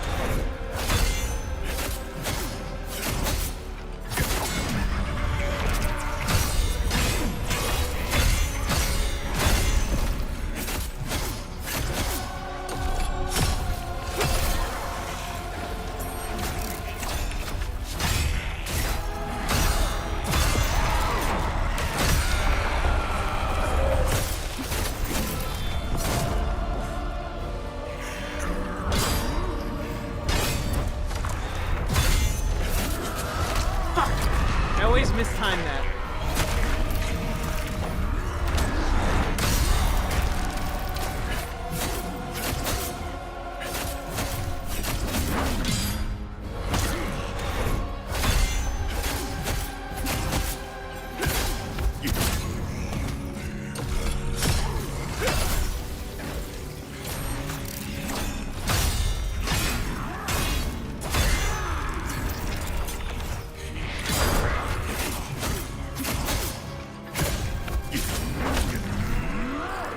Oh god. Oh, he got me good. Woo! Little did Riverboat Jack know she was indeed not ready.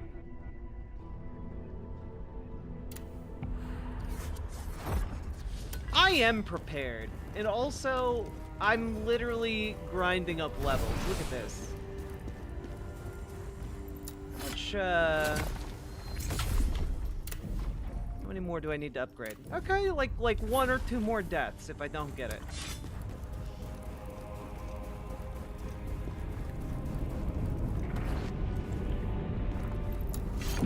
Alright. You want my strength? Prove to me you're worthy.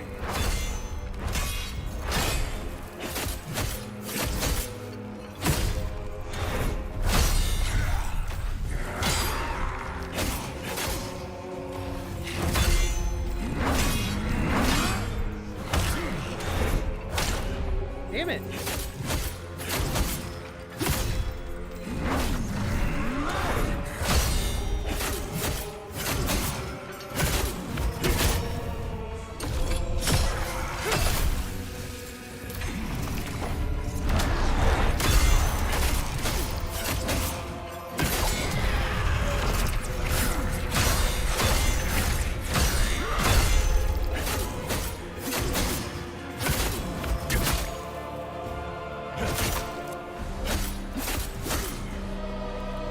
So close. Fine.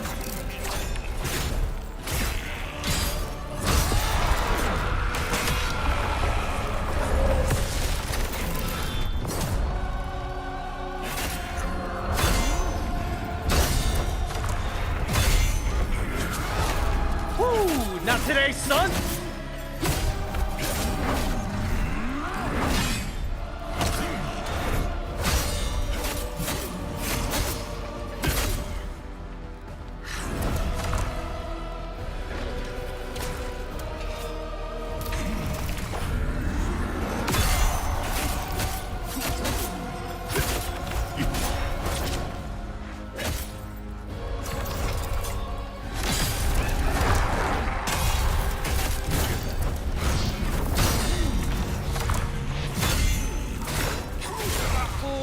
those combos, though.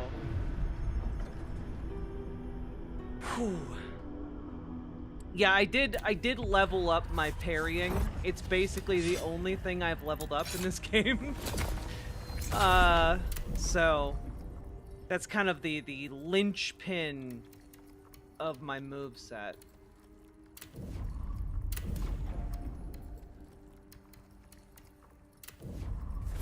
Okay. Oh, I need the, there we go.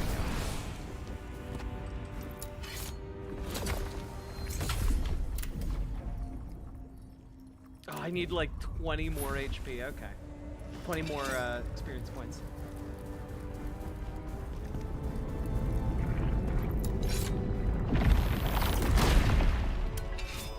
But have you considered getting good? Strength. I'll show you getting good. Prove to me you're worthy.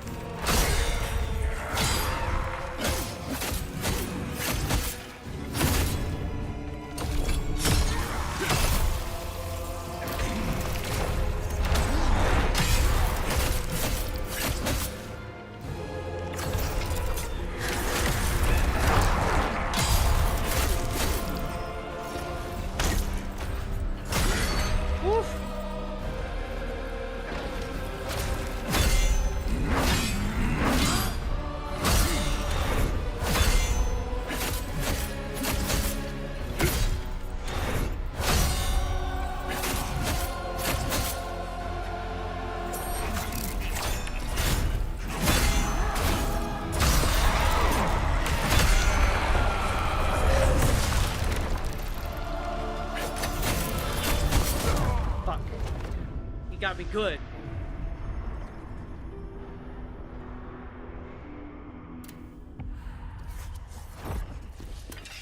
I wonder if this guy's concerned with you proving yourself. I mean, probably a little bit, but like, honestly, I really enjoy the parrying mechanic in this game. Stamina damage increase. Guard stamina damage decrease.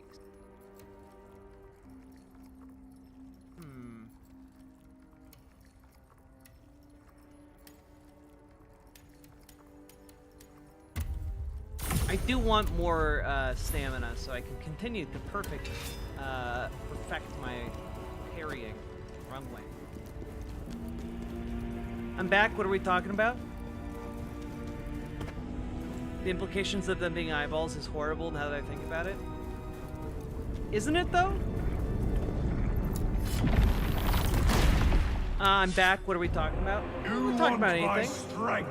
You guys got topics? Prove to me you're worthy.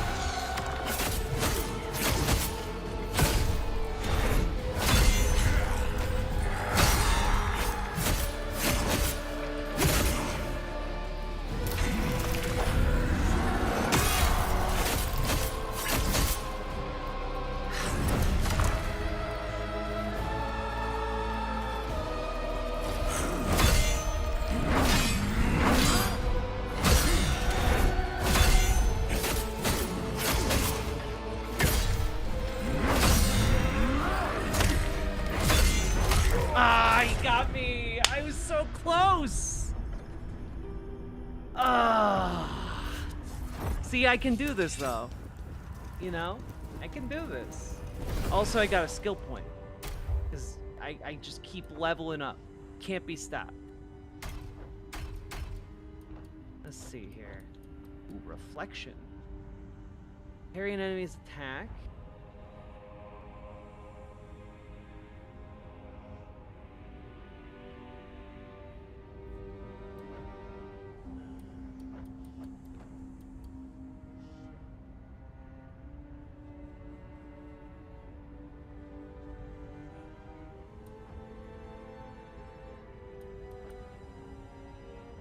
Nullify damage from first attack. Ah. So if he does that, I can literally parry his scary attacks. That's great. I want that.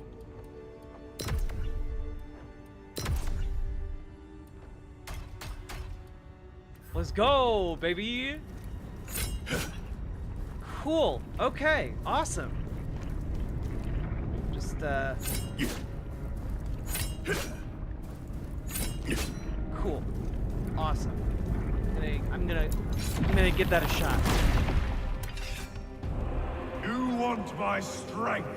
Yeah. Prove to me you're worthy.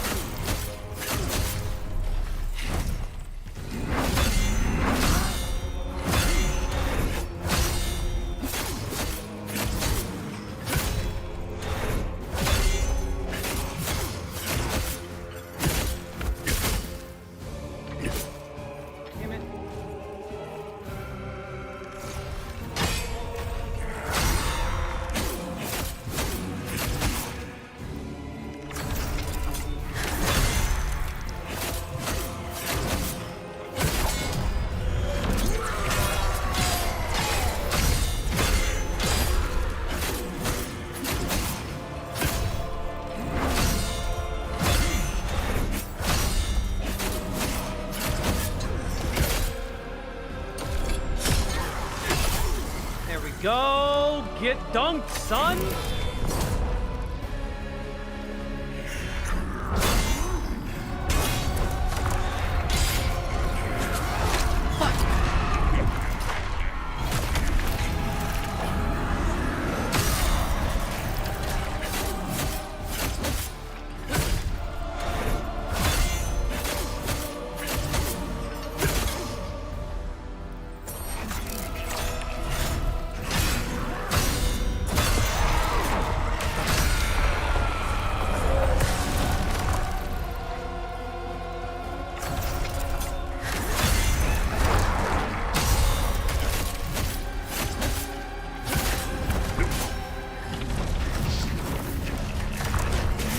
God.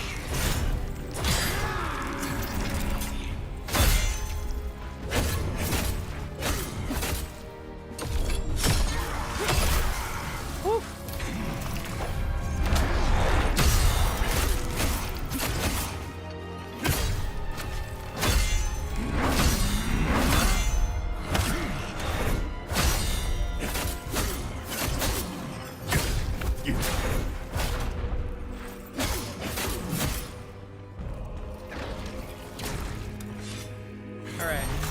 Let's do this, little man.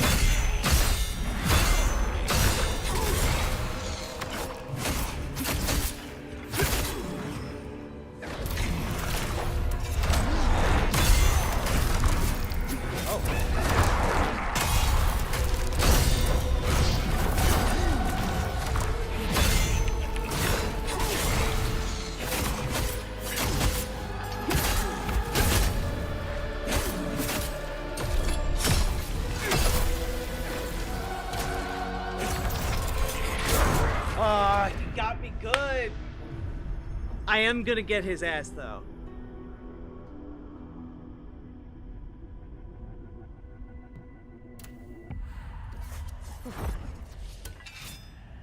Yeah, we got this. We got this, chat. How you guys doing? You guys enjoying this? Is a gaming stream a nice change of pace from want my strength? Prove to me you're worthy. Oh, come on.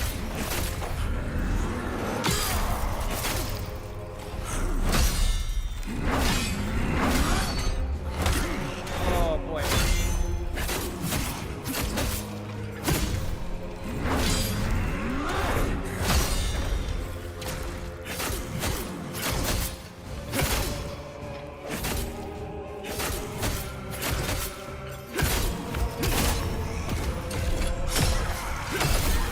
There we go. How you doing, son?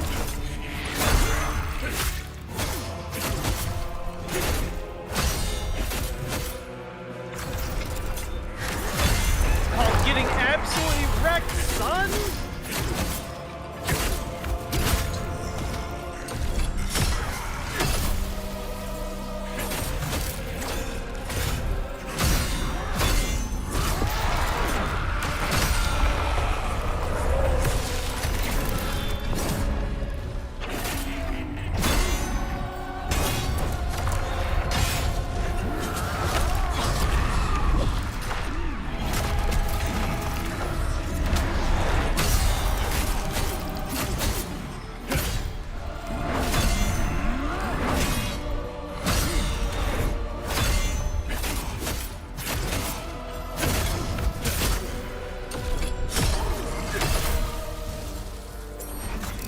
I'm not scared of you, son!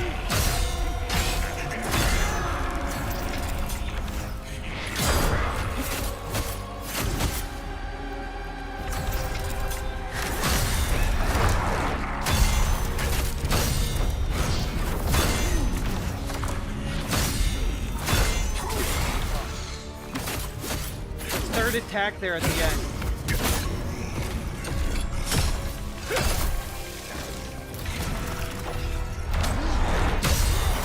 Let's go!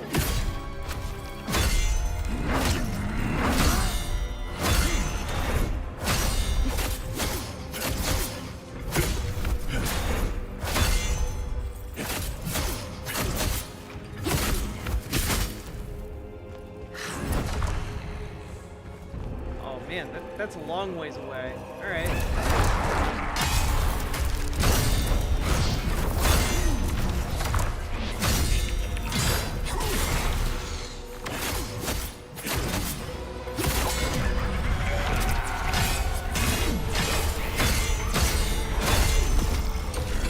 Get fucked, son!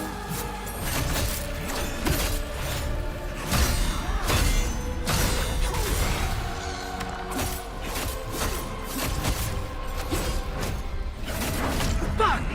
Oh, I got too greedy! I got too greedy! Oh, we were so close. It's okay. I thought I could get like 1 or 2 more hits on him, and then I ran out of stamina. Ugh. You want my strength? Prove to me you're worthy.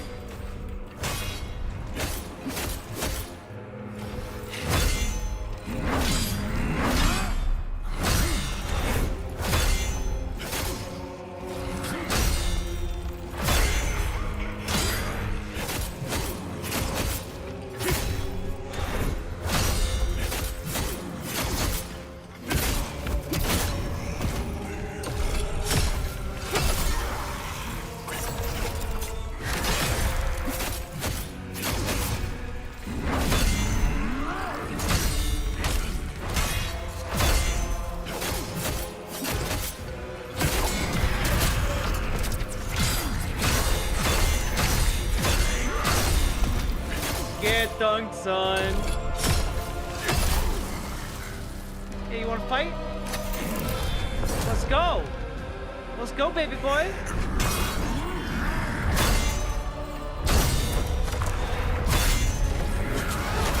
Woo, not today.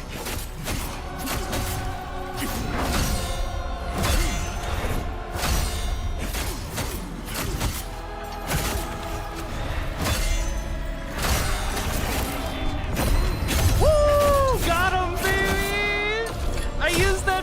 use that brake move. Let's go.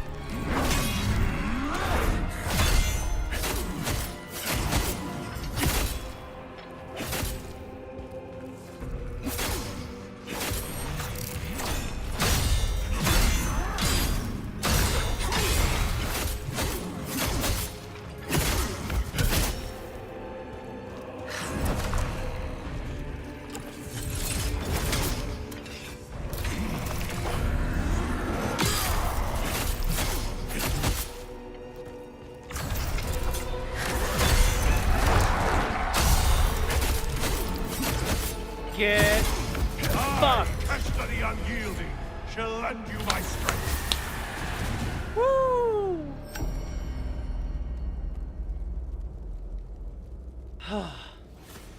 Bracing. Bada bing, bada boom.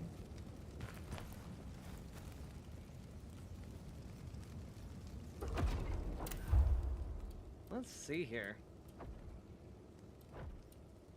Ooh, did I unlock like the next level of ability?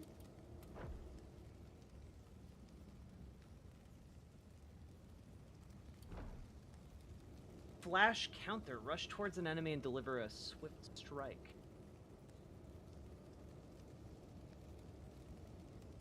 Ah, cool.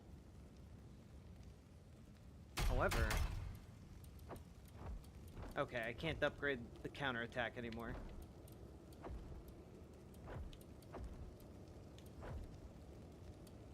Brutal attack. Recover health when using a brutal attack.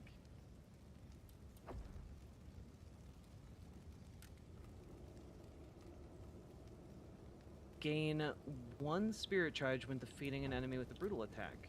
Okay. Oh my god. See what I mean with the stick shift? Drop down on an enemy below to deliver. Okay. Oh my god, no. Please, please, please. This is infuriating.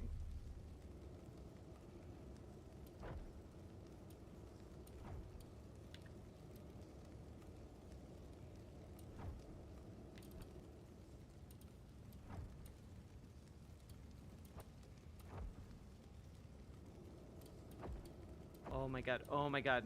Okay.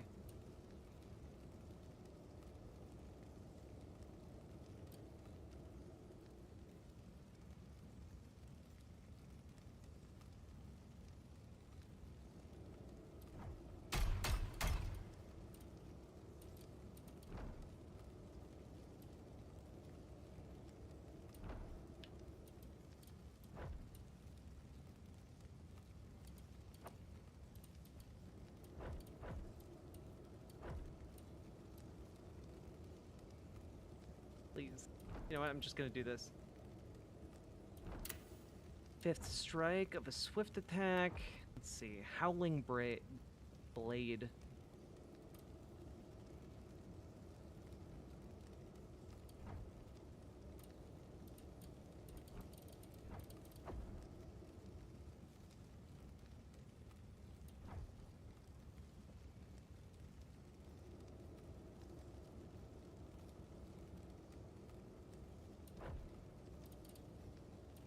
I don't really know what I want, frankly. I guess the, yeah. Decrease the amount of stamina lost when dodging.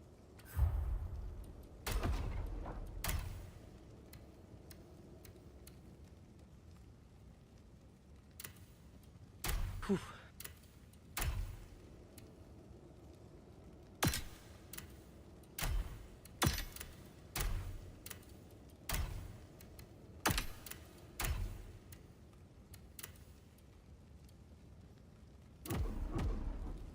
Hell yeah.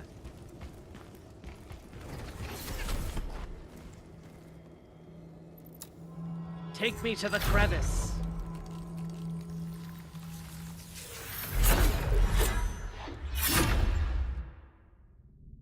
Did anyone ever tell you of the righteous fury of a starfire? No. What does that mean? Following Charon's command, we accepted a new soul. Sick. Choose which ghost to bind with. The Blade Nexus will be your guide. Yeah, that totally makes sense, dog. I don't need any other instruction.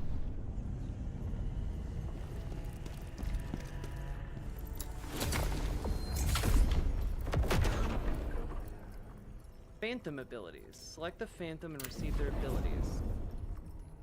We've got Keshta the Undying. Veronica the Advocate. Deliver the Ghost Gem to Veronica the Advocate. Wait, I can be a lady ghost?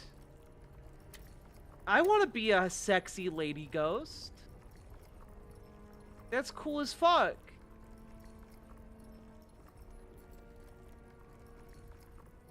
But I need to deliver the Ghost Gem, and I don't know what the Ghost Gem is. Hello, Vox and Socks. We are playing the first Berserker, Kazan. Okay, Keshta the Undying grants Kazan a power that replenishes his stamina. Before such endless energy, no foe could stand against him. They are fated to fall before his unrelenting strikes. Even in death, his strength endures. And that strength is 4% stamina recovery, baby! Okay, Awaken. Cool. I got a ghost.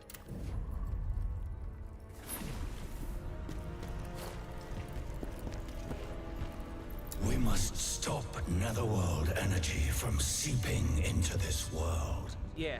Go to Embers. Totally. Tell me about the other Phantoms. Use the Blade Nexus to connect with other ghosts.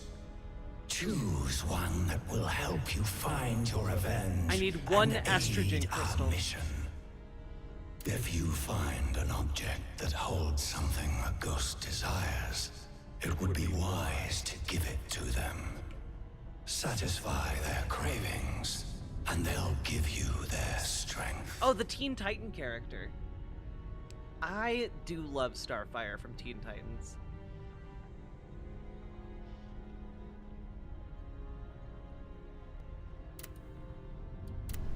Okay, I need to recover the estrogen crystal.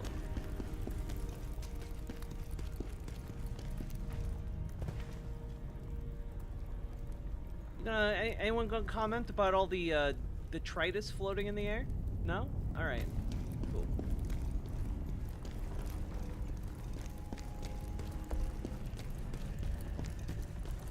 How you doing?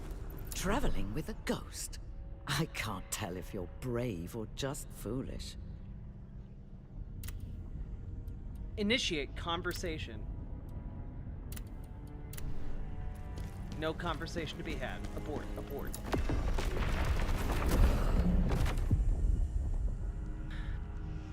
Gonna recommend this game to my daughter. Looks like something she'd love.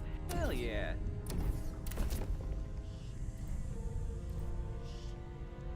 Okay, I think I got everything from the other areas. Let's go! Use the spectral portal to teleport. Hell yeah. Perimenopausal. I need the estrogen. Should we just call it estrogen? I nominate we just call it the estrogen.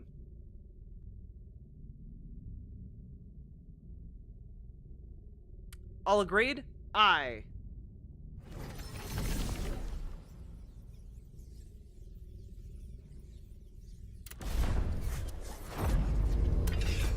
Embers.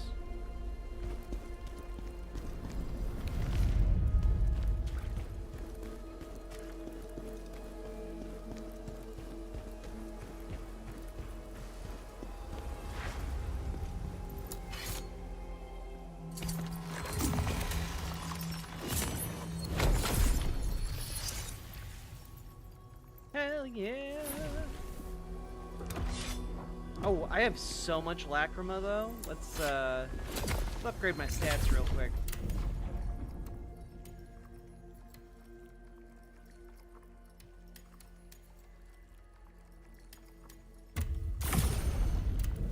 Upgrade my strength so I can wield this dope-ass armor. We feel it. Energy from the netherworld. We must find this temple.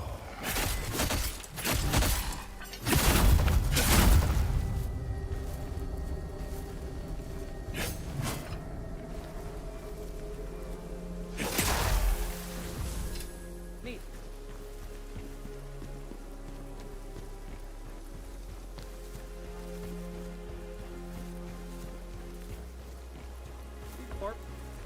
We got this. Diamonds are a girl's best friend.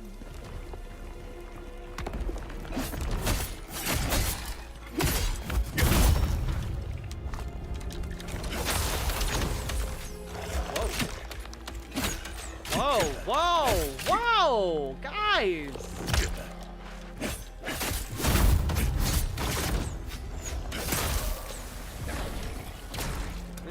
With the triple shot, Jesus.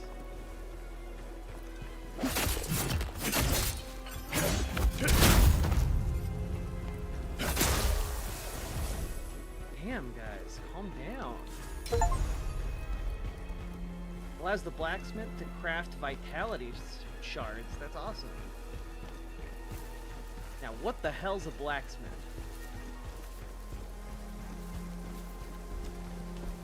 I did it! Konami the Alpha! Is the blacksmith? Oh no, that's not a blacksmith. That's a sniper. I'm just gonna go this way.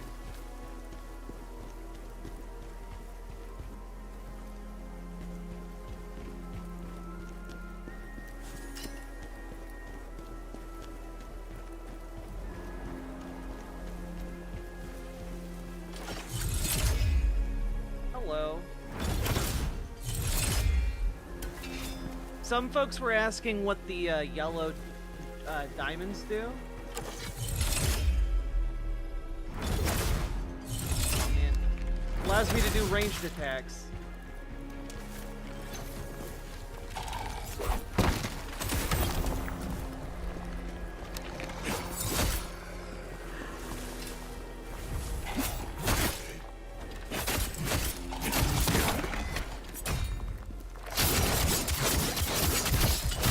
And also cool shit like that.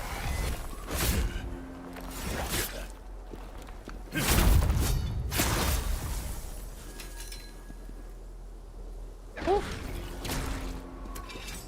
Took a lot out of me though.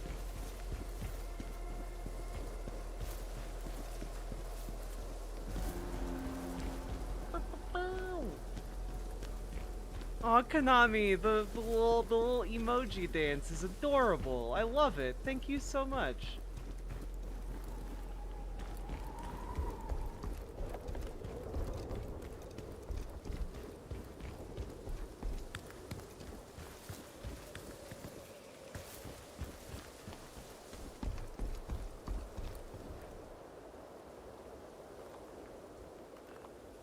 Oh.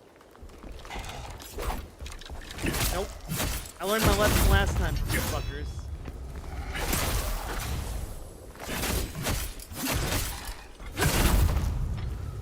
There we go.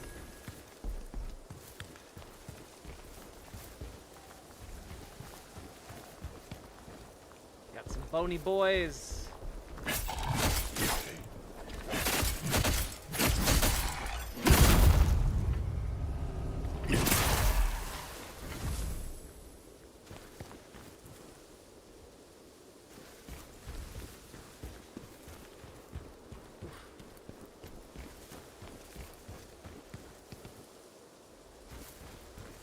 Very ornate wall. Got anything back here? No. Okay.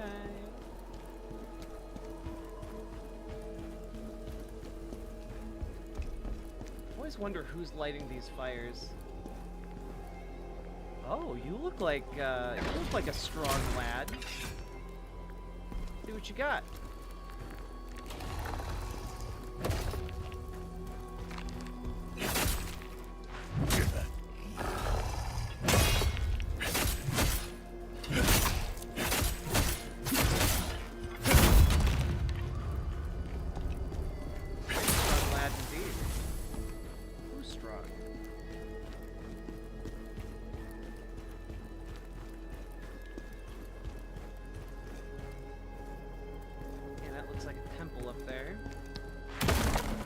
This looks, however, like a secret.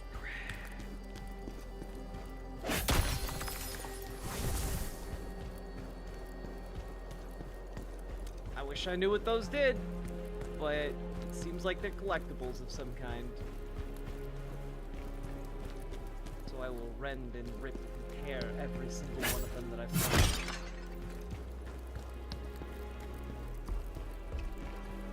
Good night, Terminal Void.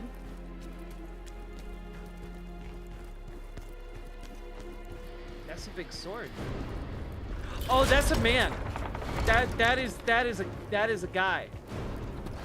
I do not feel good about it, and I'm just going to run. Run to the next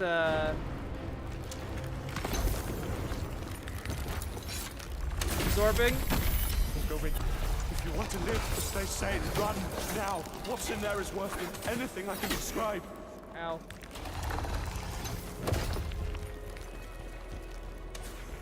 Yeah, we're just gonna go in. There we are. Oh, I can't use the blade nexus during battle. That's dumb.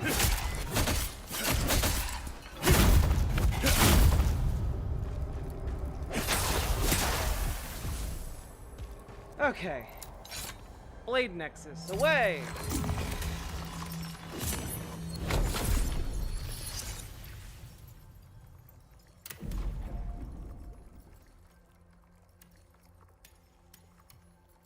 Upgrade stats, away!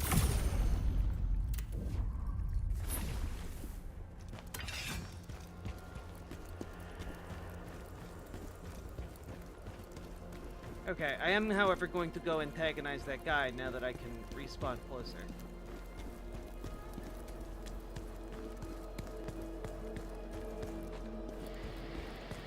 Hello, nerd.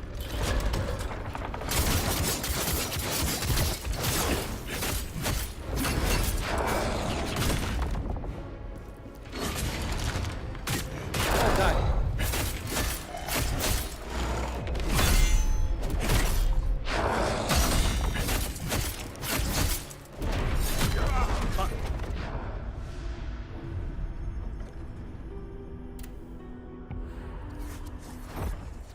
This is how we do it, y'all.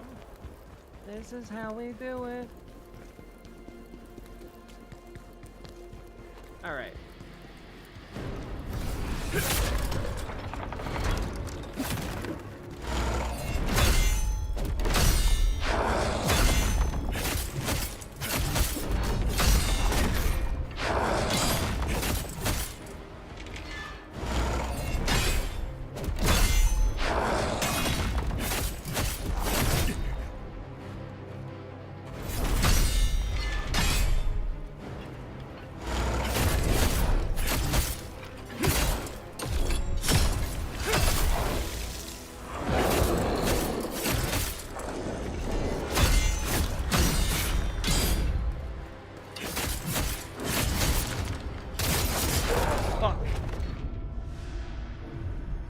Forgot the button combo. I think it's left bumper.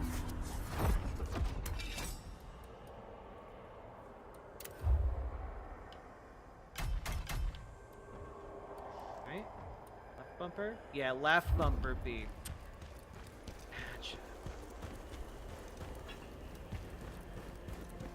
Okay, I got this.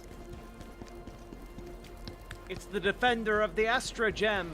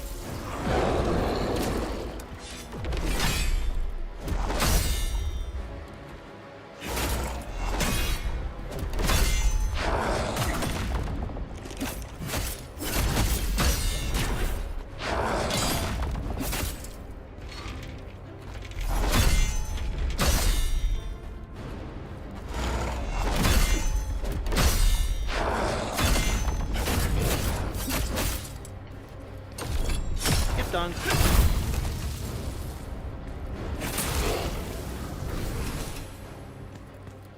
Oof.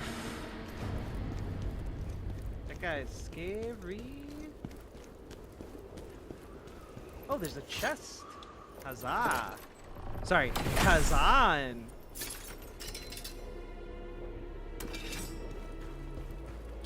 Cool. Cool. Alright. Cool, cool. Alright. Cool. Alright. Cool, cool. Alright. Nope, don't you walk off.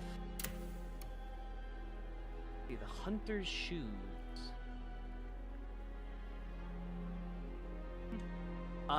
Damage against dragonkin.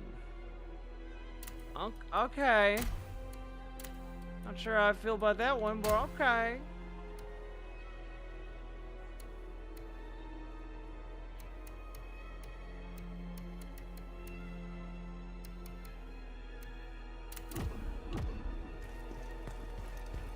Good night there, Dragon Warrior. Oh, there's a thing over here. I want to get that thing.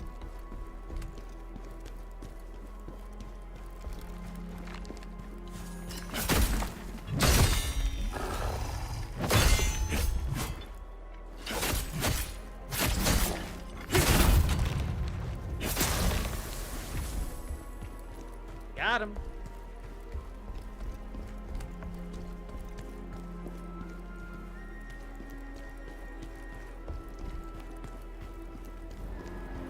Playing some Thrawn's Revenge. Ooh.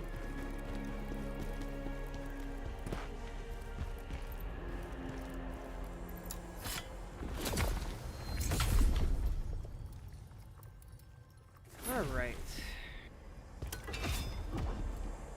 Chat, I am getting sleepy. I'm gonna be done for the night.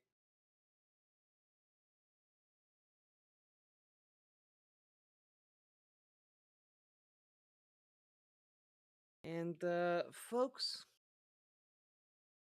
I hope you enjoyed Sleem today. That's what we're calling it.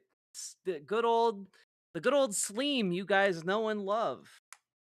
That's how out of it I am. I thought I'd have more gas in the tank today, but I guess it is 3 o'clock in the morning, so I'm gonna go to bed. And we're going to revisit the horrors of the world, hopefully with a slightly more entertaining lens tomorrow, folks. And I do just want to say thank you all for being here. Hit that follow button, hit that subscribe button, hit that like button. You know, hit the buttons. And I just want to say I'm incredibly impressed that we still have 330 people watching a late night gaming stream at 3 o'clock in the morning. Damn, you guys are cool. And also, like, you guys are cool. Like, actually cool. Thank you for watching. Thank you for going out and doing stuff. Thank you for getting involved. Thank you for giving a shit. Frankly. And I'll see you all tomorrow. See you, Star Pilot. And thanks for nagging me to join SSD. You're welcome. You're welcome. I think everyone's wanting to gather around the campfires. It's me. I'm the fire.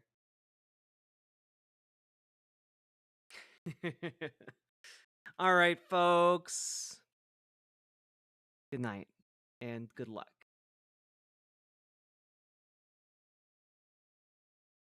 Also wish me luck too. I'm starting with a new therapist tomorrow. It's going to be hard. I might cry. Bye.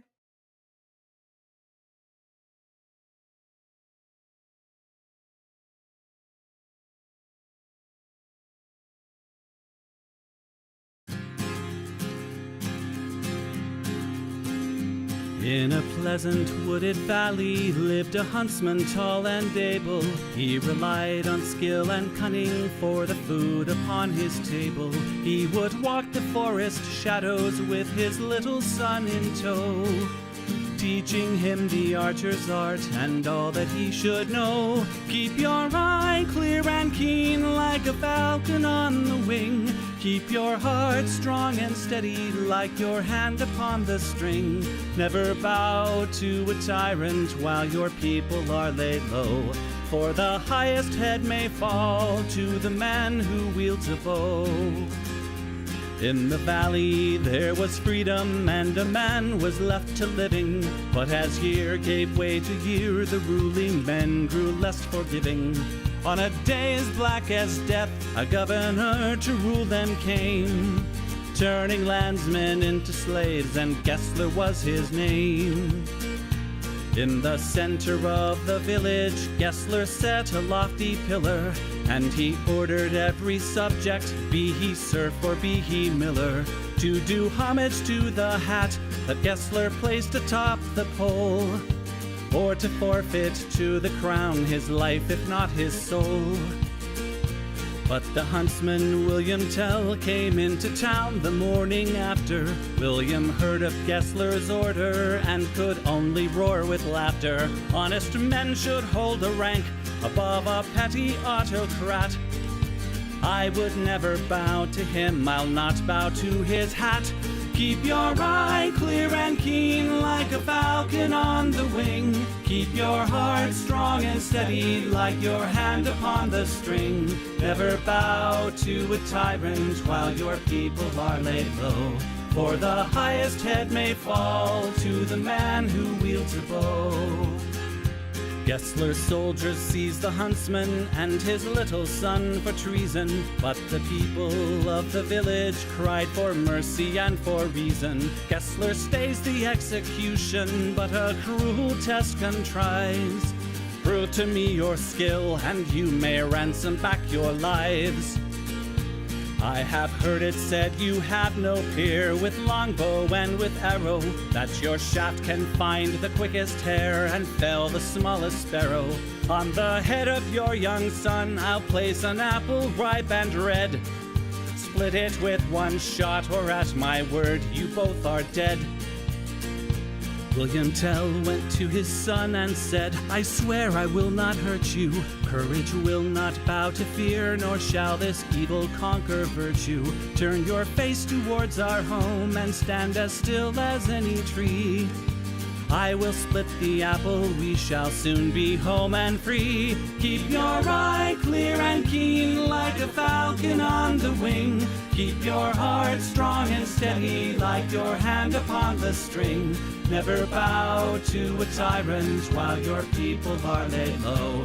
For the highest head may fall to the man who wields a bow. Every tongue was still and silent as the archer paced the distance. Gessler's soldiers lined the square, and there was no hope of resistance. William knocked a single arrow, put his shoulders back and drew. Then the arrow sang and split the apple clean in two. All at once the crowd erupted into cheers and into chatter, and a second arrow fell from William's quiver with a clatter. Gessler said, why hold two arrows when I bid you shoot but one? That one would have found your heart if I had shot my son. Take the archer now and hang him, Gessler to his men was crying. But before the soldiers moved, the archer and his son were flying. From the shelter of the wood, the hunter loosed a final dart. Gessler died with William's arrow buried in his heart. Keep your eye clear and keen like a falcon on the wing. Keep your heart strong and steady like your hand upon the string. Never bow to a tyrant while your people are laid low. For the highest head may fall to the man who wields a bow. Keep your eye clear and keen like a falcon on the wing. Keep your heart strong and steady like your hand upon the string. Never bow to a tyrant while your people are laid low. For the highest head may fall to the man who wields a bow.